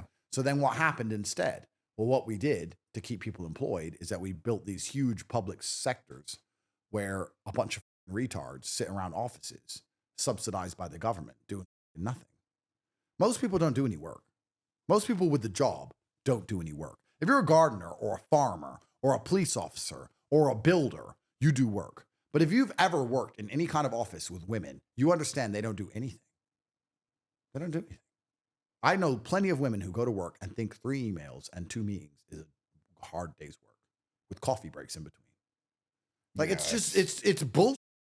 And the only reason they're there is because either the government's paying for them because they're public sector, or if they're private sector, that company has been forced to hire them because you must hire these bimbos who do nothing because it's a quota. So you just go, oh, give me some chicks. They don't do anything. You know what? It's better they do nothing. They just mess it all up. Just let them do nothing. Just ignore them. It's just a tax. Just pay the tax and ignore them. It's true. So there's offices full of people as it sits right now on UBI doing nothing. And I know that's true. I know that's true because even back when I had a job, way back when I was broke, and this is before AI, this is long ago, I used to get jobs and decide I wanted to quit and then go, instead of quit, let me see how long I can do no work. And I'd literally do 2 emails a day and just fuck about. And I lasted 9 months, 10 months. I lasted forever. I didn't do anything. I did nothing. I mean, it's got to depend on the job, though. If you don't, of course it is, but you can what I'm saying is there are real jobs, but there's a whole bunch of office jobs which aren't jobs. Nothing happens. Nobody notices. You're telling me if you're working in one of the offices at a massive super conglomerate, you can't get away with doing basically zero. I know No, you. yeah, Of no, I'm course not you telling can. you that, yeah. And they can't even fire you because of employment law. It's so hard to fire you. It's easier just to keep you. So we're already in UBI, especially in all these businesses where they force women to be hired. Because you've seen their TikToks. Look, I'm not insulting you girls. I've seen your TikToks. A day in the life. I get my coffee. Have you seen it? Yeah. I go in the office. They don't do anything. So they don't do anything. You know it's true. They do zero. And then if you were to ask them, why don't you want children? My career. Oh, no. Oh, I know. It's so bad. It's like, oh, so we're not going to repopulate Earth because you're busy making TikToks about the work you don't do. Well, that's more important. So we've already got a form of UBI because most jobs are actually bullshit jobs. That's why the public sector is so big. And that's why the fraud is so big. And that's why the taxation's out of control. And that's why the money printing's so big. You know what would happen if they actually stopped stealing money or giving it away to retards who do nothing? The entire system would collapse. This entire economy, everything around us is fraud. None of this is real. All of it's fraud. NGOs are stealing endless money. Empty daycares are stealing money. Everyone's just stealing. The companies are hiring people who do no work. Everyone's just stealing. And if you actually cut out all the bullshit, there'd be like 4 companies left and a bunch of people sitting at home with no work to do.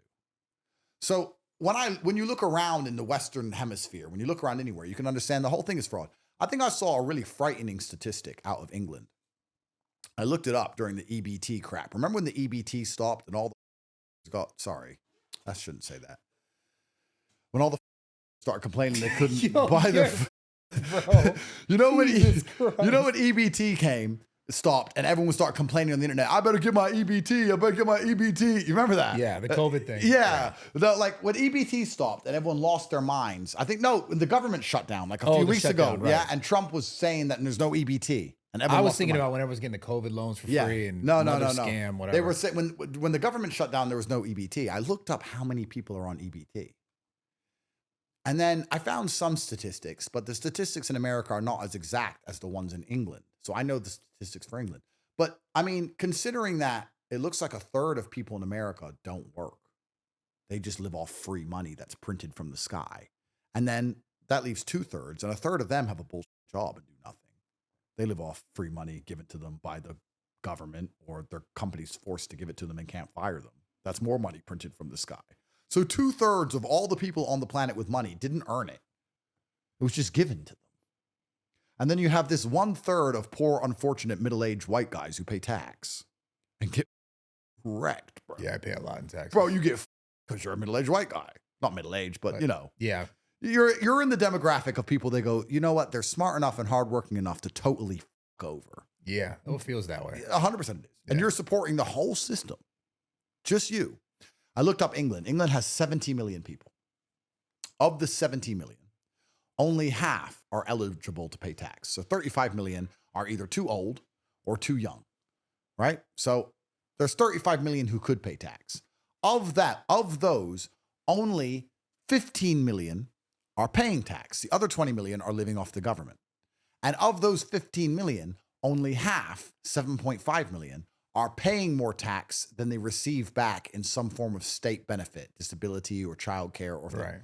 So you have 7.5 million middle-aged white guys in England paying to support not only themselves, not only the military, not only the entire government, but 63.5 million other people. How the long is that going to last? Yeah, well, It's done, bro. It's over. It's so crazy. So this entire system is just based on fraud. It's just, let's print money. People don't really work. UBI, scam. I mean, what is the stock market? I'm a rich guy and I make money from the stock market. But sometimes I wake up and I check my stocks and I'm like, what the fuck is this? I'm an AI company and you're a company that makes microchips.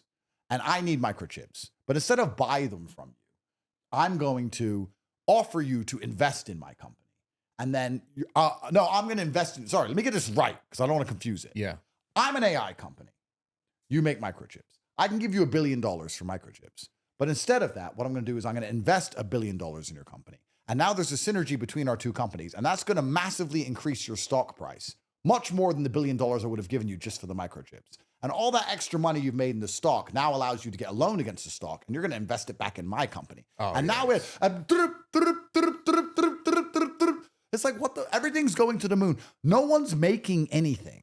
No one's building anything. Since 2015, it's now 2026. Trillions of dollars have been printed and created, and trillions of dollars. I think the stock market must be, and this is an absolute guess, 2 times, 3 times, 4 times larger than it was 10 years ago. That's triple the money. Does America look richer to you? Where the f is this money? Yeah. Where is any of this? Oh, it turns out it's numbers on a screen and it's a big fugazi. It's just made up. And if you're in the right place at the right time, you can open a daycare and steal it all. And the government is allowing you to steal because somewhere along the chain, they're stealing too. Little Somalis who can barely speak English aren't working out how to defraud the government. The government's working out how to defraud itself, and it needs someone to take the blame. So at the end of it all, they put some fucking retard. What did I say earlier about them wanting third worlders who don't know any better? Do you think the Somalis sat there and read the law and worked this out? Or do you think someone came to them and said, you're going to work in this daycare, don't worry about it, here's $100 a week, shut up, sit there. Steal, steal, steal, steal, steal. And the reason I know that's true is because if the government wasn't stealing all this money, why the fuck are none of them in jail? Yeah. Where's the FBI raids? Yeah. I mean, you're paying all this tax, sir. Where is the FBI turning up armed, going into these daycares, collecting evidence for maybe a criminal trial at least? I mean, surely you do that day one before evidence is destroyed. But no, it's months in, not a single arrest, not a single investigation. Why? Because this $9 billion stolen by Somalis was actually stolen by the government itself. And they just stole it and they used them as a fall guys. The real question is this. Here's the real question, Brad. Everyone's online going, they stole $9 billion for empty daycares. That's not the real question. The real question is this. Even if there were kids there and they weren't empty, why the fuck are they getting $9 billion? For a few kids? Yeah, well, for a few kids? I don't care if you go to the daycare that's full of kids. $9 billion? Yeah. Well, on a scale, I don't know how the scale is of like how many daycares, but the real question is who is allowing it, right? Like where is someone's getting money on the back end so this could even be happening on the front end. So the guy allowing it, I'm assuming, is going to be the guy who's getting paid from it. So I guess it's the whole government head to toe, the whole apparatus, because none of them seem very interested. FBI ain't interested. DOJ ain't interested. Senators aren't interested. Trump isn't even interested. Nobody really gives. They're like, oh yeah, that's wrong. That's bad. But no one's doing anything. Who's even said it stopped? They might still be paying out. Yeah. It's crazy. And there's a few middle-aged white guys just paying their tax. And obviously the tax money is not nearly enough to counter all this insane fraud. So on top of that, they just print loads of money and inflate the currency. Yeah. And the goal is just to steal as much as you can without getting caught until you lose power. Steal, steal, steal, steal, steal, steal. And it's the same in every single country in the Western world. Every single democracy is exactly the same. So yeah, the game is so ridiculously rigged. It's crazy. It's crazy that we already live in UBI. So you're saying, what are the future jobs that exist? I don't think most jobs exist now. I think the whole system is just supported by this big mega fraud. I think it's all just bullshit. Yeah. And it's impossible to stop money from moving upwards anyway. It's literally impossible to not make the rich richer. So all this mega fraud just ends up back in the hands of ultra rich people. I remember this during the COVID stimulus. Remember when he gave everyone $2,000? God, yeah. He gave everyone $2,000. And everyone's like, wow, that helps the poor. Doesn't help the poor, helps the rich. Yeah, spend it on goes right back up. Of course, they all spend it on Amazon. Yeah. And if they don't spend it and they save it in the bank, well, it just inflates to zero. So what poor person still has their COVID check? Nobody. And if you would have bought stocks with it to invest it, well, that helps the company you're buying stocks for. Who owns companies? Yeah. Rich people. I mean, maybe you could have saved up. You have $2,000. You could have found 100 other people with $2,000, had $200,000 and bought a house that you own 1/100th of. But even then you've increased house prices on the street. And who owns the houses? Rich people. So like the money is going to go to the rich no matter what. So the basic premise is that the rich people have political power one way or another. Poor people don't have political power. And that if you print shitloads of money, in the end, it ends up going back to the rich. So let's just continue to print loads of money, fuck everything up, and just steal. If you print a bunch of money, the price of houses go up. It inflates house prices. Who owns all the expensive houses? Rich. So it's like the rich people are invested in the idea of f***ing everything up for their own personal gain. What system do you think works then? Because this one clearly doesn't. Absolutely. And that's the really good question. And you study the fall of empires, it turns out that no system works for very long. All the systems are fantastic for a short period of time. You have a king and he's in charge and he does a fantastic job of building a city. Like you have a supreme ruler, for example, like Dubai. He built the whole place. It's incredible. And he said himself, my dad rode a camel. I built this city. My son drives a Ferrari and my grandson will ride a camel. Because he knows that in the end, it's going to collapse because you have a king. That's a quote. He said that. That's what he said that. Interesting. Because he knows you have a king. He does a great job. And then he has a son. And his son is raised a little bit nicer than the king. You know, he had a nicer life. And he does his best. And then a grandson comes. And a grandson comes. Eventually, you end up with some idiot who fucks it up. And when this idiot's fucking it up, all the people say, you're not as good as the old king. We want to choose our own leader. So we want democracy. We don't want to have a king. We want to choose who we have. So then there's a revolution. And democracy comes. And we vote someone in. And that person has the best intentions for the country. And then the next person comes. And over time, that becomes corrupted bullshit too. And now we want, what do we want now at the end of our bullshit democracy? If you were to say to me right now, make Trump forever king with absolute power who didn't have to obey judges, I'd say, yes, so do it. Make Trump king.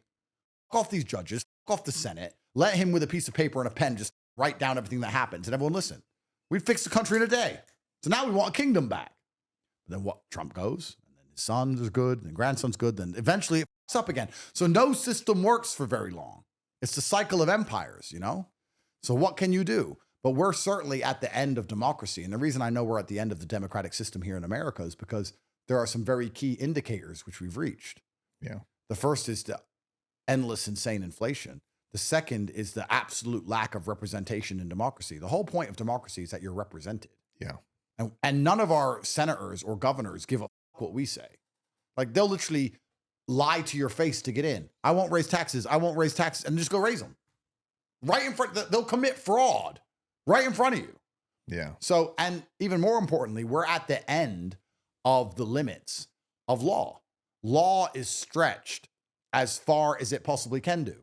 Our police, our judges, our bail system, our entire legal system is stretched to the absolute limit. It's like pulling a Band-Aid or pulling a rubber band to the point it's going to snap. We can't handle any more arrests, any more court cases, any more bails. We're at the limit of law. What comes after that? When law breaks, well, anarchy. Yeah. You know, and crime ain't going down. It's going one way, and we're already at the limit. Like, it's crazy. And then you have the mass psyop of the population to the point where some retard wants to try and run over an ICE officer and get mag dumped. You know, like, you're dummies, bro. Like, everything's so it's really interesting. So democracy is going to fall, and we'll have to see what comes next. It might be the AI revolution. But right now, the countries that are doing best in the world aren't democracies. I live in the UAE, where there's an absolute ruler. And on top of the taxis, there are little AI cameras. And if any rubbish is found on the floor, it reports it to a central server, and they go and pick up the rubbish in real time. So if someone was stupid enough to go and fly tip and drop a bag of rubbish somewhere, or like California around LA, where you see like boxes of, and a taxi will just drive past it, and it will tell a central station, and they'll go and they'll pick it up instantly. That's why the place is so clean. Or the leader can walk around. If he sees a hole in the road and says, fix it, it's fixed same day, instantly it's fixed. Because he said so. There's no committee. There's no Senate. Just fix it. We need a new highway. Build a new highway. We'll build a new highway. He said. Yeah, I went to Dubai. I really enjoyed it. I mean, it's not a perfect place, but if you want safety and you want security and you want 0% taxes, they built all of this with no taxes. Like, it's pretty hard to beat for those things. It's not a perfect place, but for the things it's good at, it's good at. Right. You know, so it's like you don't pay tax and you get absolute safety and security and you get world-class services and you get your children and their mothers can walk around at 3 a.m. by themselves and you can wear $1 million watch and you don't need bodyguards. It's crazy how they pulled it off. It's remarkable. And they've done all of it with no taxes. And they asked the sheikh about it. They said, how did you do it? You know, and he said, look, democracy doesn't work.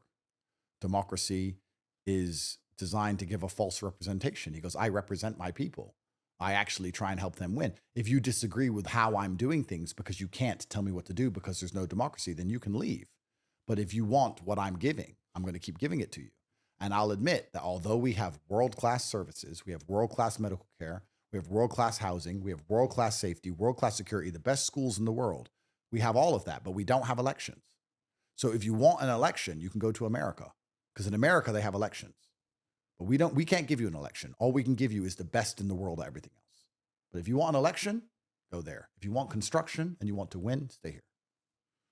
And it's like, America, all we talk about is election, election, election, election. Yeah. Why don't we talk about fixing some of the fucked up stuff? It seems like all we really need to fix, not all, this is going to try to make it sound like it's a small task, but it's just the just absolute waste of money. But it's like that's talking about fixing people who are just greedy, and you can't fix people. Yeah. If we could fix the absolute waste of money, then America would have so much in cash. It'd be ridiculous. Yeah. Like, a lot of people don't even anticipate how deadly corruption is to productivity, because most people have never thought of it this way. So I'll give a very simple thought experiment. If every single time, like, you have a gym and you make money with your gym, but if every single time one of your employees did a task that you needed them to do for the gym to run, it cost you money. Like, if every single time an employee unracked some weights or folded a towel, if every single time they folded a towel, they stole from the till. If every single time they unracked weights, they stole a little bit of money from the till. If every single time they stacked the drinks, they stole a little money from the till. You're gonna go broke.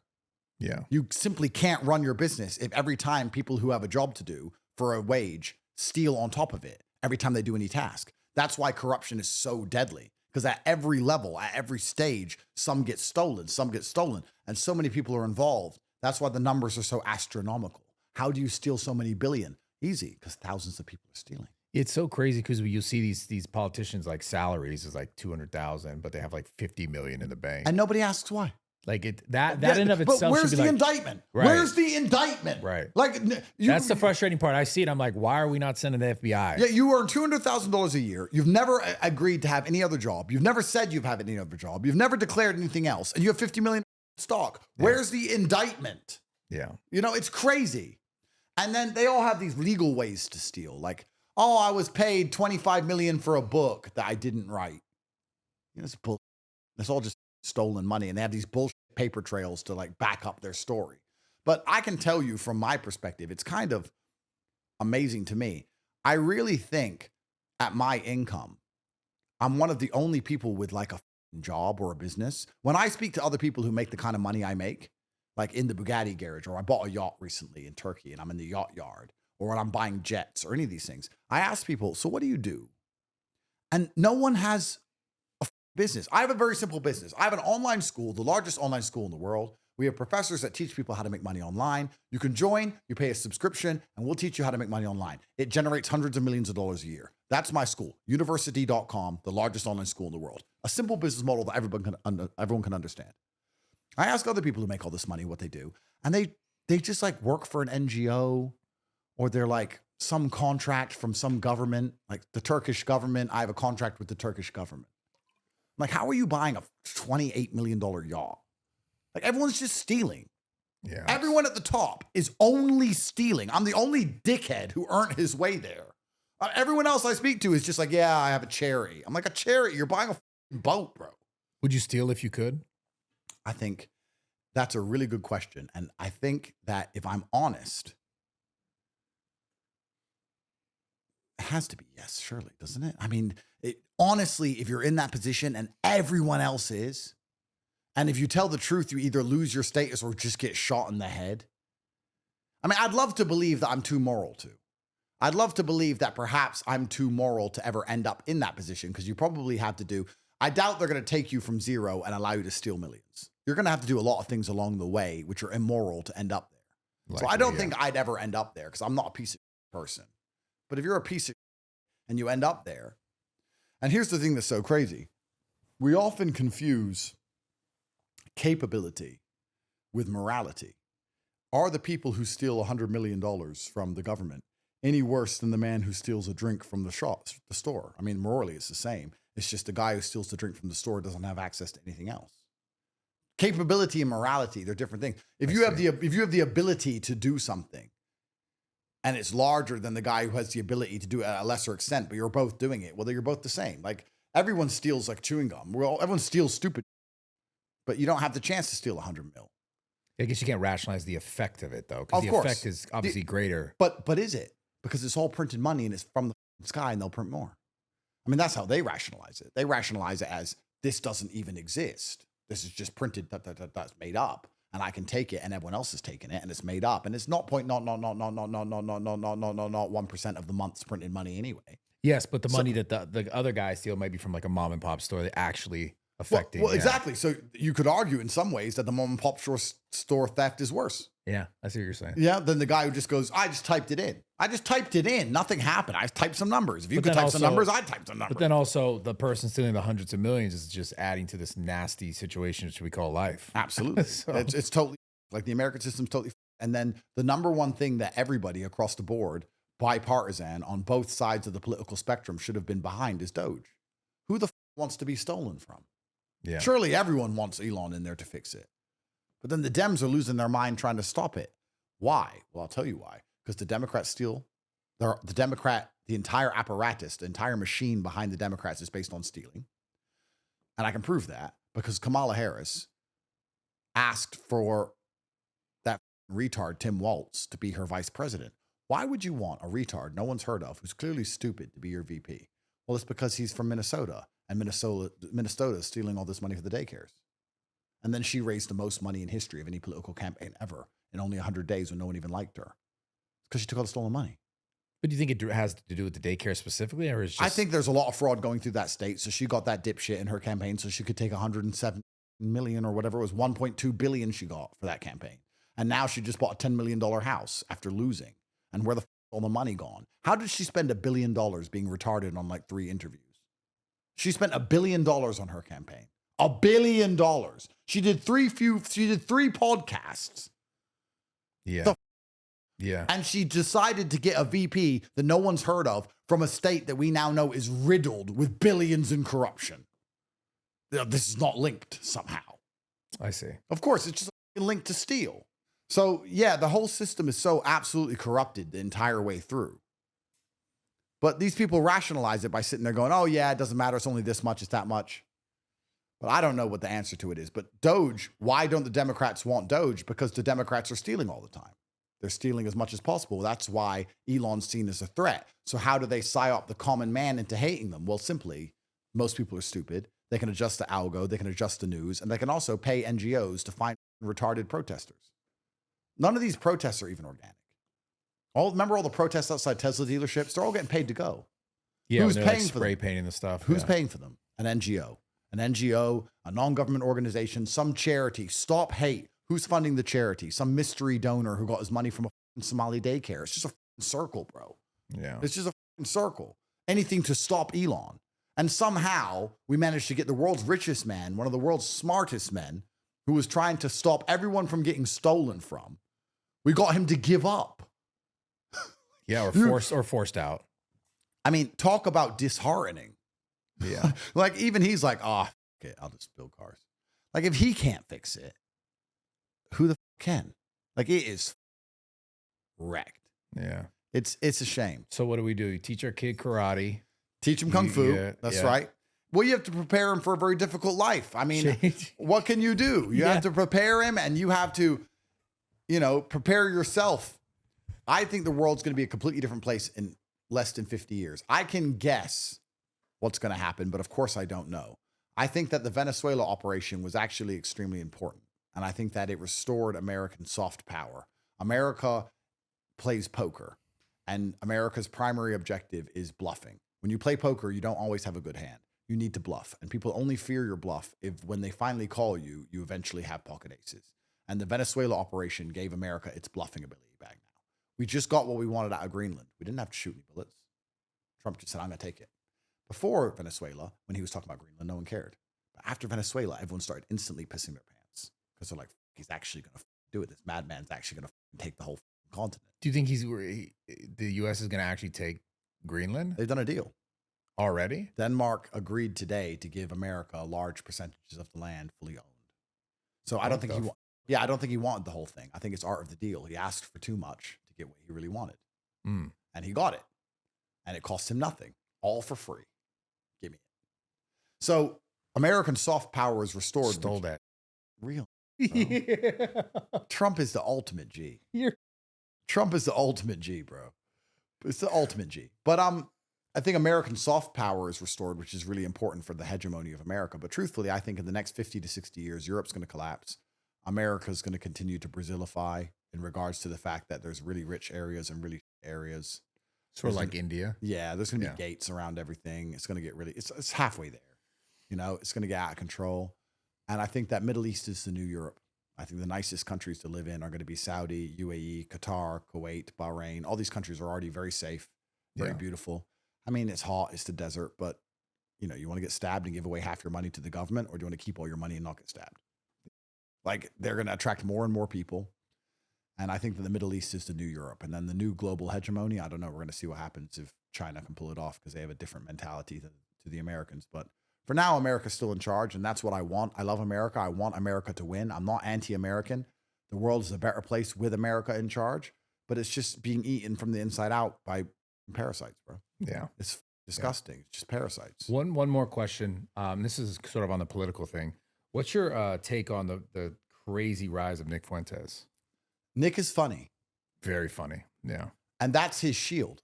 I know this because I've used it to save myself. He can say things that others can't say because he's funny. The reason other people who are sitting up talking anti-Semitic either get ignored or wrecked, and he doesn't, is because he's funny. And humor is an extremely important weapon if you want to say things which are controversial. Yeah. If you can make people laugh while you're saying it, somehow you just get away with it. Saved me. So he does the same thing. He's also very well read. He's very educated. He knows a lot. Whenever anyone asks me about like the details of the Jewish question, I always say, just ask Nick, guys. I'm busy. I haven't read this shit. Ask Nick. He can tell you the senator, the contract. Nick knows. I don't know. Ask Nick. I don't know. But, you know, he's worked for a very long time. They say it only takes, 10 years to build an overnight success.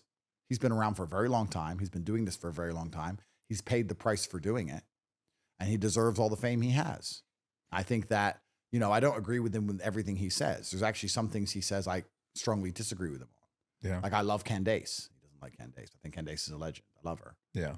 But I'm not emotional. Like, who gives a Like, I like Nick. I like what he says. I like his message. And I don't think it's a coincidence. I think he's worked really hard to end up where he is. And there's a degree of providence in all things. And perhaps my shifting of the Overton window with some less controversial topics allowed his controversial topics to come. He may have taken over from me. I hope in many ways he has. I just hope he doesn't get in trouble for it like I did. I hope that, pass the torch, and I hope he gets away with it, truthfully. Do you think someone like Nick Fuentes could become president?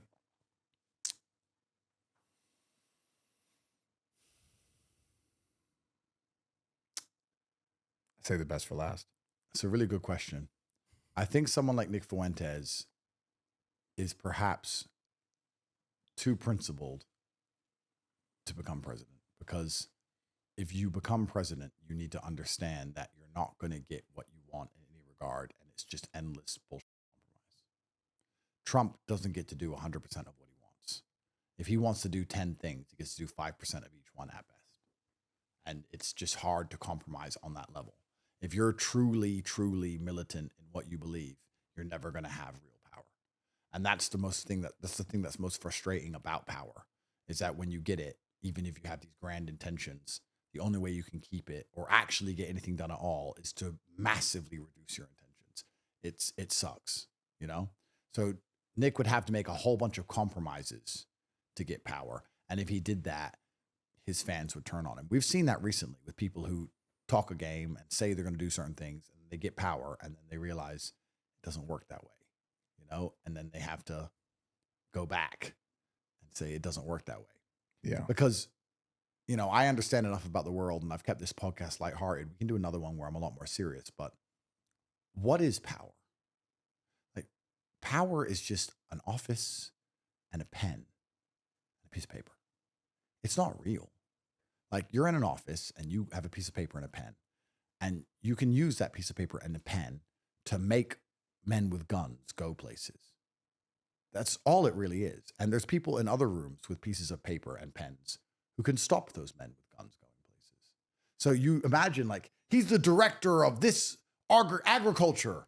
He can't make plants grow. He can't make the sun shine. He's not God. He can't make it rain. He's got a pen and a piece of paper.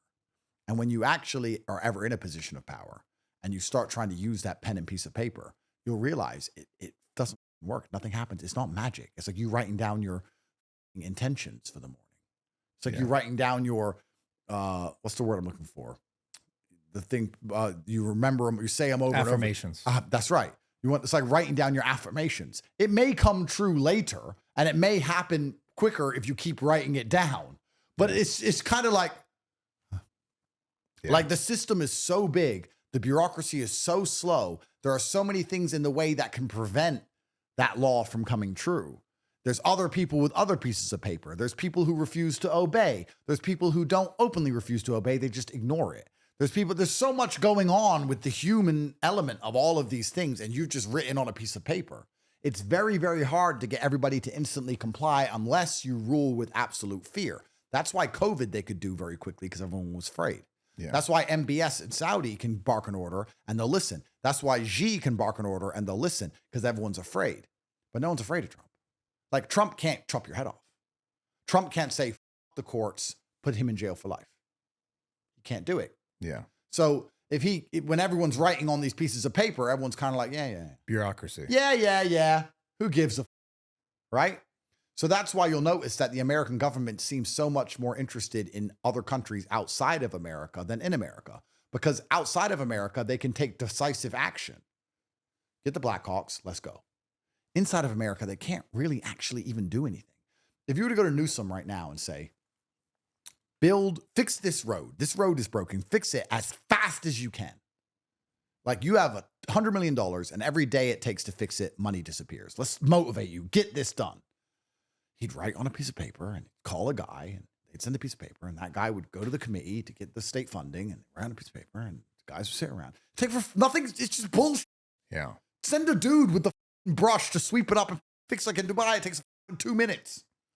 The whole system's so everyone's got to make sure they get their pet. Everyone's getting money along the whole way. Yeah. Everyone's getting corruption the whole way. Everyone who sends a piece of paper wants some money for it. Just like the gym, folding towels. So the thing gets wrecked. So before you know it, it costs $10 billion to fix a little road. So none of these people in power have power. Or to build an invisible train between LA and San Francisco. That costs billions and billions and billions and billions and billions and billions because they had to make sure that the train wasn't going to hurt the frogs. So you had to go to the frog company to check on all the frogs in the entire area. And that cost $2 billion. And the frog owner is the brother of the guy who's in charge. It's bull. So stupid. Yeah, it's right. Yeah. So the people who are in charge of all of these things, what's actually most scary is that they don't have any power. So who actually really has power? And if you were to ask me, the answer to that is twofold. One, it's the transnational capital, which is the first thing. I mean, the fact that BlackRock and Vanguard want to own all the land in Ukraine, and they've managed to convince governments to keep sending all their weapons over there so that the war can continue, so that Russia doesn't win. Because if Russia wins all that land, then Vanguard and BlackRock don't get it. Right. So how have we convinced all these governments to keep throwing their money away in Ukraine? Well, Vanguard and BlackRock clearly have a way to convince people. Clearly. Yeah. So they have all the money, but the other people who have all the control in the world are the people with the guns. It's all just guns, bro. At the top and at the bottom, it's the same. It's the same with the street gang, which is the most powerful street gang, who has the most guns. Yeah. It's the same at the top, who has the most guns. So it's whoever can write the piece of paper that will get the most people with the most guns. And who's willing to elicit the most violence. That's right. Who's the most ruthless. Yeah. And that's why the liberals win, because they're more ruthless. In the end, because they're ideologically aligned with their ideals to the point where they believe people should die if they disagree, they're always going to be more ruthless than a Republican is. Republicans are a lot more logical. Yeah. Logic doesn't win when you're fighting with a savage. And here we are with the best president in history, 1 year in. Have we really destroyed the Democrat raw? No. They're gearing up, bro. Yeah. It's going to come back with a vengeance. And it's going to be bad when they get power again. It's going to be bad. Well, time will tell, dude. It's been a pleasure. I appreciate your time. Thanks, I hope we could do it again. For sure. Every Tuesday, I love you guys. Subscribe to the channel. That was awesome, man. You're the man, Thank bro. you so much. You're the man. Yeah, cool. Good to see you.